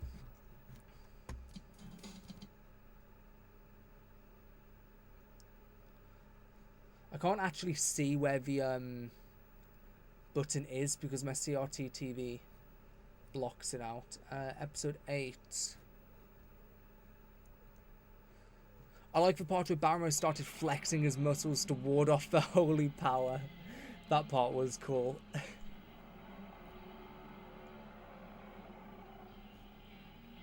Right, I'm not going to waste any time because I need to go in 45 minutes.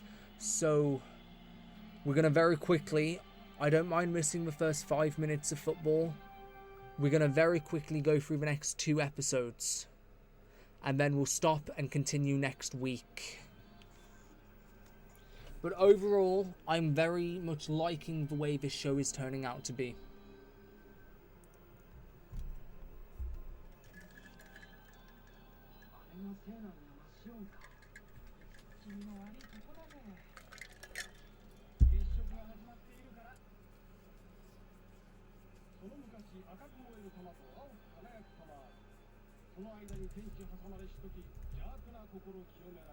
No pause speedrun.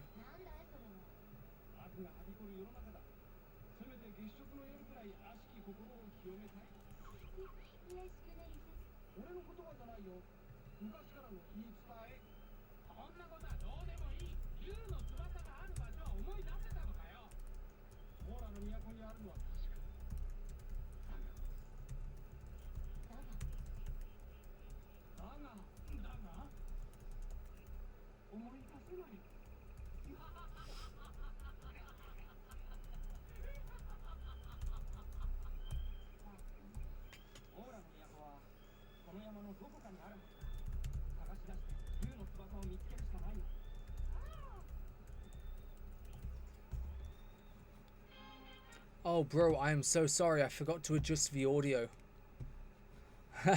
That is on me. Yeah. That should be way better now. If you can only perform when the deadline is on fire, no. Here are 3 things that will rewire that. No. Sorry, that was 100% my fault. I just forgot to turn it back up. That's on me. Enjoy the episode.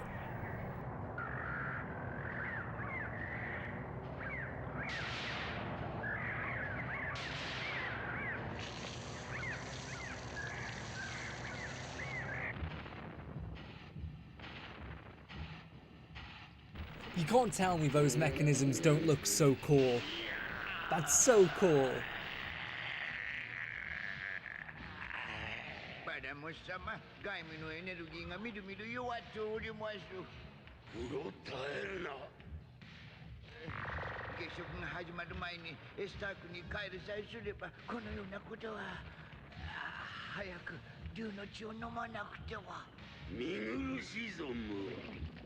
わしとてこれ以上エネルギーを消耗するわけにはいかん。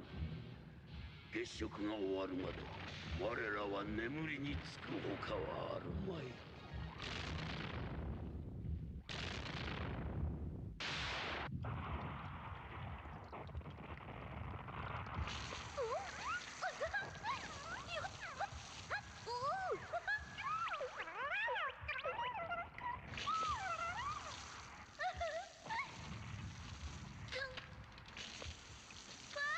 面白いじゃない。この要塞が月食に弱いなんていいことしちゃったわ。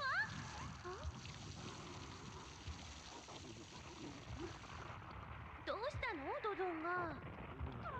ドドンがエスターク帰りたい。エスターク？何なのよそれ。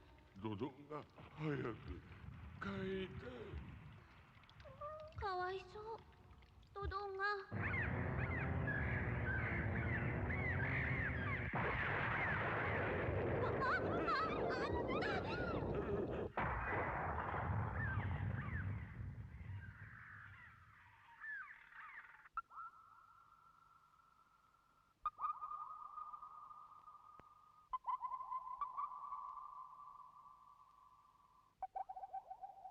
ここも死せる水と化してしまったか。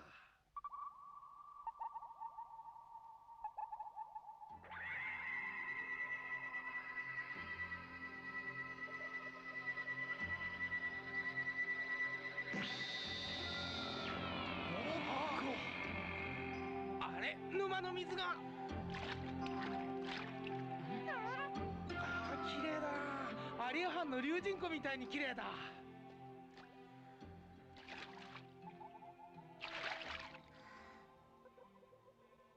バラモスに何かが起きている。一体何なんだこりゃ。あ、ヤナック。どこ行くんだ。なんだあいつ。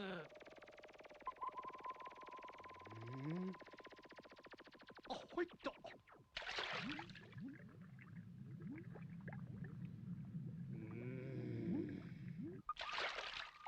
確かにバラモスに何かが起きている。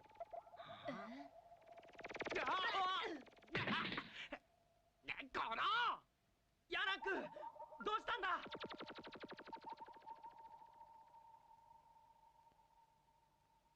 くそー、わからん。俺もまだまだ修行が足りんな。ヤナック、ヤナック、どこだ。おい、返事しろよ。おい、ヤナック、ヤナック。おい、どうしたんだよ。まったく気まぐれなおじんなんだから。ヤナック。おい。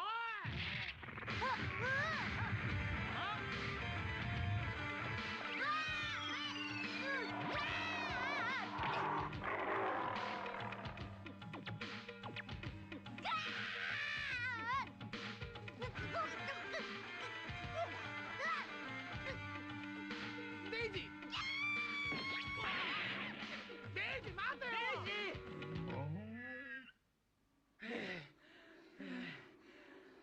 慌てることなかったよ。あれは単なる普通のモンスターだよ。なんだよ、デイジーのやつが悲鳴あげっからほらてっきり。おいデイジー、お前女戦士だなんて気取ってるけどよ、ほんとすげえ臆病者なんじゃねえのか。私はネズミとケチケチが嫌い。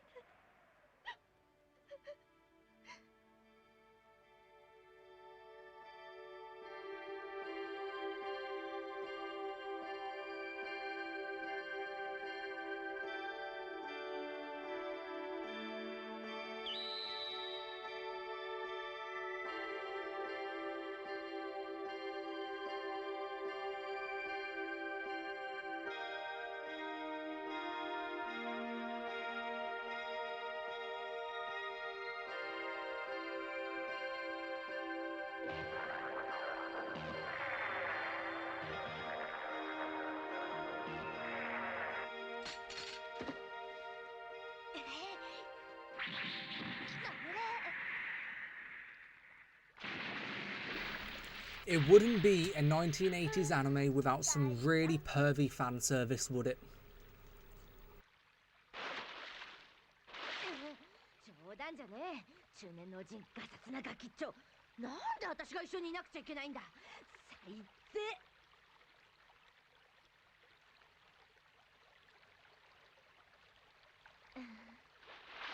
いい湯だ。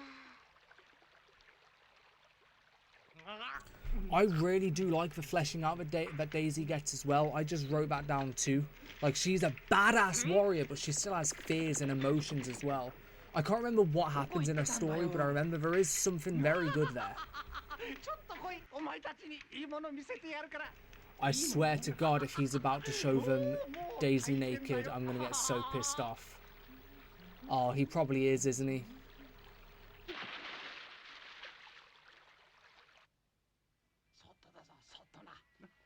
ポンポンってもすごいから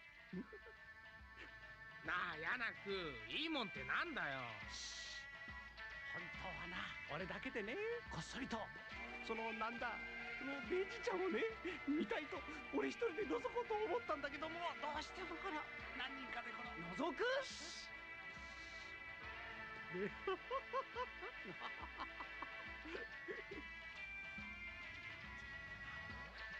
そっとな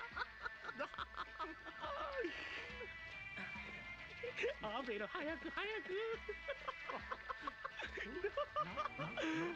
なんだかワクワクモコモコしてきたな。ほら来たいた。こんなのよくないよ。覗くなんておいらやめる。なんだあいつ、本当は見たいくせに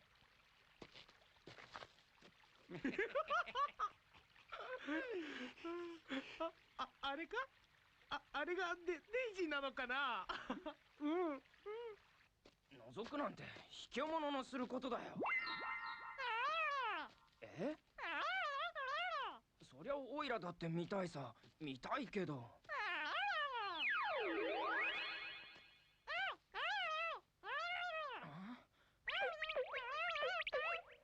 でもダメ父。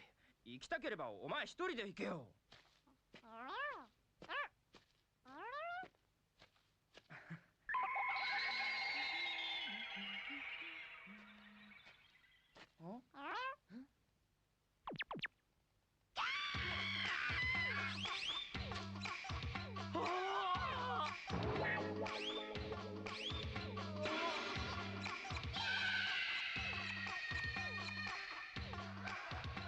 今のはデイジーの悲鳴だよな。なんだじゃああれは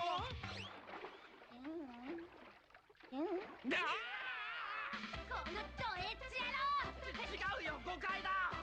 許さない。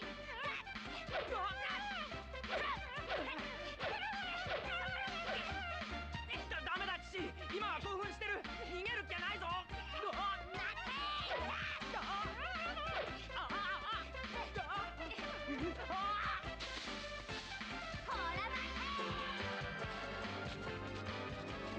まずい、こっちへ逃げよう。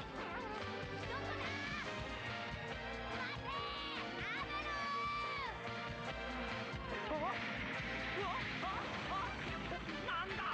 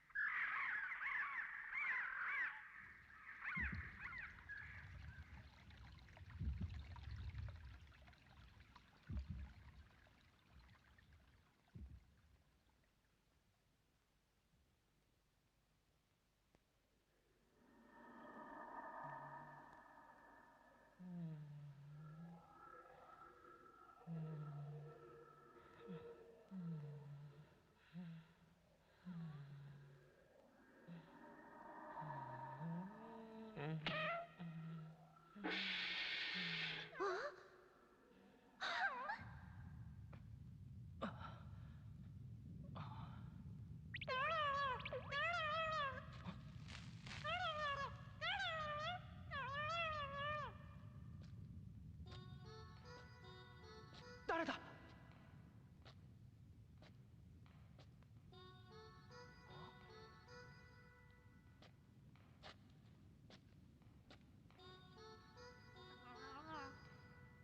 来るがよい。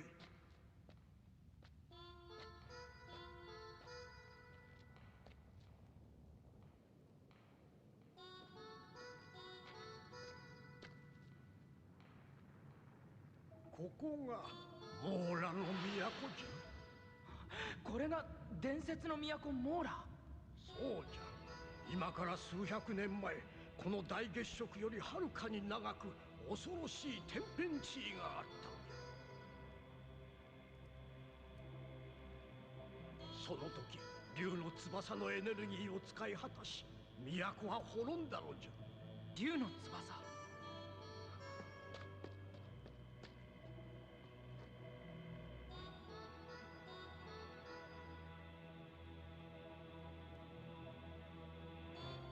あれが竜の翼。竜の翼に再び光を与えることができれば、人々はこのモーラの都に戻ってくるじゃろう。どうすれば竜の翼に光を与えることができるんですか？それには竜の鍵を使って水晶の輝きを導くのじゃ。エネルギーは時を経て再びあふれ、それを解き放つ者がおればよいのじゃ。どこにあるんです、その鍵は？神殿の中じゃ。神殿の中。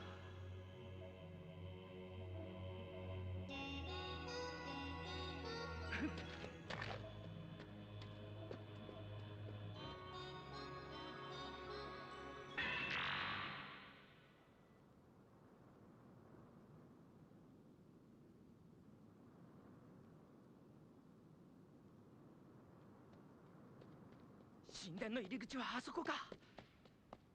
ア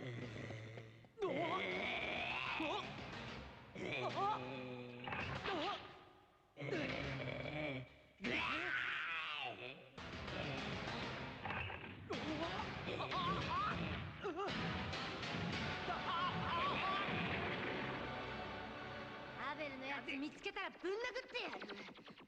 そうだそうだ。デイジーの裸を覗こうなんて不定野郎だよ。今なんて言った？だからよ、お前が温泉に入ってるのをアベルのやつが覗いたんだろ。おいモコモコ、なんで私が温泉に入ってたのを知ってるんだ？もこっち。なんで知ってる？いや、それはつまりイヤラックが。ああ、そんなことよりアベルのところへ行くのが先。まず来い。あ、俺も行くってな。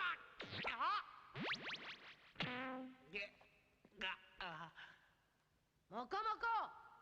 いますいます。みんなぶちまけて行っちゃいますよ。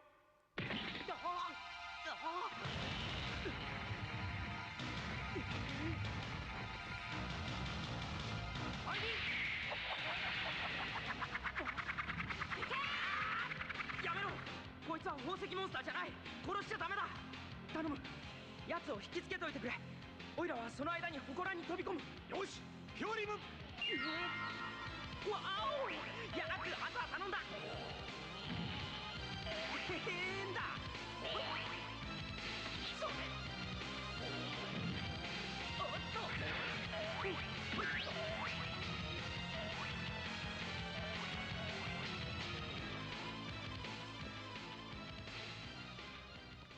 あ。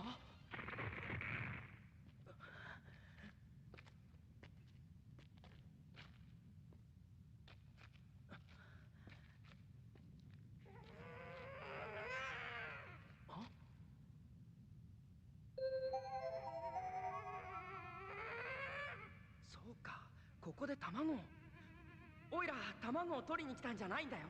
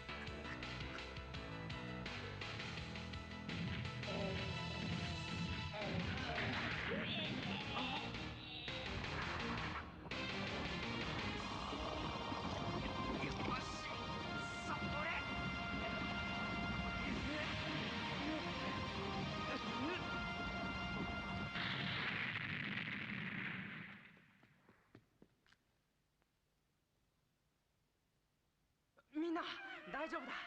モンスターは卵を守ろうとしただけなんだよ。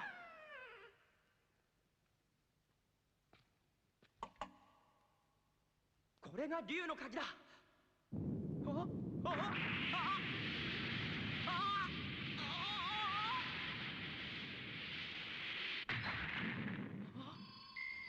水晶。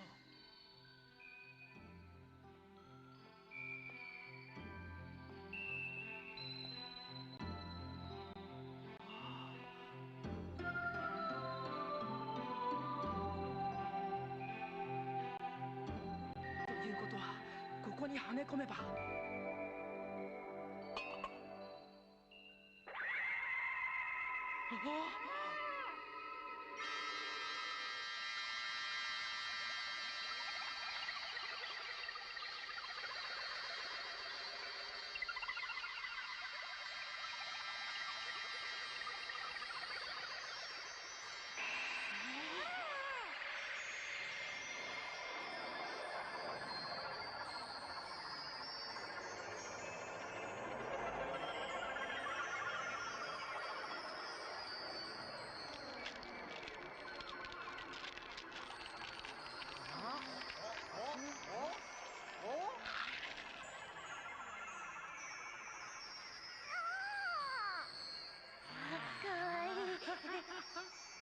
Oh wow, I didn't know these existed until I saw them all over my feed. These newspapers would make the most unique gift. モーラの都に再び光をもたらしてくれたお前は勇者になるべき資格を持つ者です。その勇気と優しさが聖なる力に高まるのです。これでまた人々がこの都に戻ってくることでしょう。お前に鋼の剣を授けましょう。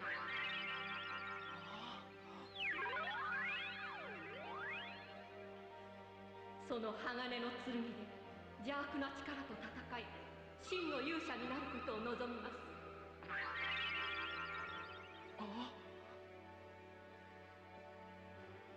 これは聖なる水。汚れよどんだバラモスとの戦いに役立つでしょう。バラモスとの戦いに。死せる水は北の方角に向かいました。清く美しい世界を守るためにこれからも励むことを望みます。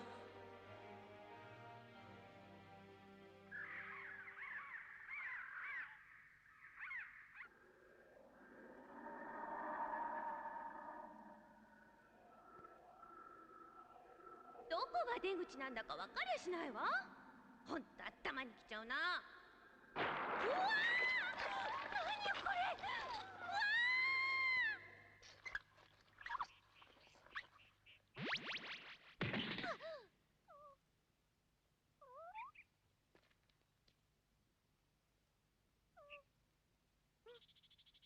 ー！綺麗な星。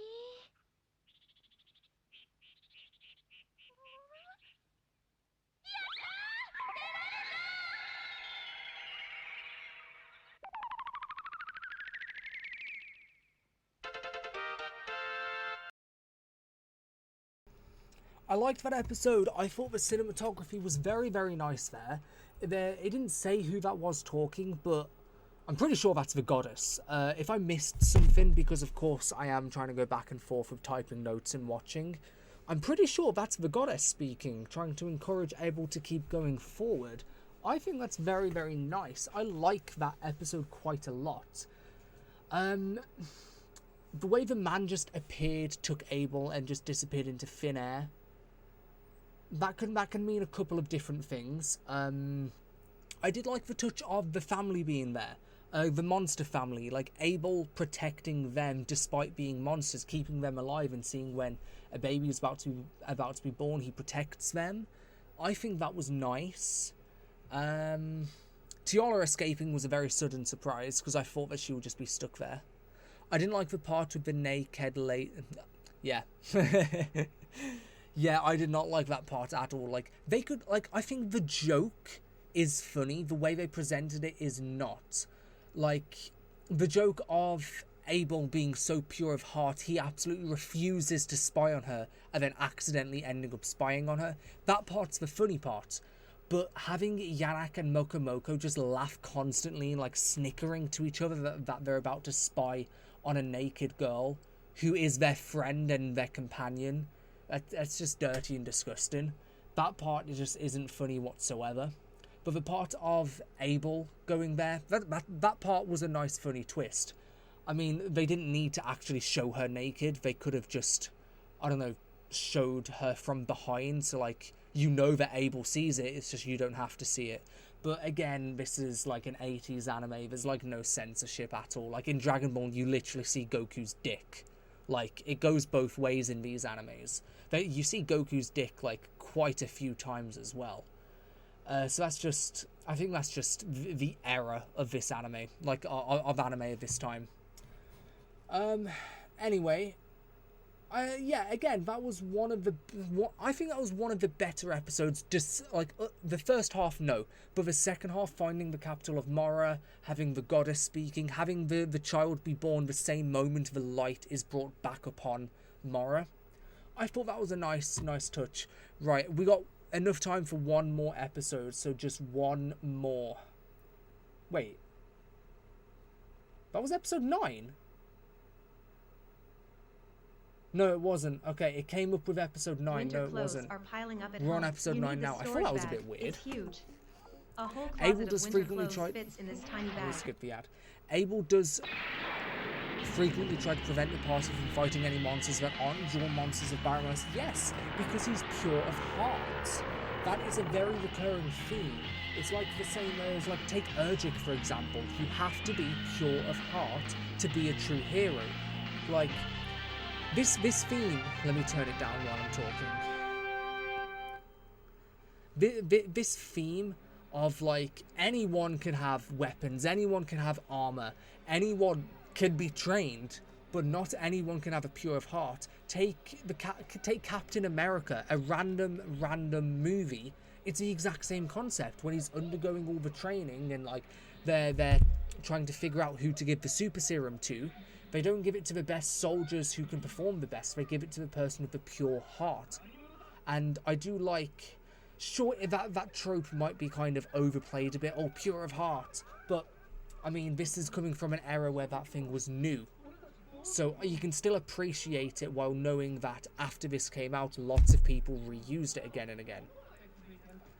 I like it. I do like it. I like Abel as a character. He's very kind. He is a very kind character.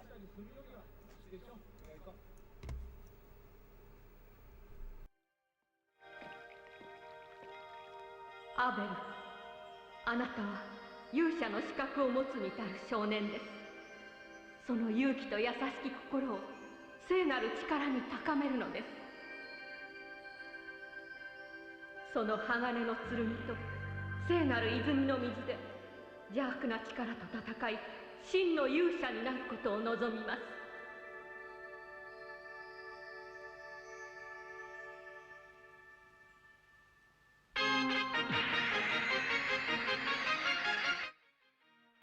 Guys, side notes, I just looked it up. Daisy is 17. That's a 36-year-old man trying to perv on the naked body of a 17-year-old girl. Just want to put that out there. But the fact that she's 17 and she's that badass is amazing. She's an amazing character. She's 17 and she's that cool. That's awesome.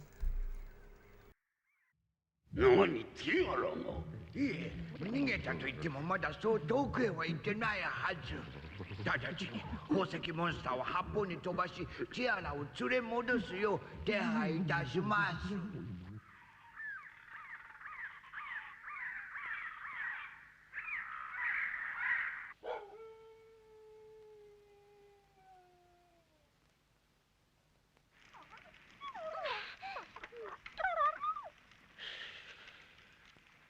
そうか、よくバラモスの手から逃れてきなさったの。ごち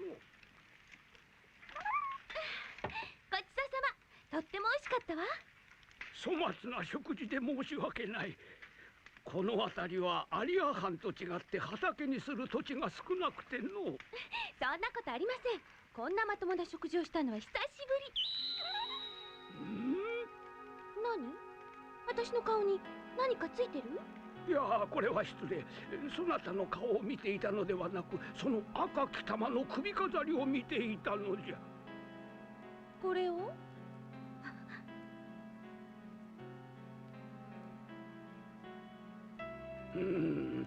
わしの目に狂いがなければ、それは我がボーン族が代々守ってきた赤き玉。これはヨギ様にもらったの。やはりそうじゃったか。そなたはイワンとマルチナの子ティアラじゃな。私のこと知ってるの？そなたにこのことを知らせるのは長老であるわしの役目じゃ。ヨギ様が亡くなった今。なんですって？ヨギ様が亡くなった？バラモスの手の者にやられたのだ。ヨギ様。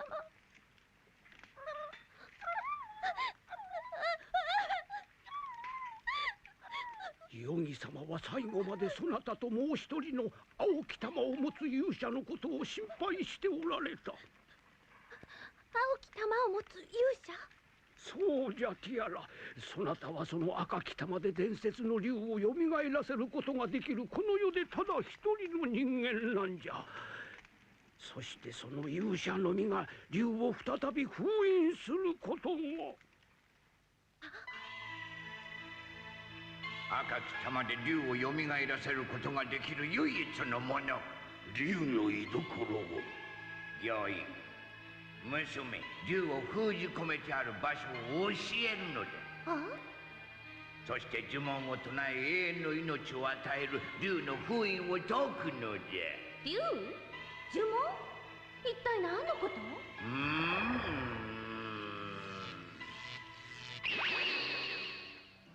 そうか、それでバラモスは私を捕まえたんだ。赤き玉を持つ選ばれし者とはいえ、そなたはまだ未熟じゃ。伝説の竜をよみがえらせるためには愛と知力を成長させて封印を解く呪文も覚えねばならない。私がそんな。ヨギ様の死を無駄にするではないぞ。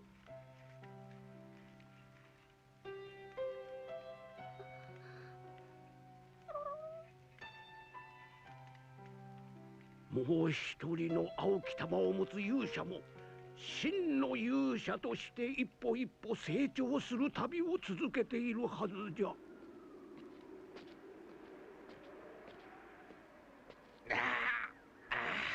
やっぱり外の空気はいいな。生き返るぜ。あれは宝石が飛んでら。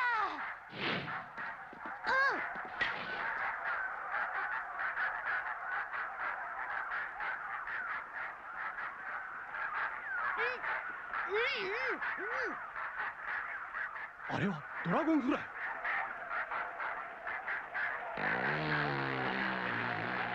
奴らがあっちから来たっていうことは、バラモスはきっとこの近くにいるんだ。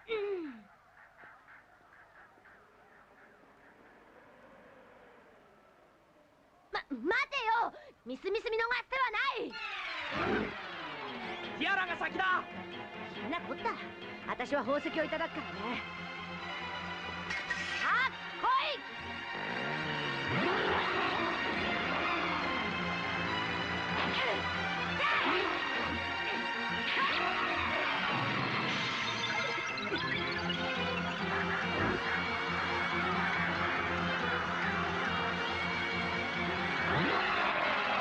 やべえ、頭に来て向かってきたぞ。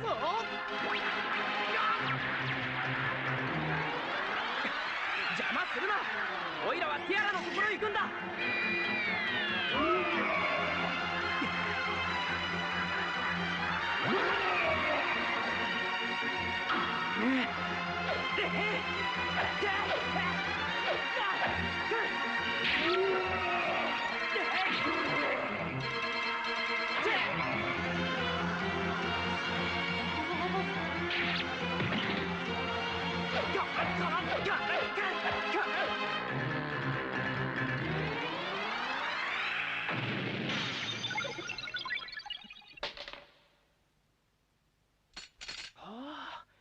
すげえ切れ味だ。アベル！なんだ一匹逃がしちゃったじゃねえか。もったいない。この剣さえあれば。待ってろよティアラ。いかん。アベルのやつ鋼の剣の力だけでバラモスと戦えると思っている。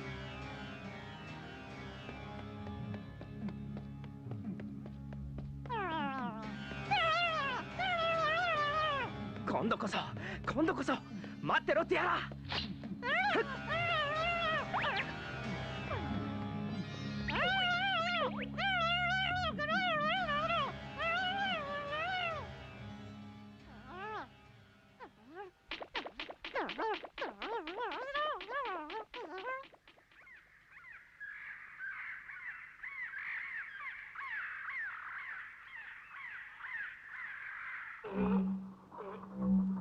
すぐに飛び立てるようにするのだ。こんなところに長いは無用だぞ。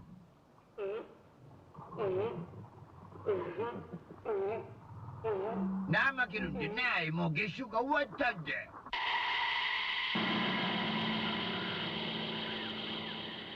どうなってんだこりゃ。外務から流れ出した死せる水の影響よ。故障でもしたのかい。また飛び立たれないうちにティアラを助け出すんだ。おいら行く。待てアベル。自分の力を過信するな。お前の力ではバラモスは倒せない。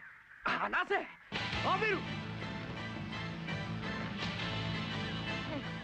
ティアラのこととなると全く命知らずなんだから。オラだってティアラのためならたとえ火の中水の中アベルにばっかいい格好させてたまるかい。無理しちゃって。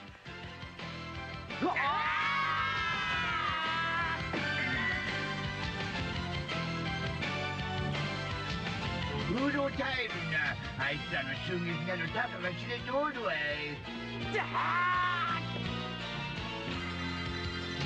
ボギーも魔法剣タ。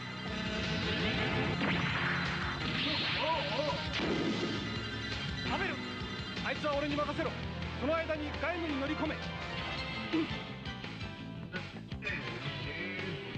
いいかアベル、ティアラを見つけたらすぐに戻ってくるんだぞ。間違ってもバラモスと戦おうなんて思うな。勝てると思っているのか。やってみなければわからんさ。部長。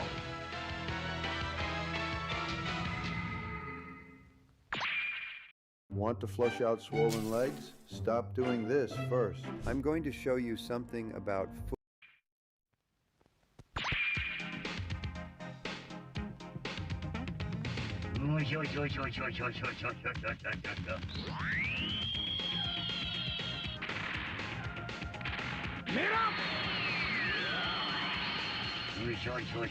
Melami.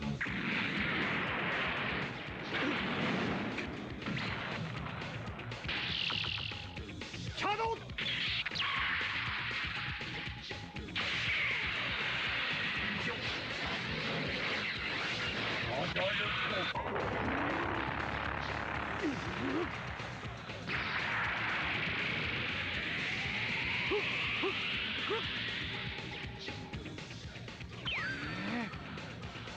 Benirama. Begirakum.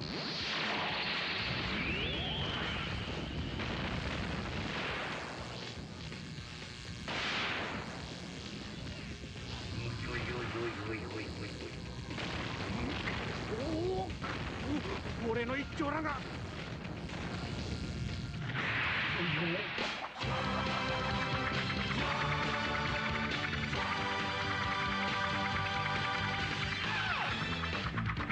この術はさすがお前。イオラ。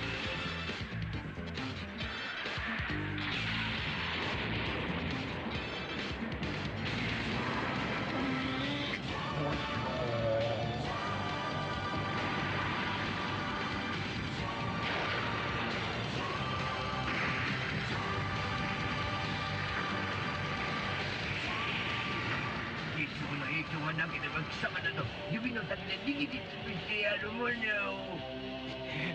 めるもんならやってみろ。ふしょふしょふしょ。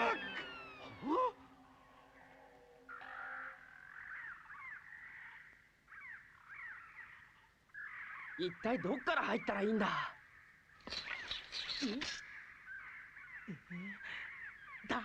なんでこんなにヌルヌルしてんだ。あ、いや、びっくりするじゃねえか。あ、じゃんけんぽん。あっちも行ってこい、あとのもんって任せ。もこもこ、何遊んでるんだ。なんだやべる。はい、この野郎、気安く触るな。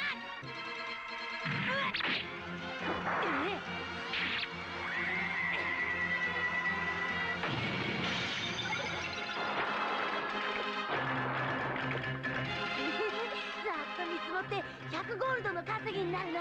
邪魔するやつは容赦しないぞ。てあー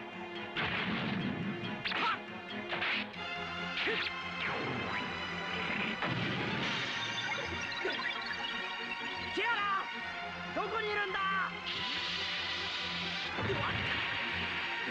やろう、もがちもがち。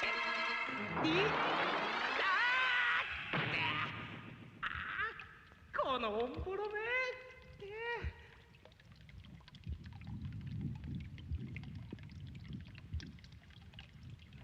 これが外務の中か。離せって。また振り出しに戻しやがって。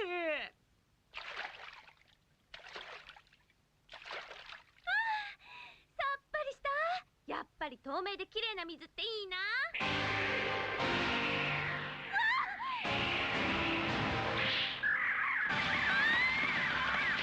なんだ、一体どうしたんだ。怪我はなかったか。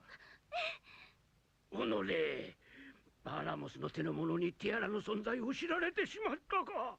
どうするじい。この村から逃すしかあるまい。はてどこがいいか。どうしたのカカ。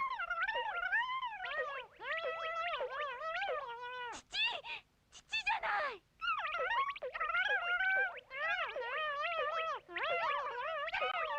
一体どうしたの。アベルは。私を助けに外務に。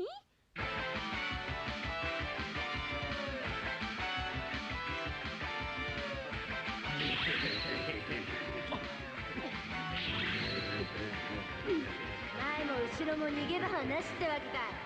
こんなところでグズグズしていられない。ティアラを探すんだ。分かってない。じゃあ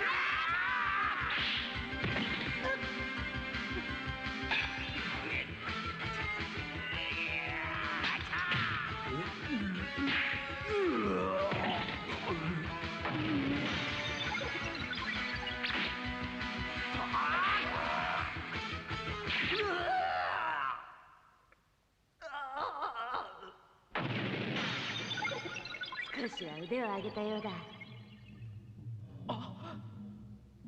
バラモス。何やら騒がしいと思っておったら貴様、あの時の小僧か。ティアラはどこだ。ティアラを返せ。心配せずともよい。あの娘にはまだ用がある。殺しはせん。バラモス、今度こそお前を倒してティアラを取り返す。ん？キャー！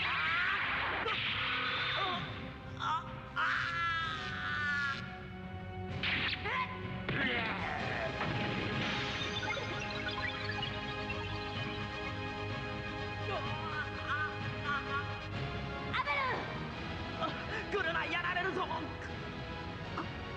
いつが親玉か。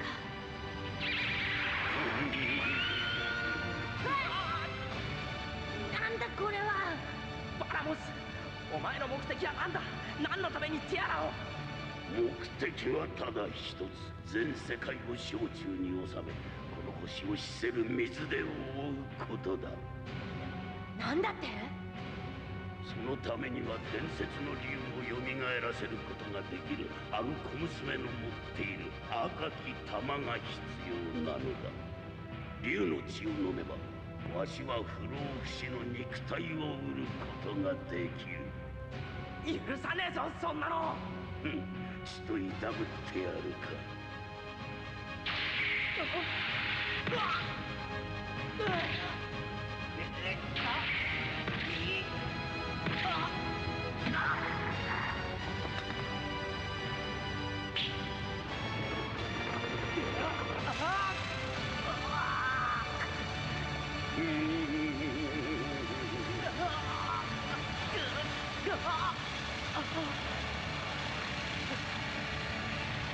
この聖なる水は汚れよどんだバラモスとの戦いに役立つでしょう。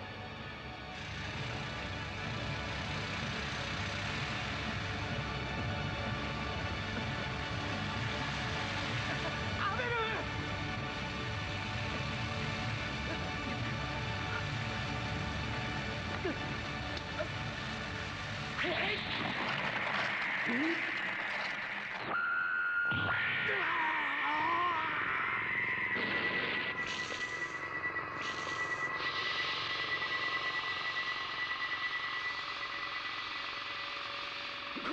これは。わあ、すげえ。あ、宝石が。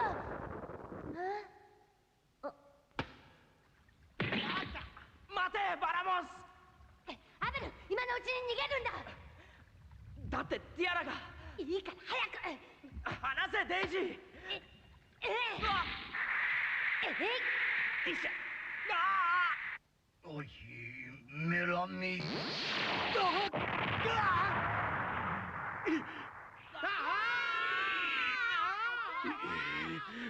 アベル、スクルトン。おのれ、奴が聖なる水を持っていたとは。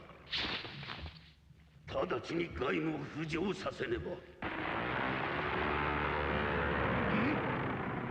おいしょ。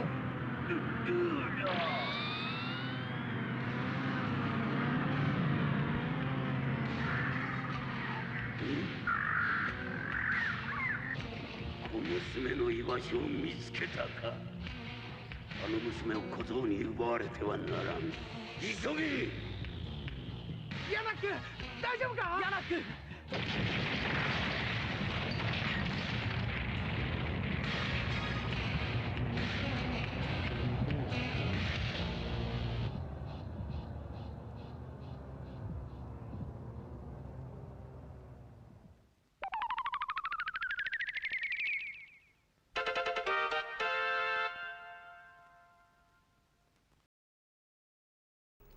Okay, I think that was a very good episode, and just to read the chat, Richard said, is that bluestone on his forehead the blue orb the hero needs? Yes, he does have it. I think you joined around episode 4. In episode 3, a man who looks like the hero of Dragon Quest 1 appeared, 1 or 3, it was one of them, appeared and said that the orb is useless unless he matures, he grows stronger mentally and physically. The orb cannot be wielded until one grows and learns how to wield it, and it's the exact same for Tiala as we learned in that episode. She needs to grow more love and wisdom for her to use the red orb. Abel needs to grow more maturity and physical and intelligence to wield the blue orb. So I think it's a very nice touch that they both still have the orbs right away, but they can't use it. So I think that's nice. Yeah, it's a quick recap. Dragon Quest 1, the horns of the helmet, pretty uniquely timed. There you go. Yeah. Yeah, you're right for horns. Yes. I'm very happy with how this is turning out. I have to end the stream in a second because football started 3 minutes ago. But I'm really liking how this is going out. I really like how the story is being told this way. Also, Dark Sinker, you had to go to the store. Did you miss anything? You missed quite a lot. was quite a lot that was missed, but this stream is up on my channel right away, so like if you do want to go back and watch an episode and be a part of a chat still, it's right there. I'm pretty sure it's up right now, like you can just watch it back. Unfortunately, it is time to go. I wish I had more time to talk about it, but I need to go. We will be continuing this next Saturday, and I will not have a time limit next Saturday. So this is going to be amazing. For the next 3 Saturdays, we're going to be doing this the same time every week until the end. Right now, I have 6,050 words written down in my notes from the last couple of hours. Not all of this is my script. It's just notes for me to translate into a script. Raven, I've missed a lot, but I saw most of these episodes via the dub, so it's not too much. Yes, if you've watched the dub, then the first quarter of the anime you know, of course. I'm enjoying this so far. I really do like how every episode... It's not like every episode is its own different story, and it's not like it's one story across multiple episodes. It's a good mix of having an independent episode going through the same story while telling the story of its own episode. That didn't make much sense in a way, but I don't know, I'm just trying to bring my thoughts out. We will talk about this a lot more in the next stream, and I will recap everything for everyone on the next stream anyway. And I'm looking forward to making videos on this. I really am looking forward. I just need to catch up on the last episode. Oh, sick. Yeah, you're fine. Catch up with the first 4. The first 4 had some really nice episodes. Episode 3 especially had quite a lot of story in episode 3, while also it felt really fantasy. It felt very mystical. The cinematography was beautiful. I think episode 3 is my favorite episode that we've watched today.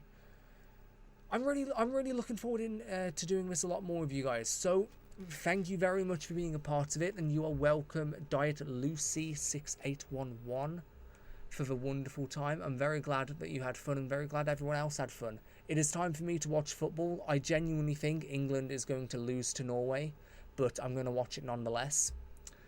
Yeah. I hope everyone enjoys the rest of their weekend. Look forward to my video coming out tomorrow. I need to finish. I've only got 3 minutes left to edit of it, but you can look forward to that tomorrow. Just going to give you a little teaser because I've worked very hard on the thumbnail. This is the thumbnail for tomorrow, if you can see. This is about the story of Hero and Dragon Quest breaking Super Smash Bros. Honestly, the story is more dense than I thought it was, and it's a bit entertaining as well. This is just a temporary video because I'm working on some very longer videos, like full analysis. For example, I've got the Loved Ones coming out, where it's really been racking my brain because it's not just a video about love in Dragon Quest. If you've ever heard of the Sternberg theory of love, it is this structured form of love. This is a real psychological theory that's been studied for many, many years. I have had to learn this theory of love, apply it to Dragon Quest for different types of love, because there's 7 types of official named types of love, where there's 3 components of passion, intimacy and commitment tied together, and when you take one away it becomes something different. When one gets twisted it becomes something different. It's actually a very interesting theory to know that you can apply to real life, and I'm trying to structure this love video of Dragon Quest in such a way where you can learn something while being entertained by Dragon Quest, because the theory of love that I discuss in this video is genuinely confusing to understand, but it's very, very useful information just for your life. So I'm really... Is it 8 types of love? I thought it was 7. Anyway, yeah, that. Because I've split it into 3 videos. Yeah, glad I'm being corrected there. Yeah, it took a while for me to learn, and then apply that to Dragon Quest, and then translate that back into a video that can be entertaining as well as educational, while diving into analysis of characters and their motivations. I've struggled on that a lot. It's taken me a long time to figure it out. But this Smash Bros video, I started it literally yesterday. Some videos take a day to make. Some of them take multiple days of working to make. So this one is just pure entertainment. It's like a story. It's nice to know. There's some funny bits in there. But one that you should look forward to very soon is the Love Trilogy coming out, and another one, which I don't know how to describe it, but I'm getting really creative with it. I'm going to give you a little hint before I end the stream. Basically, I'm telling the story of Puff Puff, like what a Puff Puff is, the historical dive of media through Puff Puff, except I'm not talking about it through a YouTube video. I am talking about it through, like, through cinematography as well. I'm framing it like a detective going through history of a Puff Puff, through Dragon Quest, through Dragonborn, through different types of media. I get excited talking about it because it really is creative and I'm really proud of it, but it's very hard to get down because of course it's a YouTube video, but it doesn't feel like a YouTube video. That one should be coming in the next couple of weeks. I'm just waiting for my friend because I need like cinematic shots. My friend smokes cigarettes, so I needed to get like some cinematic shots of someone smoking a cigarette in public, like a detective. I'm turning it like black and white, turning it into a detective sort of thing. I'm really trying to get really creative with it and I'm really excited about it. That will be coming soon as well. But to look out for now is the tournament going on, the ongoing tournament. I forgot to post about that today, but the knockout tournament, that is interesting. This Smash video coming tomorrow, and then the Love one soon as well. Eros Philia Storge Agape Ludus Pragma Phileta and Mania. I don't know what that is. I'm very sorry. Maybe we are talking about two different things, because that is not what I'm talking about for 8 different types of love. I'm talking about Robert Sternberg's psychological theory of love. That sounds like mythology, but that sounds interesting nonetheless. Either way, the Sternberg theory of love, keep out for that video because it is all about Dragon Quest, but I'm teaching you something at the same time. Because like you can go watch other pieces of media and you can instantly recognize that's this type of love. That's what this means. I'm working hard on these videos, but during this heat wave, it's very hard for me to focus. But either way, there's a fly in my room. I've started I've started yapping on quite a lot now. I just get excited talking about these things. Thank you very much for joining this stream. I'm going to end it right now and start watching football. I love you all for staying with me, and I'm very excited for more next week.